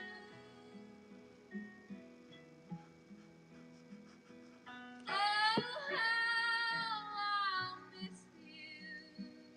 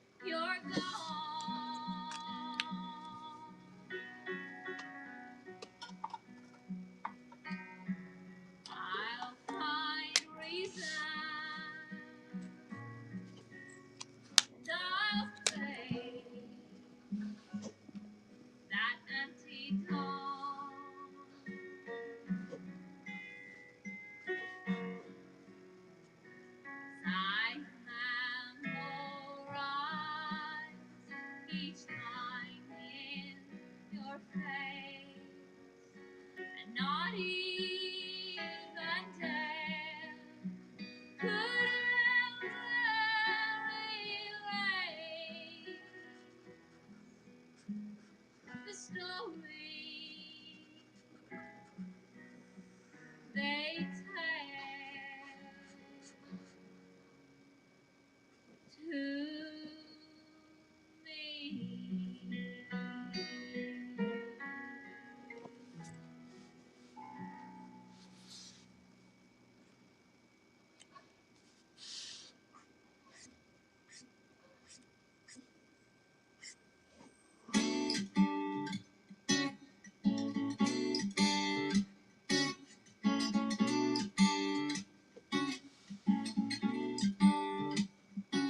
I open the fire out to four lips and which one mine kissing.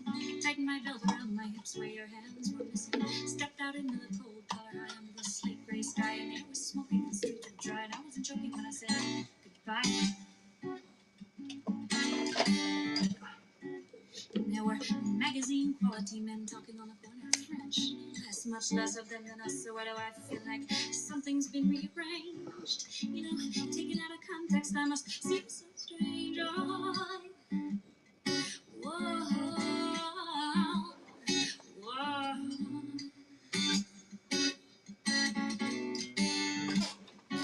I can cockroach so big I have to puddle up a puss on my wine. You and I lie in bed, you don't seem so tall. I'm singing now because my tear ducts are too tired and my mind is disconnected, but my heart is wired. Why? Whoa, whoa.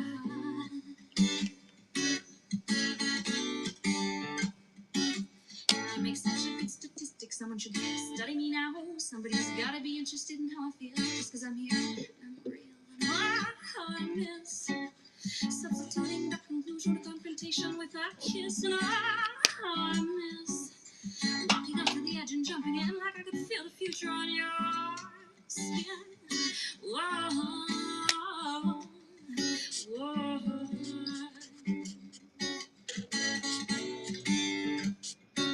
I open up the fire door to four lips and know which one mine kissing. I open the fire door to four lips and know which one mine. I open the fire door. I open the fire door. I open the fire door. I open the fire door. I open the fire door. I open the fire door. Oh, I open the fire door. Oh, I open the fire door. Oh, I open the fire door. Oh, I open the fire door. Oh, I open the fire door. Oh, I open the fire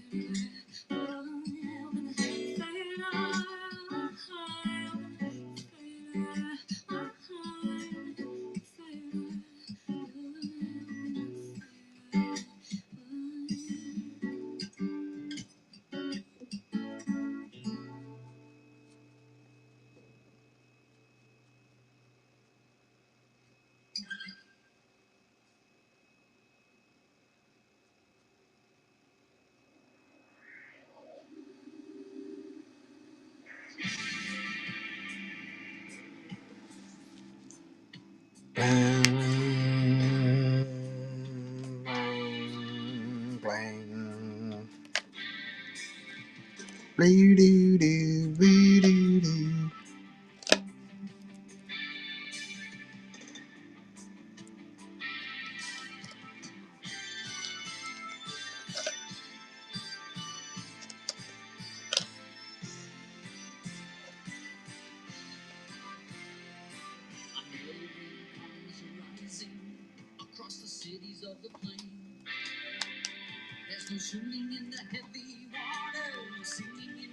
20% off all my creator-owned comics. These are the print runs for each one. I kind of sketched them in yesterday. We're celebrating 1,600 followers. If you're not following me already, please do so on the Whatnot. Also, I'm on the Blue Sky and the Instagram. We need some Instagram followers because I'm starting to go backwards again. It's so annoying.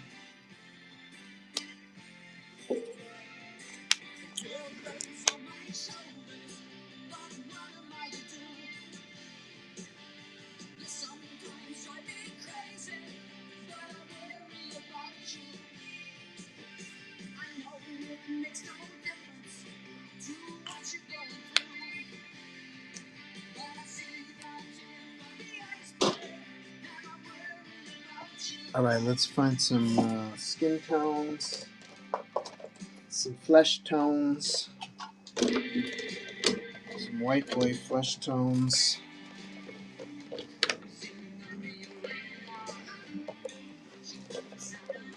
some purples for Joker. Red alert.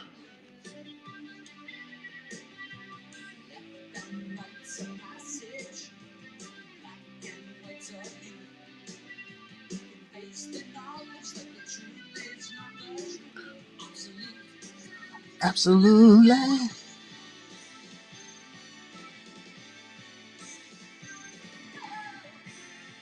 Wow.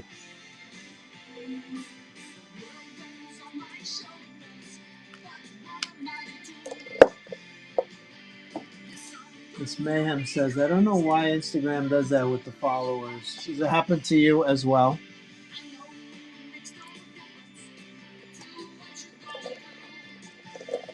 It's, I'm starting to care less and less about social media, which is probably not my wisest choice, but I am starting to think it's funny. I'll have I forget how many followers I have, but let's say I have 23, 37.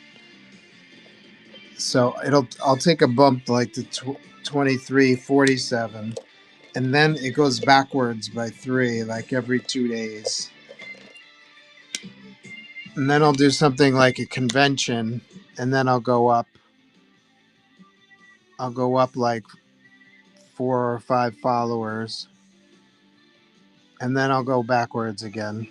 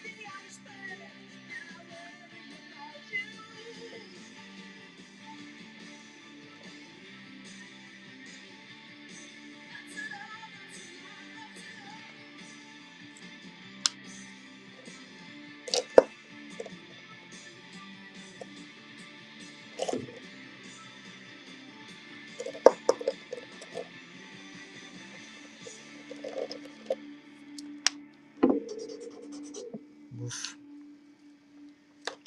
This guy done.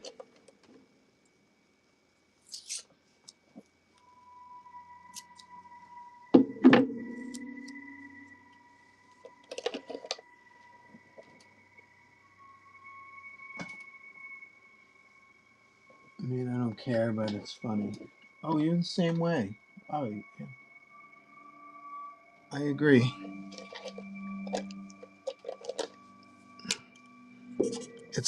I totally agree, though. It's like, you know,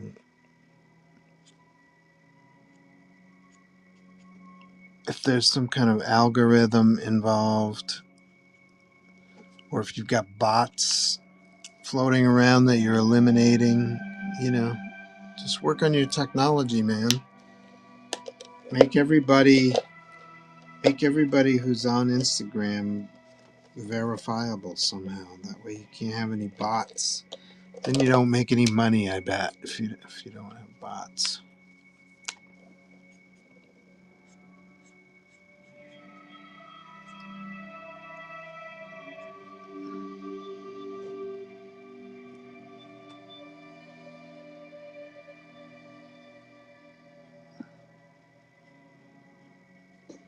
Did anybody see Chernobyl? I think it's a Netflix show. Fucking outstanding music.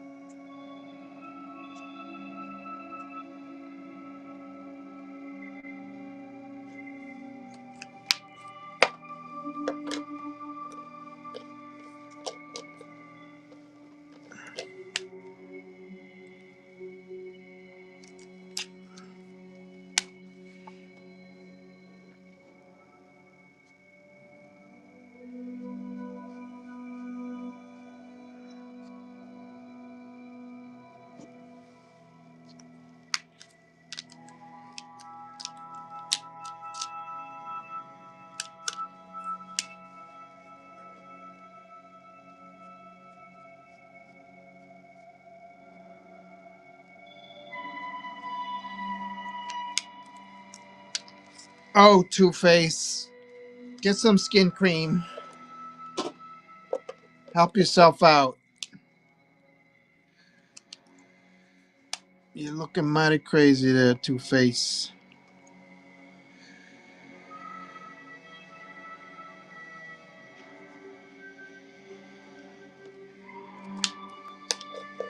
I'm gonna find the purples.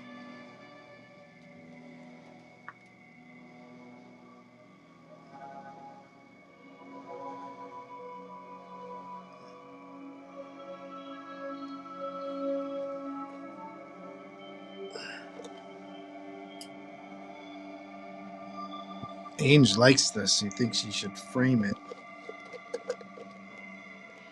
Ange is jealous. Ange has a pile of my sketches as long as your arm, and he wants this one. He's never satisfied. Ange, take a pill.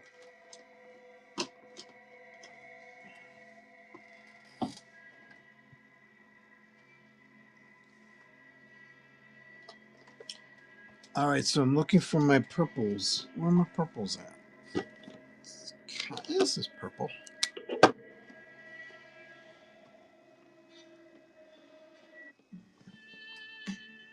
You know, I'm assuming his mask is purple. I don't know why.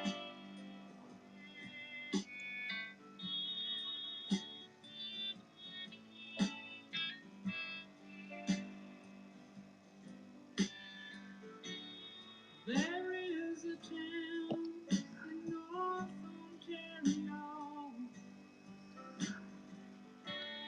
a stream, comfort, memory to spare. In my mind, I still need a place to go. All my changes were there. Blue, blue windows behind the stars. Yeah, on the right. Big birds flying across the sky, throwing shadows on our eyes. Leave us helpless, helpless, helpless.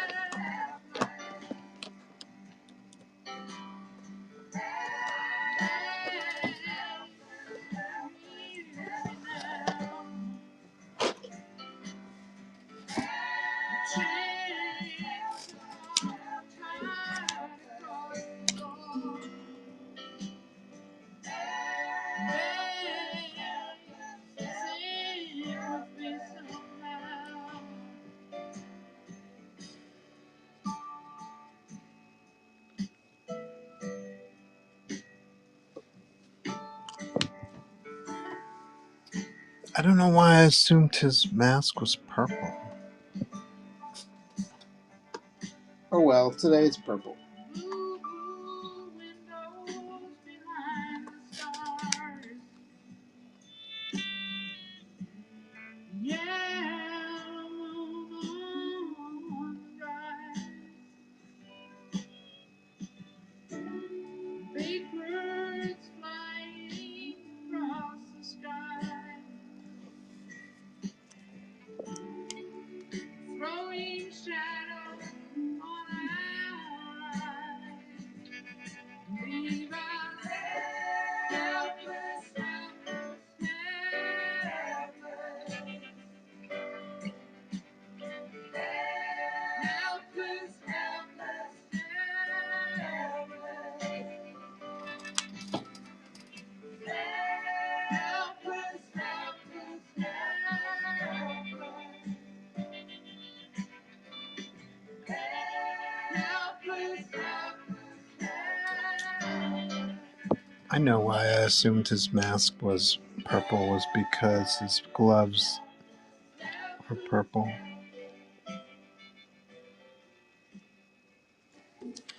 I thought I put something under here. Paper Keeps slipping out. How annoying.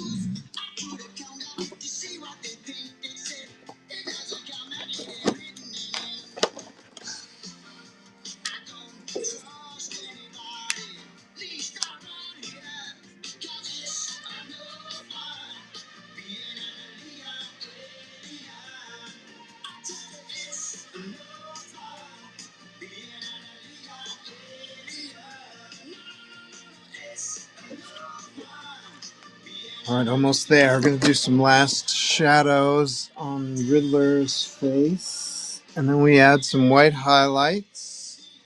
And then we jump on the next one. If anybody else is ready to go, wants another commission.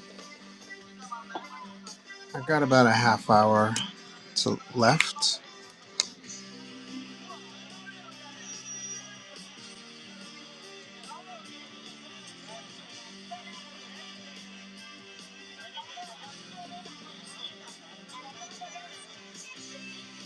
Very special thanks to Ange for moderating today. Give it up for Ange in the house. Making it easier for me. Thank you.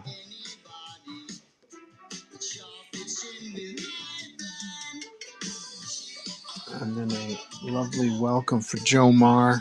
Welcome to the stream, bud. Thank you for grabbing up some sketches today.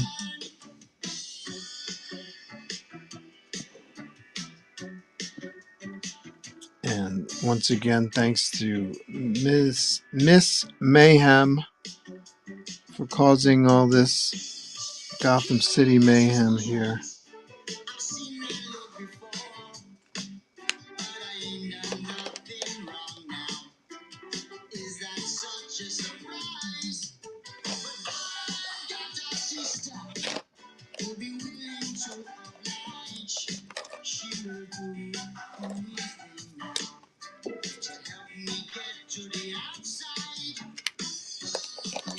This song sounds very of its time, i.e. not appropriate for this time. Yeah, it's got glitches in it anyway. Let's pass on this one.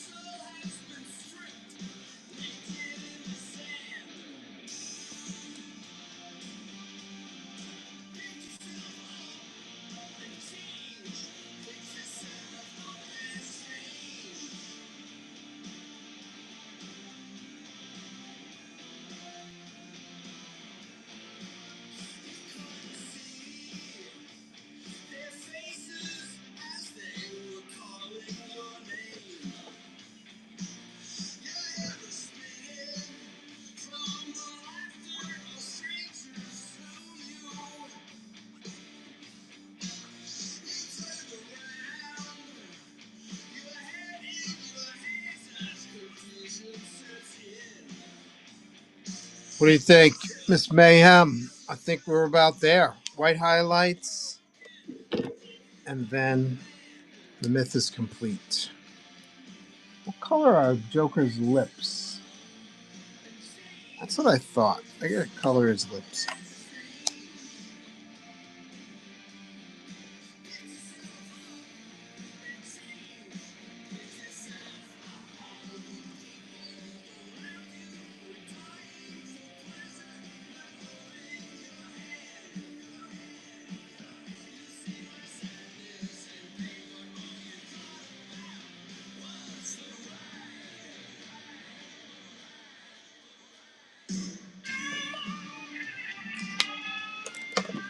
Red for Joker's lip.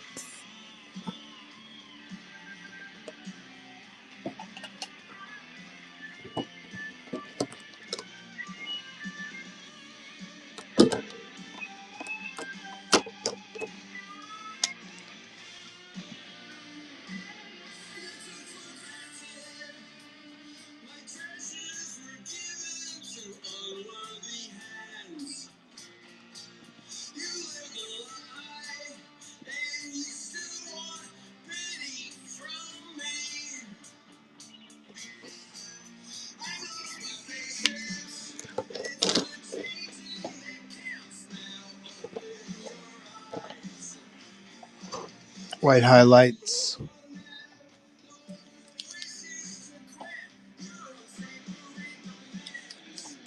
It's amazing, as always. How kind. I'm going to do a screen grab of that one.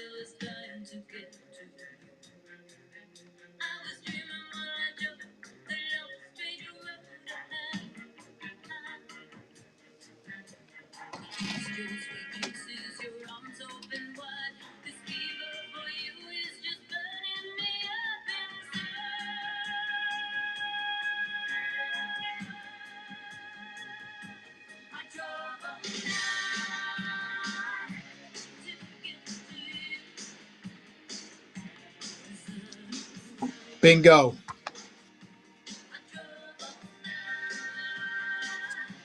Well, that was fun, and this was fast. This went really fast. Any last minute questions before I sign off? Don't forget, if you're just joining us, which you probably aren't, I'm going to CDC it, okay? You know what to do, right? If you need review, no worries. Send me an email.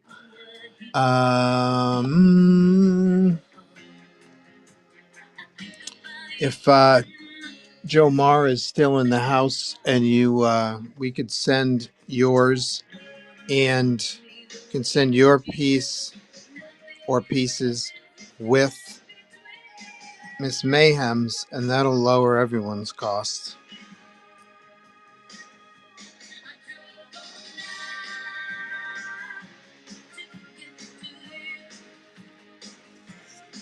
Cool. Yes, I'll send payment. Thank you.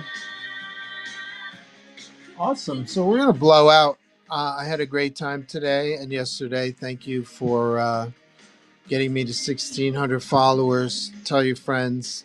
Get them to follow me here.